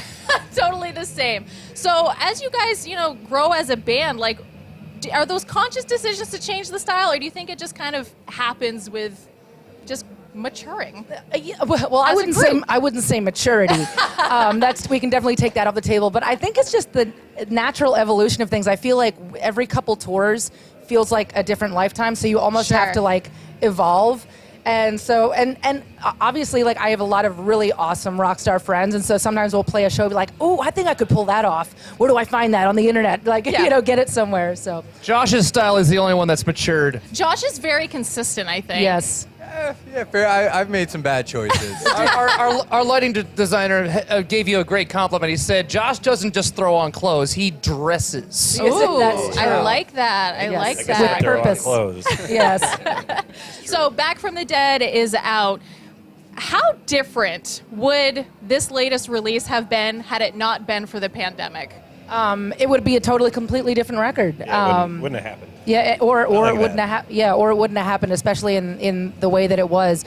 Back from the Dead is really a true depiction of that journey that we were going through. And the craziest moment was we were all listening to the final mixes, and we're like, guys, I think we made a heavy record.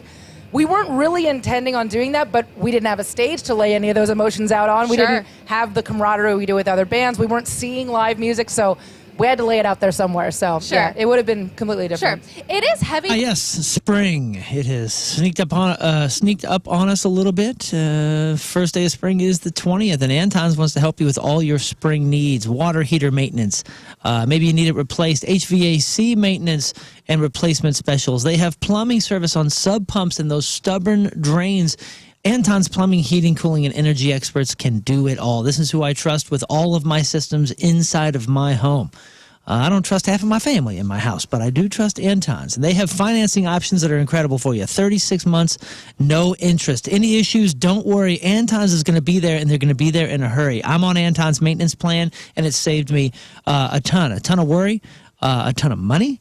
I started with them with an energy audit and found out exactly, what I could do and what I could change in my home to make it more efficient, to make it run better, to make it feel better. Total indoor comfort, and that is what they specialize in. Anton's wants to spread the love of comfort to your home. Let them. Anton's Plumbing, Heating, Cooling, and Energy experts online at antonshvac.com, ANTONS HVAC.com.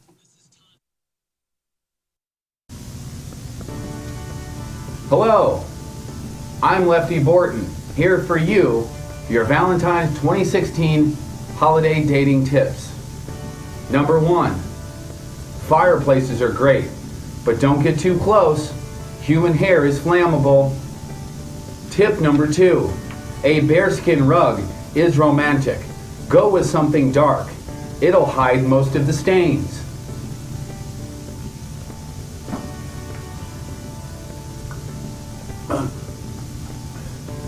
Alcohol is key. Always check for an ID. If you don't know, the judge will tell you. Tip number 4. Trash bags should always be within reach.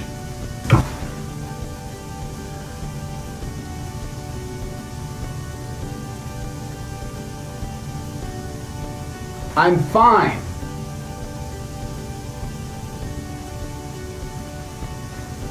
I have mine within reach all the time. We're not going to get to all of them. I haven't even gotten to the clamps yet. We're out of time for this year. I'll see you next year with Lefty Borton's Valentine's Tips for 2017. Goodbye for now.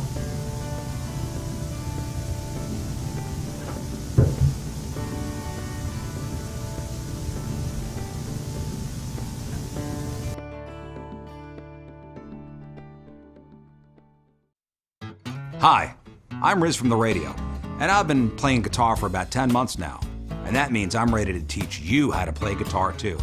Are you ready to learn some fine licks? Well, I want you to take classes at the Rizzuto of Fine Music.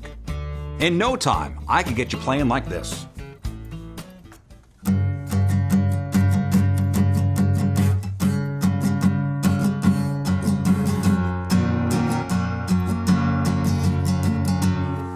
When you sign up for classes at the Rizzuto of Fine Music, I will teach at least one class a week, 15 minutes only, and you'll get this commemorative tote bag. Achieve all your dreams. Learn how to play guitar. Yes, fine licks like this.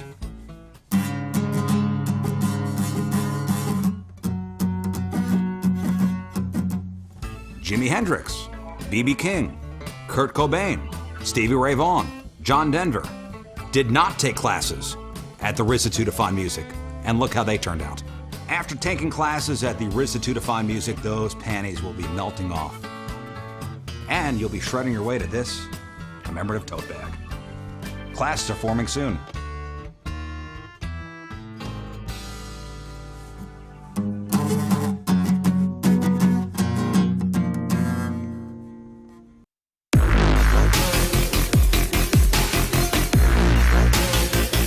We are backstage at Pointfest, and what a day in which this has been already. Oh, yes. Ladies and gentlemen, joined by Halestorm. Yes. Thank you so Hi. very much. Hey. It's great to see you Our guys. invisible third member. Yes, Hey, yes, well, yes. how you doing? We're the Hale half of Halestorm. I have to tell you this, and I know you don't remember this because it's been years and years and years, and I don't even remember how many years. Talking all the time about how expensive groceries are. Well, Schnucks is doing something about it. You know, big news coming out of Schnucks. They've lowered prices on over 2,300 items around the store. That's a big number. They've marked down prices on things like Honeycrisp apples and Arada potatoes and Tyson Family Pack chickens and Organic Girl salad kits, Jack's pizzas.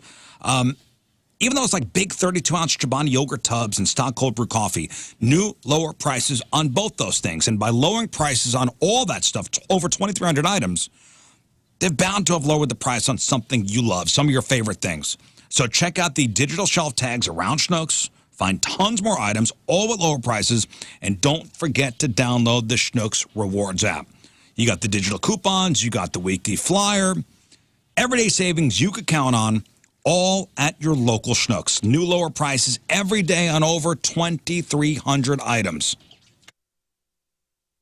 Let's get to Moon's list of things he would like Moon's to bucket achieve before list. There's death. some cool ones on here, man. There's a couple cool ones. Let's start with number 1. Moon wants to drive a monster truck, which is rad as hell. And I at least want to ride shotgun. Yeah. Heck yeah, man. Growing up in St. Louis, big Bigfoot fan, as everyone should be. Mm-hmm. And, man, we've gone to this Monster Jam. You know, Monster Jam always invites me out and has had me out for years and years and take the kids. And it's just been the most fun experience every single time it comes through. We do a whole family event with it. And every time, you know, Scott and I have done this where we get down on the track, on the dirt beforehand for the pre-show. And when you're next to one, how can you not be driven to want to drive it? As somebody you sit who's there and you go, driven one. I am compelled. You have? Oh, yeah. I drove the tailgater.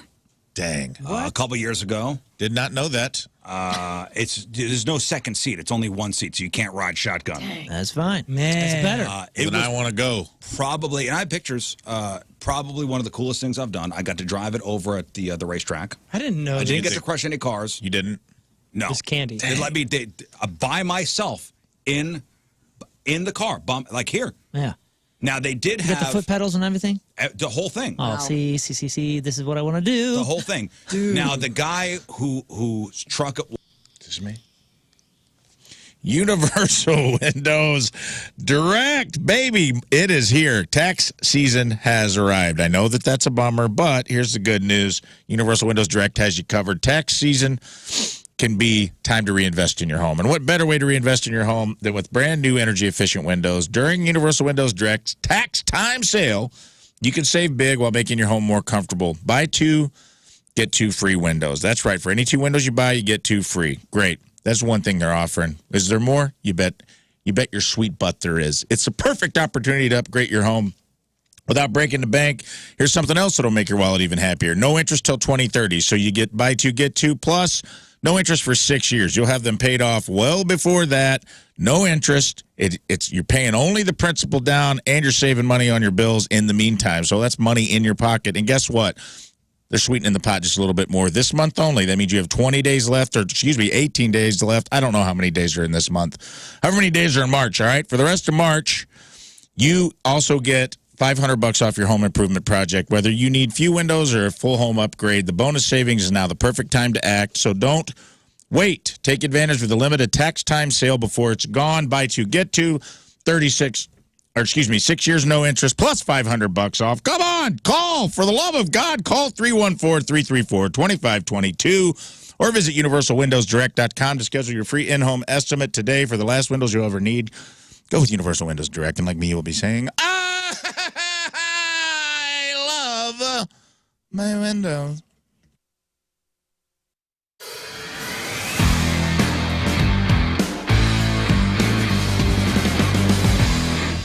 Yeah, I gotta say once again, thanks to Herb Equipment for bringing some toys up here to Riz Farm. And, we gotta do some mulching. So Mike and Chad here brought a tractor with them. And check this out. It says Captain Riz on the side. All right, so we're gonna use this to get the mulch from and it's gonna go into the trailer. So I don't know how to use this thing. So who's gonna show me how to operate this fine piece of machinery? I got you covered, Riz. This is a 3046R John Deere 46 horsepower tractor. Hop on in, man. All I right. can give you a little rundown of everything. Where's the air conditioner? That's as fast as you go. It's as the Okay. wind in your hair. Okay. Hey, the first thing you got to do is give it a crank over. So I turn the key. Whoa! At that point, that selective control valve, which is that lever right there, that'll operate that front loader. Pull back, that'll raise up. You pull it towards you, it'll tilt it in. There you go. And it'll do the opposite if you push it away from you. This will allow you to go forward, reverse. Very simple nowadays. With Even I can figure that out. There's arrows. So the arrow pointing this way means go forward, and the arrow that way means go backwards that way. So where's the stereo? The stereo, that's the next thing we're going to put in for you. Yeah, but right here, that's where you get all your RPM. So when you want to hit it and get it, push things forward. Oh, boy. That's where all that horsepower comes. So I would assume the rabbit is fast and the turtle is slow. That is correct. All right, mulch. Here we go.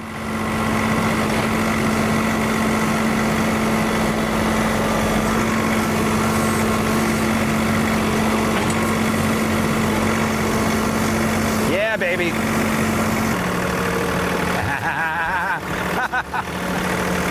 Bombs away!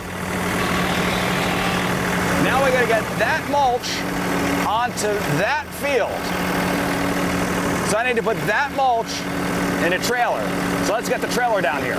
All right, so I need to hook this onto that. Thank God I have Chad and Mike here from Herb to help me out. So I'm gonna back up, and then you guys help me hook the hook the trailer up to the tractor? Absolutely. Okay. Let's do it. All right. To the field. Not that one.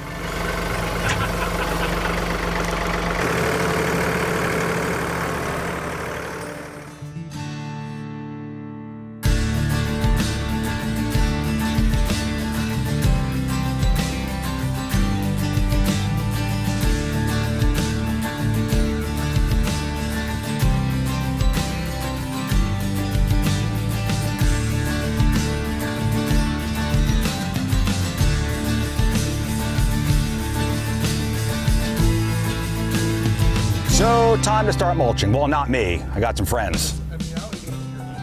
NinjaBling.com, the exclusive jeweler of the Riz Show. It's engagement season. Spring is engagement season. Yep. So you're gonna see all these engagement announcements soon. Spring is a lot of things too, man, and a lot of people are making purchases throughout the spring, and there's no better feeling than making a purchase that you got all the value from. Well, you know what I mean? That good purchase feeling. And especially with an engagement ring, come on, you want to walk away knowing that you killed it. Well, I know, my 20th anniversary is coming up next year, so around this time next year, I should be giving my wife something from Mortuary. She'll be expecting it. Yes, be warned. She'll be expecting something. Expect me up there, Roycious, coming up to go get something real nice for my wife. I don't know, wish I get another ring, an add-on to our engagement ring. I don't know. Do whatever I want. Yeah, that's the cool thing is you can have some clever ideas and go in there, and they'll help you with some clever ideas as well. They're the experts. That's the plan. I'm going to go up there with, here's how much I want to spend. Yeah, just give them your trust budget. You guys. They'll work around your budget. Engagement rings, anniversary presents, wedding bands, they got you. More Choice Jewelry, go to ninjabling.com, the exclusive jeweler of the Riz Show where you get the jewels and not the shaft.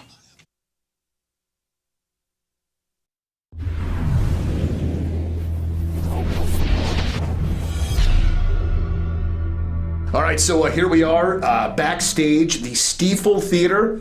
Mr. Nathaniel Rateliff, how you doing, sir? I'm great. I've heard there's been some going back and forth about the pronunciation of the theater, because this used to be the Kiel Auditorium, right? It was Kiel. Right. Then they changed it to the, what was it before this? It was the Peabody. And now the Stiefel. Okay, Stiefel. Well, what are you hearing on your side of things? I've heard people say Stifle, Stiefel, I also, until, we got here, thought it was still Peabody. So. Right. Well, you know what? I've said it mistakenly on the air before, to the point where somebody sends an email saying, hey, Donnie, just a reminder that it's the Stiefel and not the Peabody. Because, I'm sure everybody. It's a good thing we have people trolling your show, Right. To point out your mistakes. Right. Thank you very much. So it's great to have you in town again. One of the things that I'd love to know is when you come to St. Louis, what is your guest list number compared to, say, any other random city in the country? I was just joking about that with our tour manager, because my mom and Joseph's mom were here. So I think, it's an average like 50 to 60 family members and friends. And then there's some people that I don't even know. They're like, I'm friends with. I was like, well, I don't know. Right. I don't know who the hell you are. But, it's always nice just to be around family and have the opportunity to, be able to see everybody. And, a lot of them don't get to come to a legendary theater like this and be backstage. Or I think my mom's actually out in the auditorium taking photos right now. So that's awesome. Which is cool, So Yeah. it's exciting for them, and I always like to try to make everybody happy. So Absolutely, which has got to be a tough thing to do a lot of times, though, too. You might be stressing out. You just got into an accident, and you have a lot of folks telling you which place to go and get your car fixed. You have the insurance companies telling you have all this. Just do it the right way. Don't make two mistakes and choosing the wrong auto body for repair facility. Go to the right place, and that is West County Auto Body, the best auto body in the country. And they are a St. Louis company through and through. They're not a national chain. They have one location that has been here forever and ever, and it will continue to. They keep crushing it, and they're absolutely amazing over there. And again, they work for you. They don't work for the insurance companies, and they know that not all bodies are created equal. And they're pristine plastic surgeons over there. They can make your car look absolutely amazing, and you'll be driving off that lot in the correct car. The correct working car and the way that it should be done. out there on the road. So you're going to be safe. And again, like I said, they're not a huge chain. They're right here in St. Louis. They care for you at West County Auto Body. Swing by there today. Don't make two mistakes. Just because you had an accident, it doesn't mean you have to freak out. They will get you and they will help you correctly. Go to West County Auto Body. That's westcountyauto.com.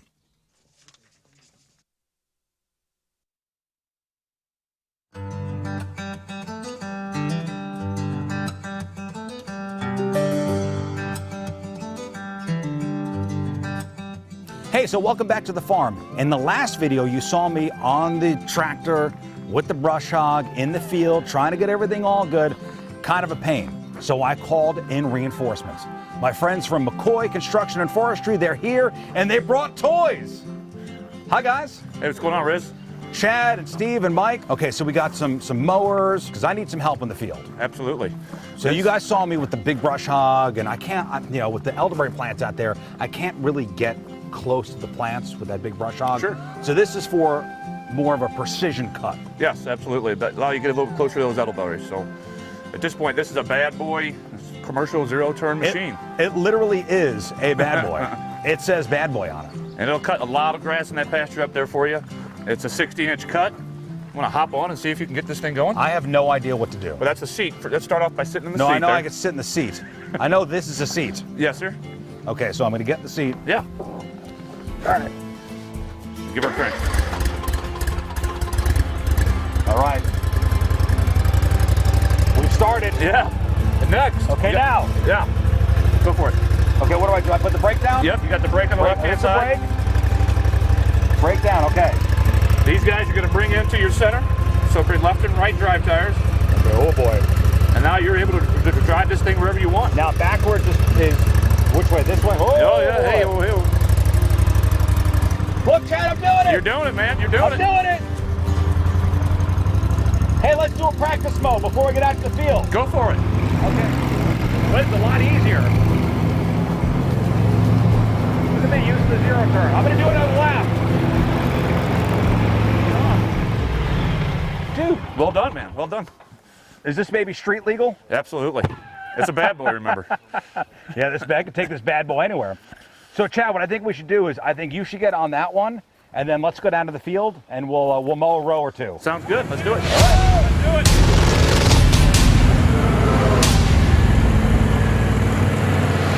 it. Hey, before we go, damn turkeys are on the way. Get out of the way!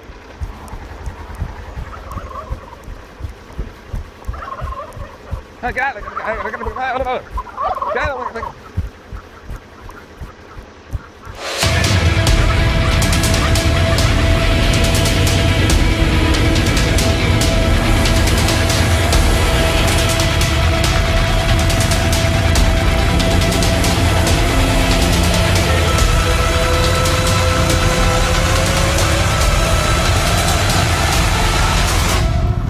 Well,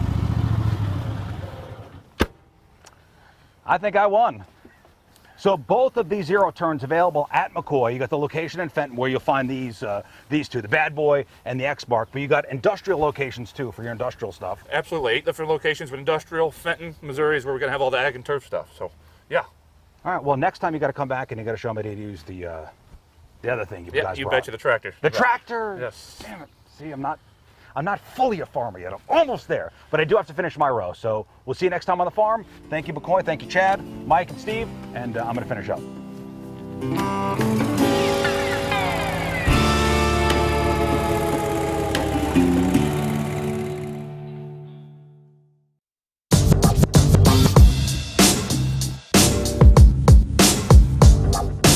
All right, backstage at Pointfest, and for the first time playing our fantastic festival, a rock and roll band that we have come to like quite a bit in the last 6 to 9 months. Gentlemen, it's great to see you from Bad Flower. Welcome to St. Louis and welcome to Pointfest. It's great to have you very here. much. It's great to be here. So I want talking into the fart mics. Talking into the fart mics, absolutely. The first thing that I just want to like kind of cut straight to it. The song Promise Me we're playing right now, and I love it. Thank you. Like, I absolutely love it. When we play it, I honestly feel like it jumps out of the speakers and just, I don't know, man, I think it just sounds great, but it definitely sounds different than the Yeah. first two singles before it. I'm assuming that was a purposeful move on you guys' part. I think if it was up to me, Promise Me would have been the first single. But there were tactics involved and as to why we went and did it in the order that we did. And I'm glad that we did it in the order that we did because Ghost was such a huge success. And then Heroin, we didn't expect to also be such a huge success. So it was cool to sort of like seal that and now come out with our song. Finally, the construction work is done on our house this coming Friday. And next Wednesday, Zero Res will be at the house because there's been a lot of dust kicking around. So I'm going to have them clean out the air ducts. We also need some good carpet cleaning. So, and it's so easy with Zero Res. Go to their website, ZeroResSTL.com, and you can plug in all the information, like what you want done. They pull up a calendar. Okay, I want this time, this date. It couldn't be easier. And this week only, get 3 rooms, Zero Resified from St. Louis's #1 carpet cleaner starting at $109 and take $75 off that air duct cleaning. You owe it to yourself and your family. Breathe healthy, happy, and clean. It's going to be pollen season soon. That pollen's going to be invading your house. Spring is a time for renewal.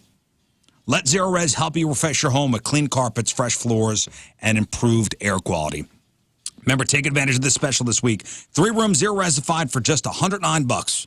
314-474-2020 or book online anytime at ZeroResSTL.com and say you want the Riz Show special.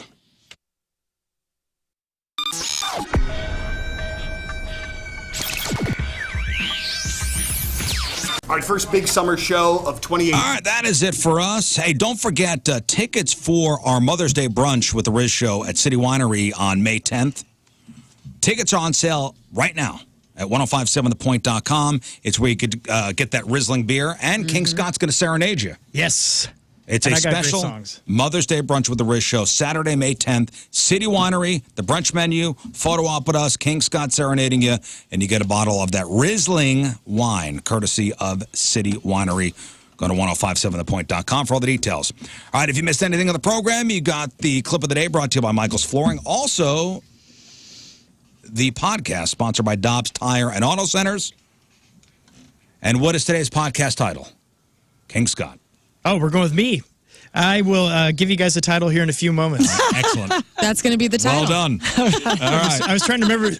I have one thing in mind, and I don't want to mess up the wording. It's fine. All right, move. What else? May 3rd, Can You Feel the Punk Tonight? Thepageant.com. There's a 3 p.m. matinee show and an 8 p.m. show, and I can't wait to see you at one of them, if not both. All right. I'll learn. Follow us on the Riz Show socials. You can just find all of us through those. Thanks. Okay, Rafe. #2 show dropping a day late today. Interview with James Rivers of ESPN. Oh, James Rivers. James Rivers. Wow. Jimmy Rivers. Jim Rivers. Jimmy Rivers. Jimmy Rivers. I heard you guys talk financial stuff. Yeah. Cool. We talked a lot. Well, it was a really cool interview. Financial advice. Awesome. King Scott. Yes, you can follow me at King Scott Rules, and I think the title just popped in my brain. I think, Rafe, you said you had a Taint 9000. What was it? A Taint Blaster 9000, I believe. Taint Blaster 9000. There we go. All right. Thank you, Scott. All right, we'll leave you with a selection from our teamers. Remember the day brought to you by Hot Shot Sports Bar and Grill, the official sports bar of the Riz Show and home to St. Louis sports fans since 1990. From Shiloh, Illinois, Michelle Edwards.